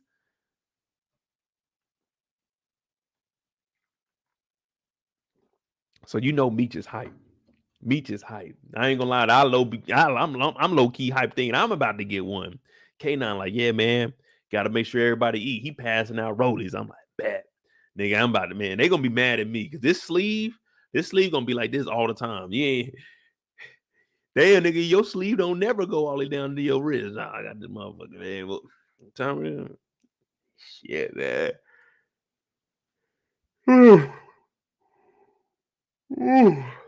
Shit, what time is it? Yeah, it's getting late. I can't even really see it, man. These motherfucking dying. Let me turn off this damn overhead light. These motherfucking diamonds is crazy. Oh, man, yeah, man. I went to go get some gas the other day, bro. Whew. Man, can you believe it? Gas about $1.10. No, it ain't even $1.10, but it about shit. Gas then went up, bro. It's getting expensive out here to be driving around and shit. Shit. You know what I'm saying? I think gas about 67 cents or something like that. You know what I mean? It's crazy out here, man. You know what I'm saying? What time is it? Okay. Yeah, but real quick, I'm gonna go ahead and get up out of here. You know what I mean? Damn. Yeah, man, it was a good night, man. Fucking Steak over at K9. We got the motherfucking Rolly. Rolly ain't been off my wrist for the last. I had my Rolly on my arm longer than Charles been without getting some from Lucille. 3-week record for me. They're like, damn, you ever gonna take that motherfucker off? Hell no. K9 gave me a Rolly. So Meech is like, damn, all right, bet I'm in the game now. You know what I'm saying? Bet 20 bricks and a new watch. Unfortunately, he ain't getting no watch. I'm looking at his box like, nah, this can't be no watch. This got to be a chain.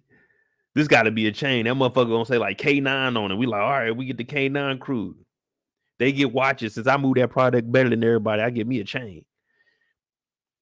He opened up his damn lips in here. There's some damn lips in here. There's some damn lips in here.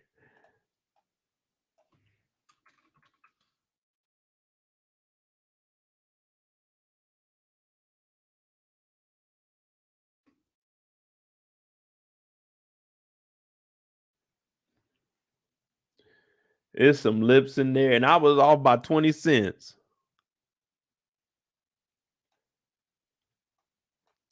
In 1989, gas price ranged from 89 cents to $1.18. I said $1.12. Damn. Shit.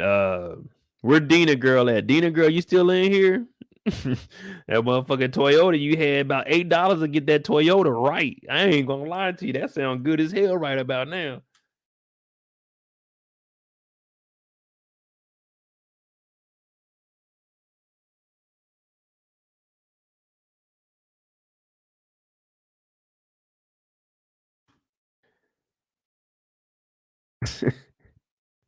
Motherfucking Toyota pickup truck. Let me see.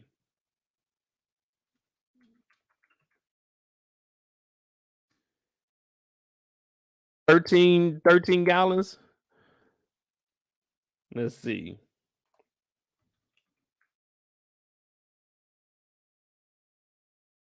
13.7 gallons times 89 cents.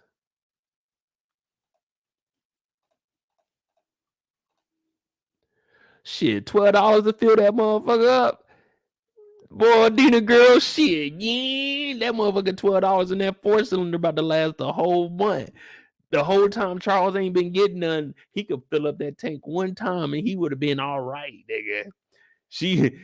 The only time Charles gets some, she said the next time you fill up the truck, you can get some. That nigga Charles driving all around the city to get that damn 13-gallon out. That motherfucker, ain't he? Nigga, life was easy back then. $12, man, goddamn, nigga. I guarantee I'll be riding around the city in that motherfucking Toyota, nigga. Yeah.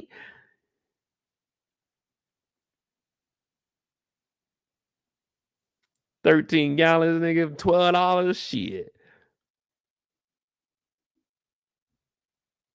The most I ever spent for gas during what, like the beginning of last year, that shit was like $7 out here. I think the most I spent was like $6.80 maybe. Shit, that's what's up though, man. I bet Meech should think twice now. He said, man, look, you got to demonstrate on the nigga if they keep fucking around like that.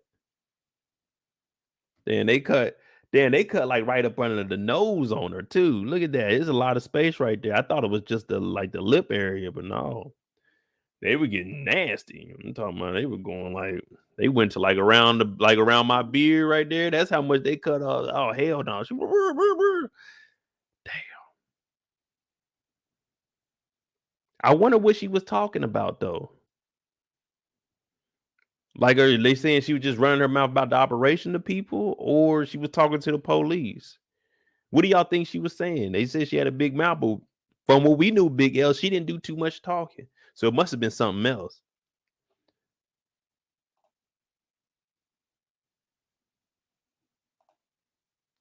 You know what I'm saying? It had to be something else. So she may have been running her mouth about her messing with K9. I told y'all, I ain't never had no woman come up to me and grab my arm talking about, I'm sorry it took so long. You shouldn't do this thing. Excuse me, where do I know you from, ma'am? And can you please remove yourself from my arm? What the fuck you talking about? I don't know you. You talking about it took so long. You doing that in front of your girl. Excuse me, who are you? Get off of me, ho. You trying to act like you wasn't knocking Big L down because your girl there feeding you food. No, man, who is this? Get away from me. Meech, you know her? Nah, K9 got caught up. His girl called him out. His girl said, "You're not going to..."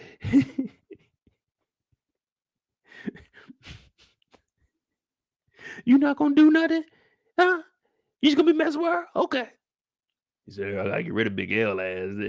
Big L done told the city that she was smashing K9.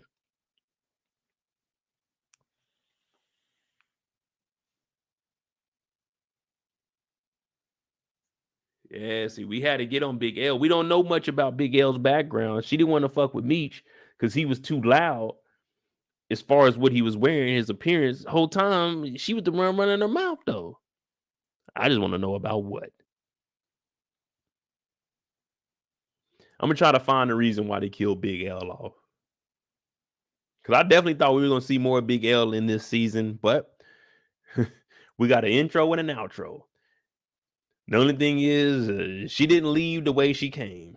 They usually say you leave places cleaner than what you arrived to. No. This is way messier than what arrived. She wore that all white because she was feeling godly. Well, she met him.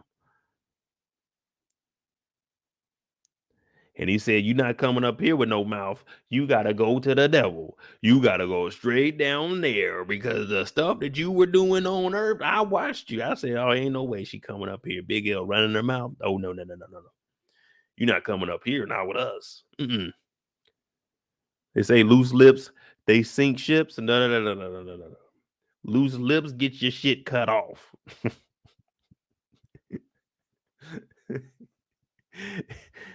This is the 80s. This ain't 2022, 2023, where you could be on tape telling the judge, "Yes, Your Honor, I know YSL is a gang." No. It ain't no running your mouth back in the 80s. It was a different ball game. This is what happened to you. R.I.P. Big L, man. I thought there was going to be something special with Big L.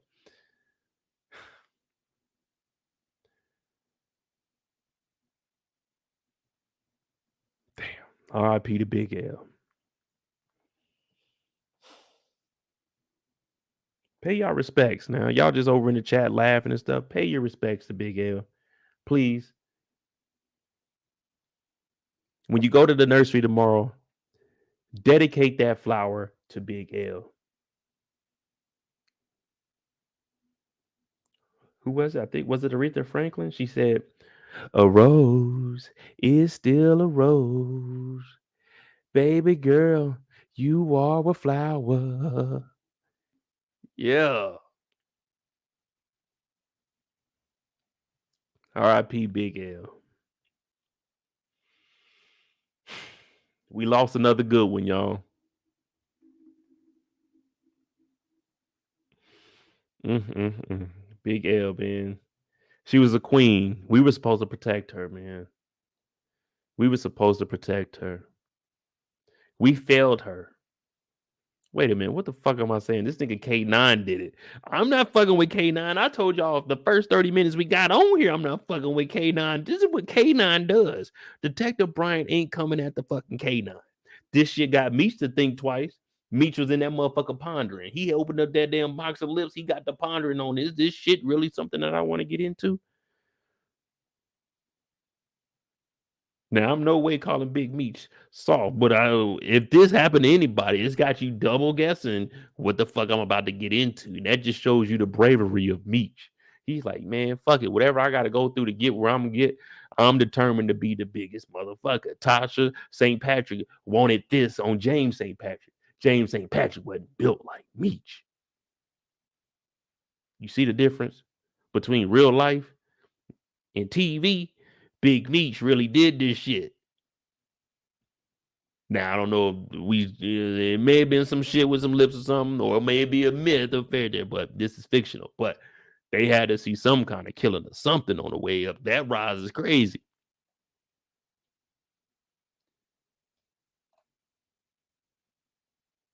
Big L. This is all you got. This is like, We got to pay our respects. We got to pay her. She is no longer Big L. She is just L. L, not big L, not uppercase L, not capital L, just L. Just L. L for lips. Y'all got it right. It ain't big lips either. It's just lips. Loose lips, double L, whatever you want to call it. There ain't no big, upper, or capital before her name. Just L. Lost lips, loose lips, left. She left her lips. Damn, Big L, you went out like that. It's got to be a better day.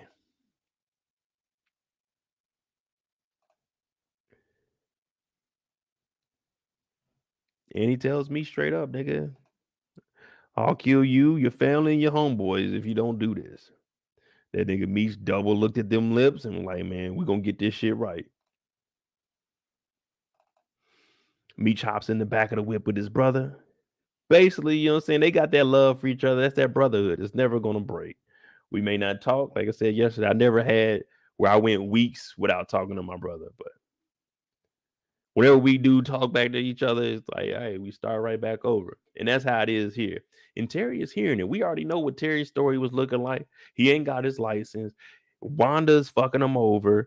She messed up his dream thinking about Markisha. He's only bringing home $50. So when Meech throws the money, like, hey, dog, I got a plan, man. This shit's gonna work. Me and you. Magic, baby. Showtime Lakers. That's what we do. You know what I mean? You could be Rodman, I'd be Isaiah. Let's do it, man. Let's run the game. Terry's like, nah, I'm legitimate now, man. $50 shit, it is what it is. I'm gonna do what I got to do. He's like, man, that ain't your dream. That's your daddy's dream, bro. That's Charles's dream, man. Pulled that Cadillac over and me said, broke ass nigga. Because he's still looking out for her, brother. That's just how you talk to each other, man. Your close homeboys, you talk to them like that. Ain't me bitch ass nigga. You just be talking shit, man. Fuck you. It's just like how you talk. We know ain't nobody about to do nothing. But he gave his brother a little bit of bread. He let him know he got to connect. We going after K9 straight to the top, baby. And Terry's really in deep thought. He's intrigued with this new plan that Meech has.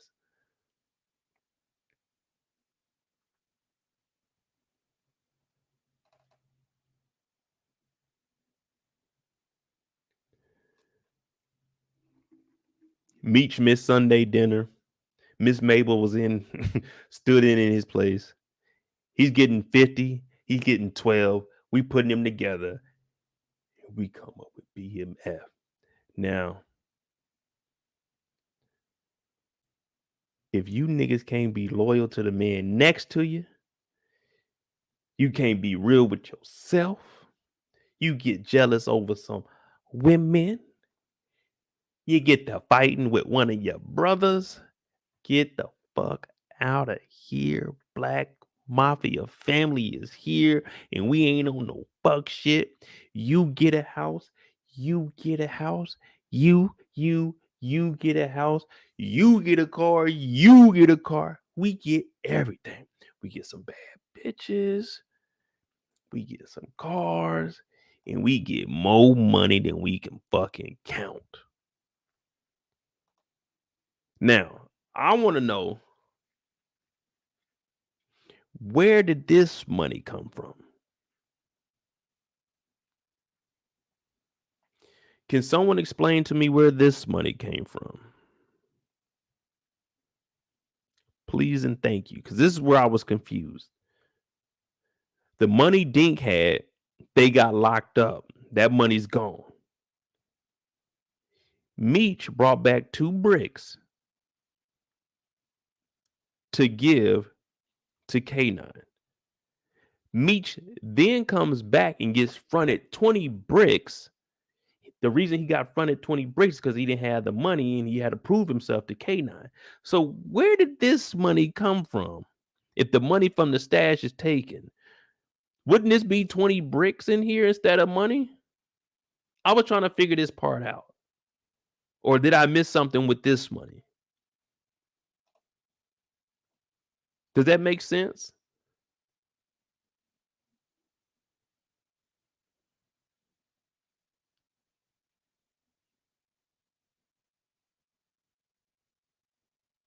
Or is this the money to go get 20 bricks? Because Meech wanted 10 bricks, but he told me he got to do 20. I don't know. I was confused on this part. Maybe I was just overthinking. I don't know.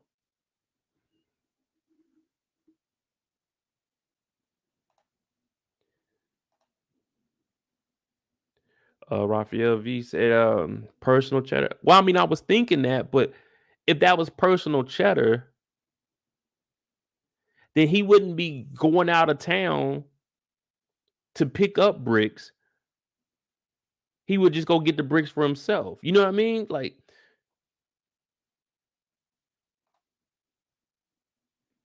you see what I'm saying? If he had his own money, then he would go to Vegas and just be getting his own bricks. But he went out there for K9 to prove himself. Like, you wouldn't even have to go out there to prove yourself if you had this bread. And you could just say, hey, K9, let me cop 5. You know what I'm saying? And I'll bring it. You know what I'm saying? So, I mean, I don't know. I was confused. It could be personal cheddar. I might just be overthinking and they just showing it to emphasize, like, hey, we got bread, bro. Let's make it happen. I don't know. Keno said, I don't know how the drug game works. Well, typically, the drugs come from well, it depends on what kind of drug we're talking. But what we're talking right here, that white girl, it comes from South America, Central America. They bring it on up. And then at this time, they were probably going through boats. That was probably the easiest way. Boats, planes, going through the islands, the Bahamas, dropping, landing, and then dispersing. Now, the Mexican cartel, they on some other shit right now. They wilding out, but going straight up to Mexico. But anyway, then it gets to the States, Kendall. And then you got niggas like me. You might, you know what I'm saying? You might catch me on a good day with 250 to 500. That's just a normal day. But you know what I'm saying? On a good day, it might be roughly 10 to 15,000 tons when you fucking with your boy Mo. You know what I'm saying? But I give it out to little niggas up under me. Y'all take it. Y'all go hit the block. Bop, bop, bop, bop, and it just trickles down like that.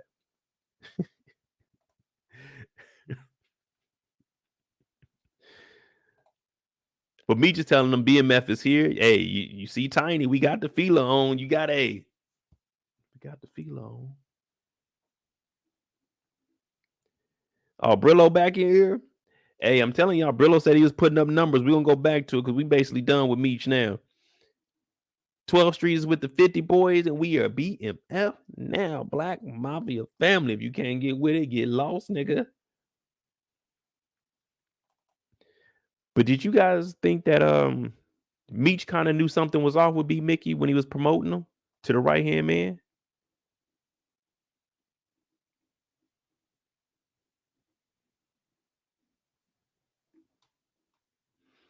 Because he was looking at him kind of iffy. Like, man, I know killing Kato hurt you. But look, as long as Terry ain't around, you next. You on deck, player. Soldier Boy said, Soldier Boy on now. A-Rab got next. You on deck, man. Upper room. Now, when he say you on deck, it could mean the upper room or it could mean stepping up in the dope game. But we know that B-Mickie Mount's been talking to Detective Brian.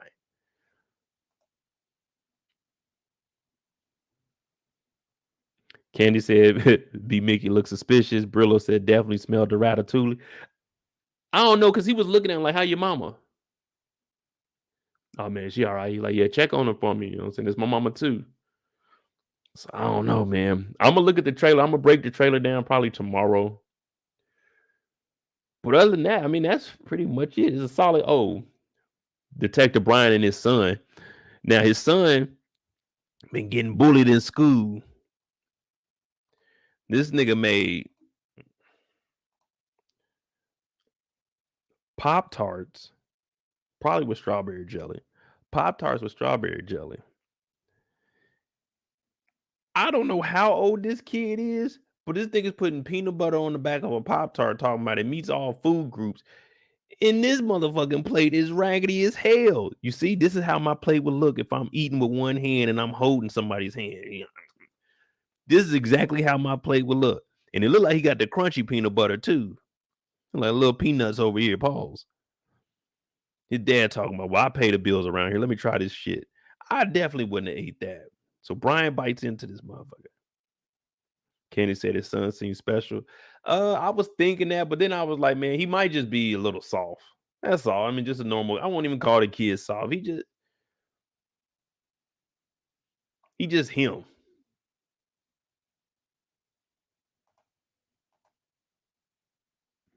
Pops got on the Levi's. He bit that damn thing.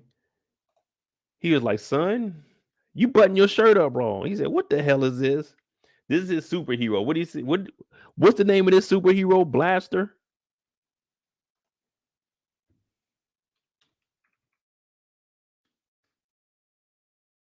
This is the first thing that popped in my head. What did he say his superhero name was? Yeah, the kid was a comic geek. That's all he was. He liked anime. He liked comic books.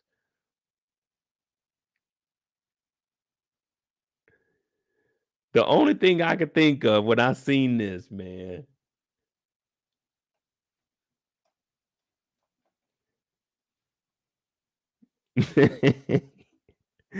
Motherfucking blank man.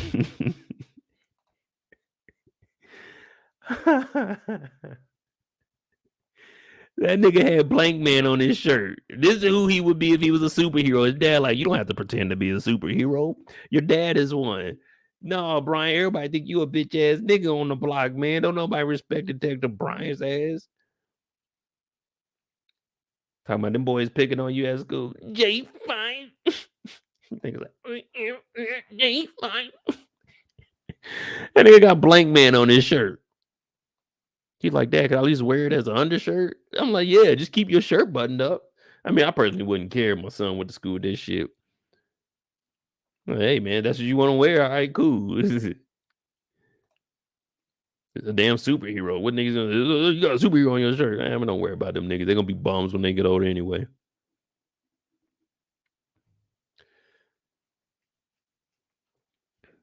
This nigga said, yeah, Dad, Mom wouldn't be stressing me out like you.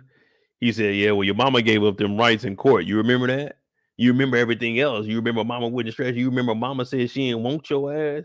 I had to come up here on my day off. I wasn't even off. I'm riding the patrol car. I had to come up here because you goddamn mama acting a fucking fool. Talking about she want to go hang out with Markisha and them at the gym. Knowing good and goddamn well I've been working to provide a roof over the heads of everybody in this goddamn house. I've been working my ass off, so you ain't got to eat Pop-Tarts and peanut butter. But your mama ass, she done left us up in this motherfucker. You remember mama saying that? When she wasn't stressing you out, that motherfucker was stressing me the fuck out. That nigga Charles ain't getting none in 3 weeks. Nigga, try 3 months, nigga. Try 3 months, son. You'll understand what I mean when you get older. Now, you'll probably be going through 3 or 4 years of not getting none, but you'll understand. Your mama left us. It's just you and I, man. I'm looking out for you. Matter of fact, tell one of them knuckleheads to say some shit at school. Okay, I get their parents locked the fuck up. I'm Detective Brian around this motherfucker. It runs in your blood. Now I say, whoa, Dad. Police shit don't run in the blood. Now that motherfucker, that was a personal choice.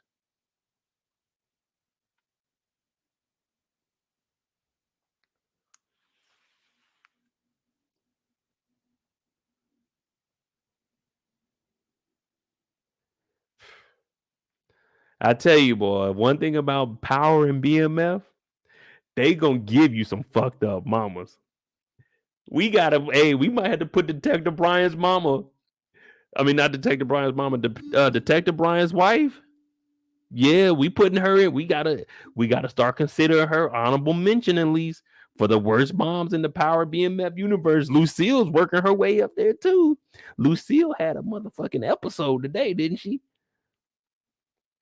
Lucille creeping her way up there. Now she ain't did no shit like, you know what I'm saying? She's at least trying to get her kids about the game. She at least not taking the dope money, but she's slapping the hell out the little girl.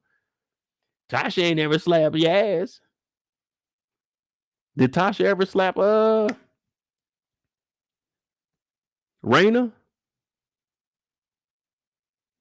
Because we know Monique put hands on Diana. Can anyone confirm Tasha St. Patrick putting her hands on Raina?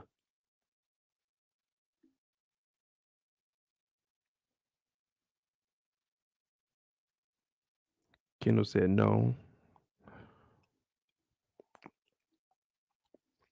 Raina died before Tasha could. Damn.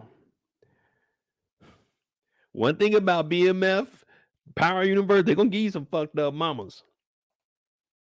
All right. All right. I mean, that right there does not remove Tasha from top 3. That does not remove Tasha from top 3. We were just getting some clarification. But that does not move Tasha from top 3. But Detective Brian wife, yeah, we had to put you in consideration. We're gonna see how this kid plays out. She left this nigga thinking he a superhero at school.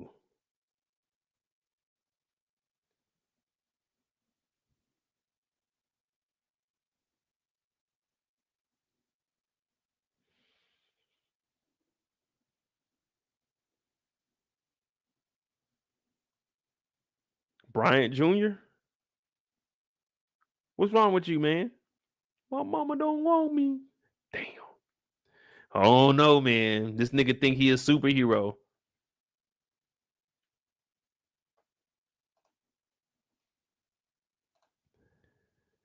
But that's love, man. At least Brian is there for his son. He's trying to do whatever he can, man. He's a cop, man.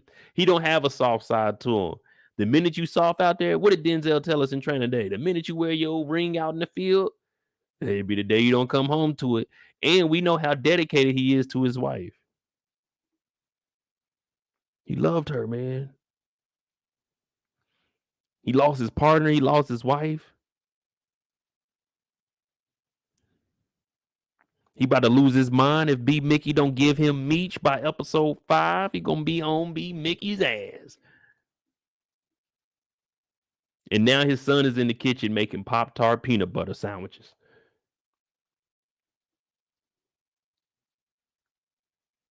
Ain't no way. I've never even attempted to eat 2 Pop-Tarts at one time.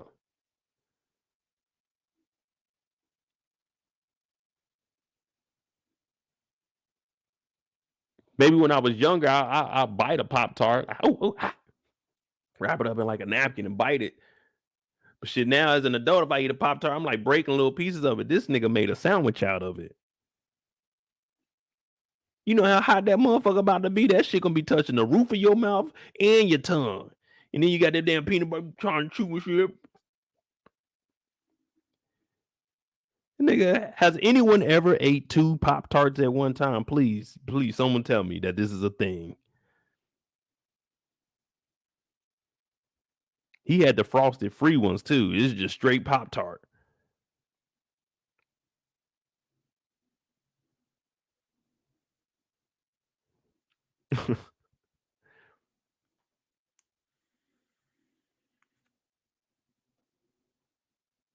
Matter of fact, I'm gonna go buy me a Pop-Tart tomorrow. I'm gonna see what this experience is all about. I'm not putting no peanut butter on it, but I'm gonna see what this double Pop-Tart thing is.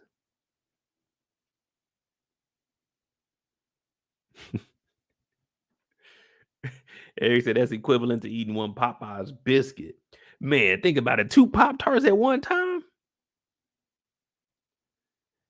Man, see, you got to eat Pop-Tarts one at a time because that first one is going to be too hot. Like, damn, okay. Now, the other one is getting some of the air on it, so it's cooling down a little bit before you get to it. But, nigga, you bite into 2 Pop-Tarts, you going to be in the house. You can have the heat on. You going to see your breath. You're like, oh, shit, this hot. You can't even close your mouth to talk. You don't want to spit it back on the plate. You keep that in your mouth. Spitting on these plates in here. No, nigga. You wanted to eat all of that? Eat all of it. Brian bit into that damn Pop-Tart and said, what the fuck is this nasty shit? This nigga needed to open up a bakery, put motherfucking the Pop-Tart sandwich in there. He did say it covered the 4 food groups. I'm thinking, what food groups, nigga? The peanuts, protein. Okay, we got protein. Would that fall up under the meat? Technically, strawberries. Then they had the wheat. What's the fourth?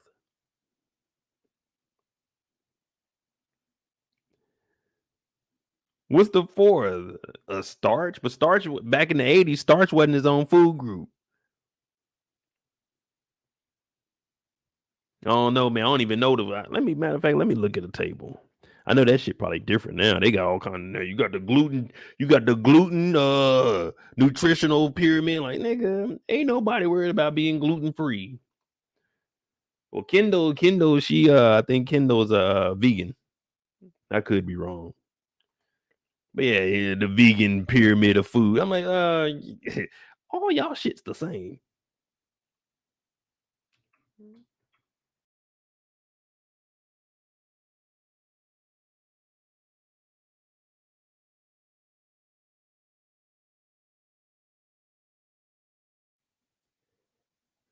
Oh, fats, oils, and sweets at the top.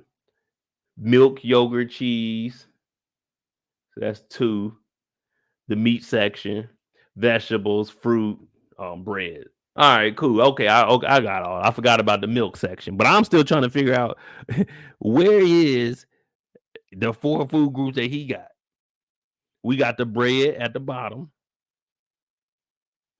That motherfucker say you supposed to eat 6 to 11 servings of bread.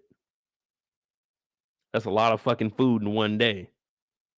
Then you got fruit 2 to 4, vegetables 3 to 5, meat 2 to 3 servings, milk, yogurt, cheese 2 to 3 servings, and it's a fats, oils, and sweets used sparingly. Like this nigga, that's the only food group he touched. That's the only food group he touched. Fats, oils, and sweets.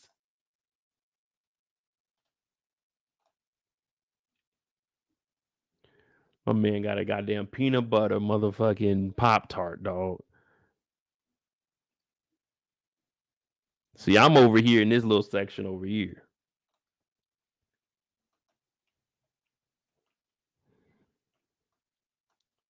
Yeah, see, I'm over here in this section right here. This optional alcohol in moderation. Now, it don't have how many servings we need for alcohol. It's just saying it's not for everyone. It's not for everyone, but it's optional. You know what I'm saying? Oh, daily exercise. Look at this. They didn't put, who is this anyway? Harvard? Come on, Harvard. They talking about put exercise at the bottom of this. Daily exercise. Nigga, that ain't part of the food group. And we ain't got this kind of money over there. Me and Charles, we trying to get to this level. We trying to go to the chop house. But Lucille won't let us dream. Whole grains, vegetables, fish, nuts. Okay, so he got the nuts. Pause. I don't think he got no dairy. I don't know, man. Fuck it, man. The kid's a superhero, bro. The modern day blank man.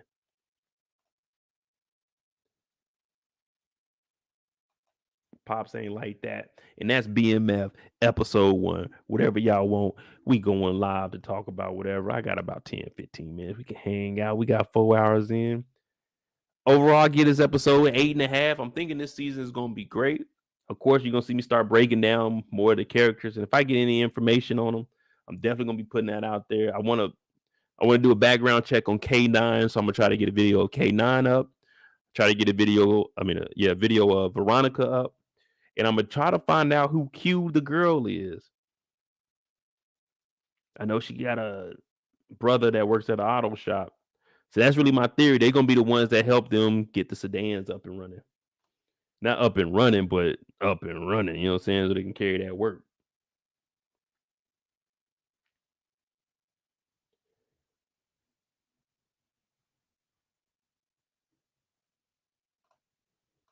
What's a J7?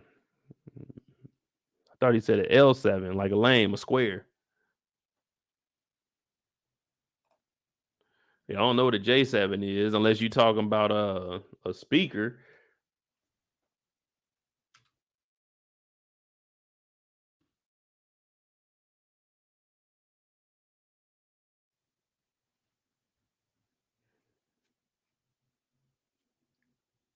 Yeah, like Samsung got some JL speakers. I don't know no JL. I think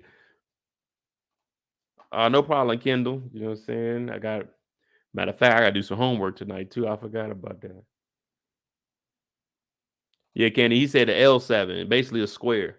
Yeah, he's like, man, if he want to be L7, he could be a square. Cause remember, he was joking around talking about, man, he ain't gonna get that. And that's Boom's wife. Now, like I said, Brillo asked the question: do you think there's gonna be problems with Terry going after Markisha?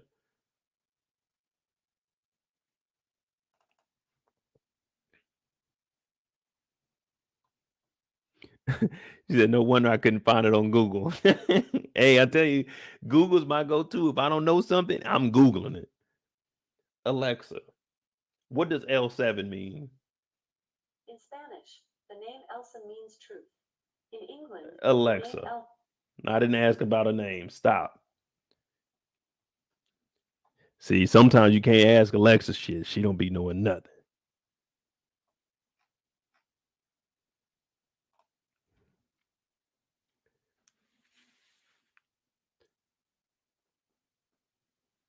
Raphael said 3 beers a day is alcohol dependency. The only time I drink is when I get on here, unless I go watch a game or something.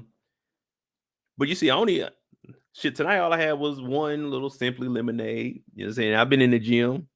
We back to running 2 miles a day. Do a little bit of workout.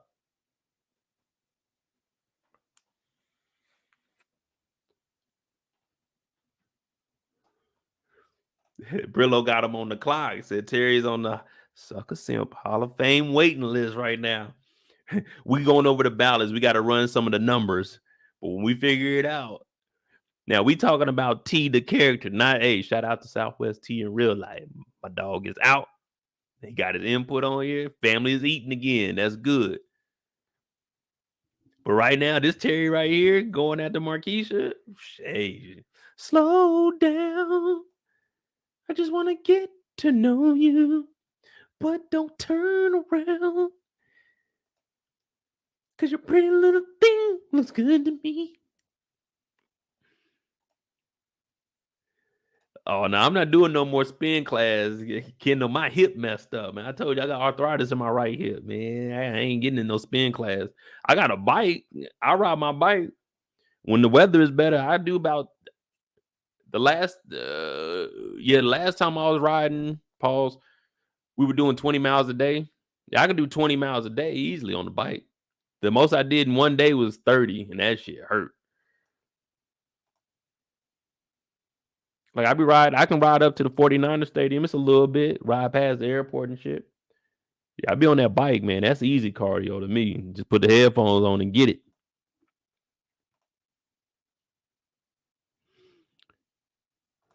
Okay, now somebody's showing some love. Candy said, I love to hear most. I tell you, I should have been in the damn. I could at least been a background singer. I told you I was in choir, man. I used to sing. Never got a solo though, man. They was always hating.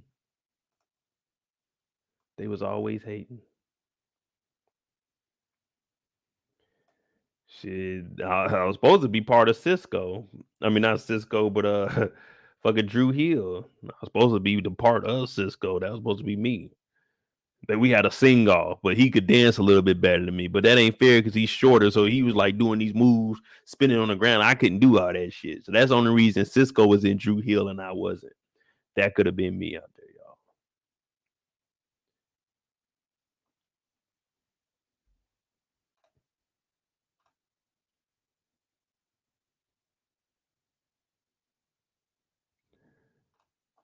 Yeah, I was in choir, man. I did a lot in my lifetime, man. I was in the band. I played the trumpet. I was in choir. Shit, I made the basketball team, quit the basketball team, fucking went and wrestling. I played football. Man, I was doing all kinds of shit. I ain't give a fuck. I was just doing shit. Shit, I was in ROTC. Nigga, I was in ROTC with braids. My dad hated that. I ain't give a fuck, man. Going to school in uniform. I used to throw my uniform in the locker and just put it on before class. They wanted us to wear it all day. Man, I ain't wearing that uniform all day. My shit used to be all wrinkled. We used to have like a little inspections. The captain, You're a wrinkle monster. I'm like, oh, shut the fuck up, nigga. Come on, man. Give me my goddamn grade. Hell, my senior year, I had a D in gym. I was just going to school, man. They ain't had nothing else to do. Just went to school. Fuck, I like, man, this shit seemed interesting. Let's get it. Did you know I was in the parade, homecoming parade? My brother, I was a senior. My brother was a freshman. He didn't win home. Was it homecoming king? Yeah, he won homecoming king or the court, whatever it is. So this little nigga, his freshman year, he won that shit. I was just a nigga at school, dog. I used to walk around my afro, but I still like, if you were in the parade for homecoming, you got to leave school at about I think they got to leave like at 9:30 because the parade was from like 10:30 to 12. So I just left school, went up there. You know, everybody gonna be at the parade. Nigga, I was on a parade float and I was like throwing shit in the crowd. I didn't have nothing to do with it. It may have been the honor society, but I don't remember what it was.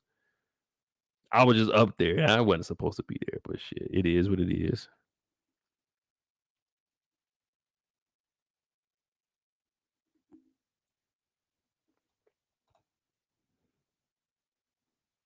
Sorry, but not sorry. The real Leighton told Vlad he ran into Meech in Vegas. You think?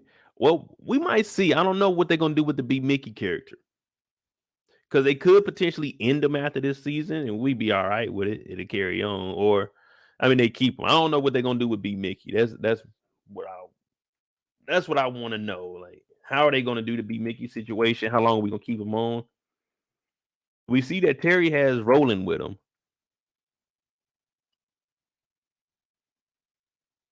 Temptation saying, oh.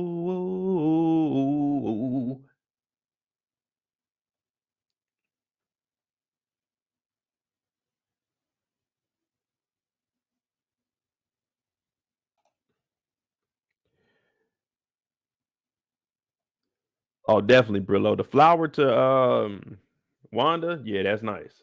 That was nice how you did that.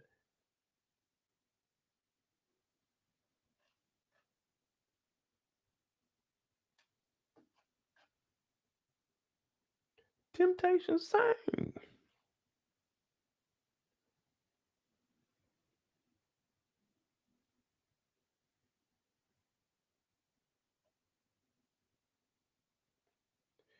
But yeah, I'm gonna go ahead and get out of here. We got 4.5 hours in. It's been real good. If you're new to the channel, hit that subscribe button, hit that like button. I definitely have some videos out. I'll be on Brillo's channel a lot. You know, we about to get these live streams down. Sunday, I might have something put together. I have a couple of questions I need answered, and I need some ideas on what to add on to my theory so we can start predicting what's coming out. I'll have the breakdown of episode 2. Well, I don't know, man. I might just we'll see how I'm gonna do that, man. Until I can get the channel monetized, I don't know what I can really put on here. Shit sucks. I do want to break it down, so I might just break it down and put it on the live, and I can just cut it out the live, and I'll just talk about and we'll see, man. I'll figure it out. We got like 2 weeks. Hopefully, we get that back. We'll be up and cooking again. I'm Mo.J. If you're new to the channel, hit that subscribe button, hit that like button. Support the channel. Cash App is at the bottom of the screen. MOEDOTJ. Make sure you go to the store tomorrow, the nursery, Home Depot. I think some Walmart's got a nursery. Go buy you a flower. We're doing flowers this year. That's what we're doing. That's what we do. Get you a flower. Every flower needs a home. Luckily, this orchid got one. Thank you, Wanda, for taking that and watering it and showing it the love that it needs because you haven't been showing it to Terry. Markisha, when you get a chance, water your flower.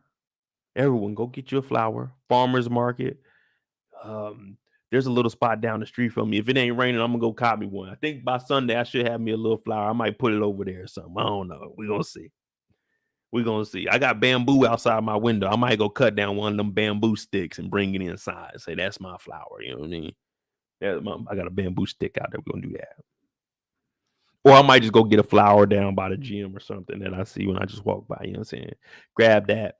Let that flower know, like, hey, just because you ain't where you started. Don't mean you can't finish strong here. You know what I mean? So we're gonna see how we're gonna do that. Y'all make sure y'all hit that like button, subscribe button. Hey, BMF is back. This is what we've been waiting on. Episode 2 next week. We'll do that Sunday. During the week, I have some videos. And shit. We about to ride this thing on out. Like Kindle spin class. I will be doing Last of Us, HBO Max, January 15th. Played the game, loved it. So we're gonna do that. That'll be a little change up from the street to apocalypse type. Should be good. We're gonna find out. We're gonna find out. And Markisha is married. And Markisha be at the basketball games. Make sure you hit that like button, hit that subscribe button, y'all. I'm out. Be safe tomorrow too now. Don't be out doing anything wild. If you're gonna drink, don't drive. Order a car. Terry just got his sedan business up. Charles might pick you up. Terry might pick you up. You never know. Be safe out there and enjoy the weekend.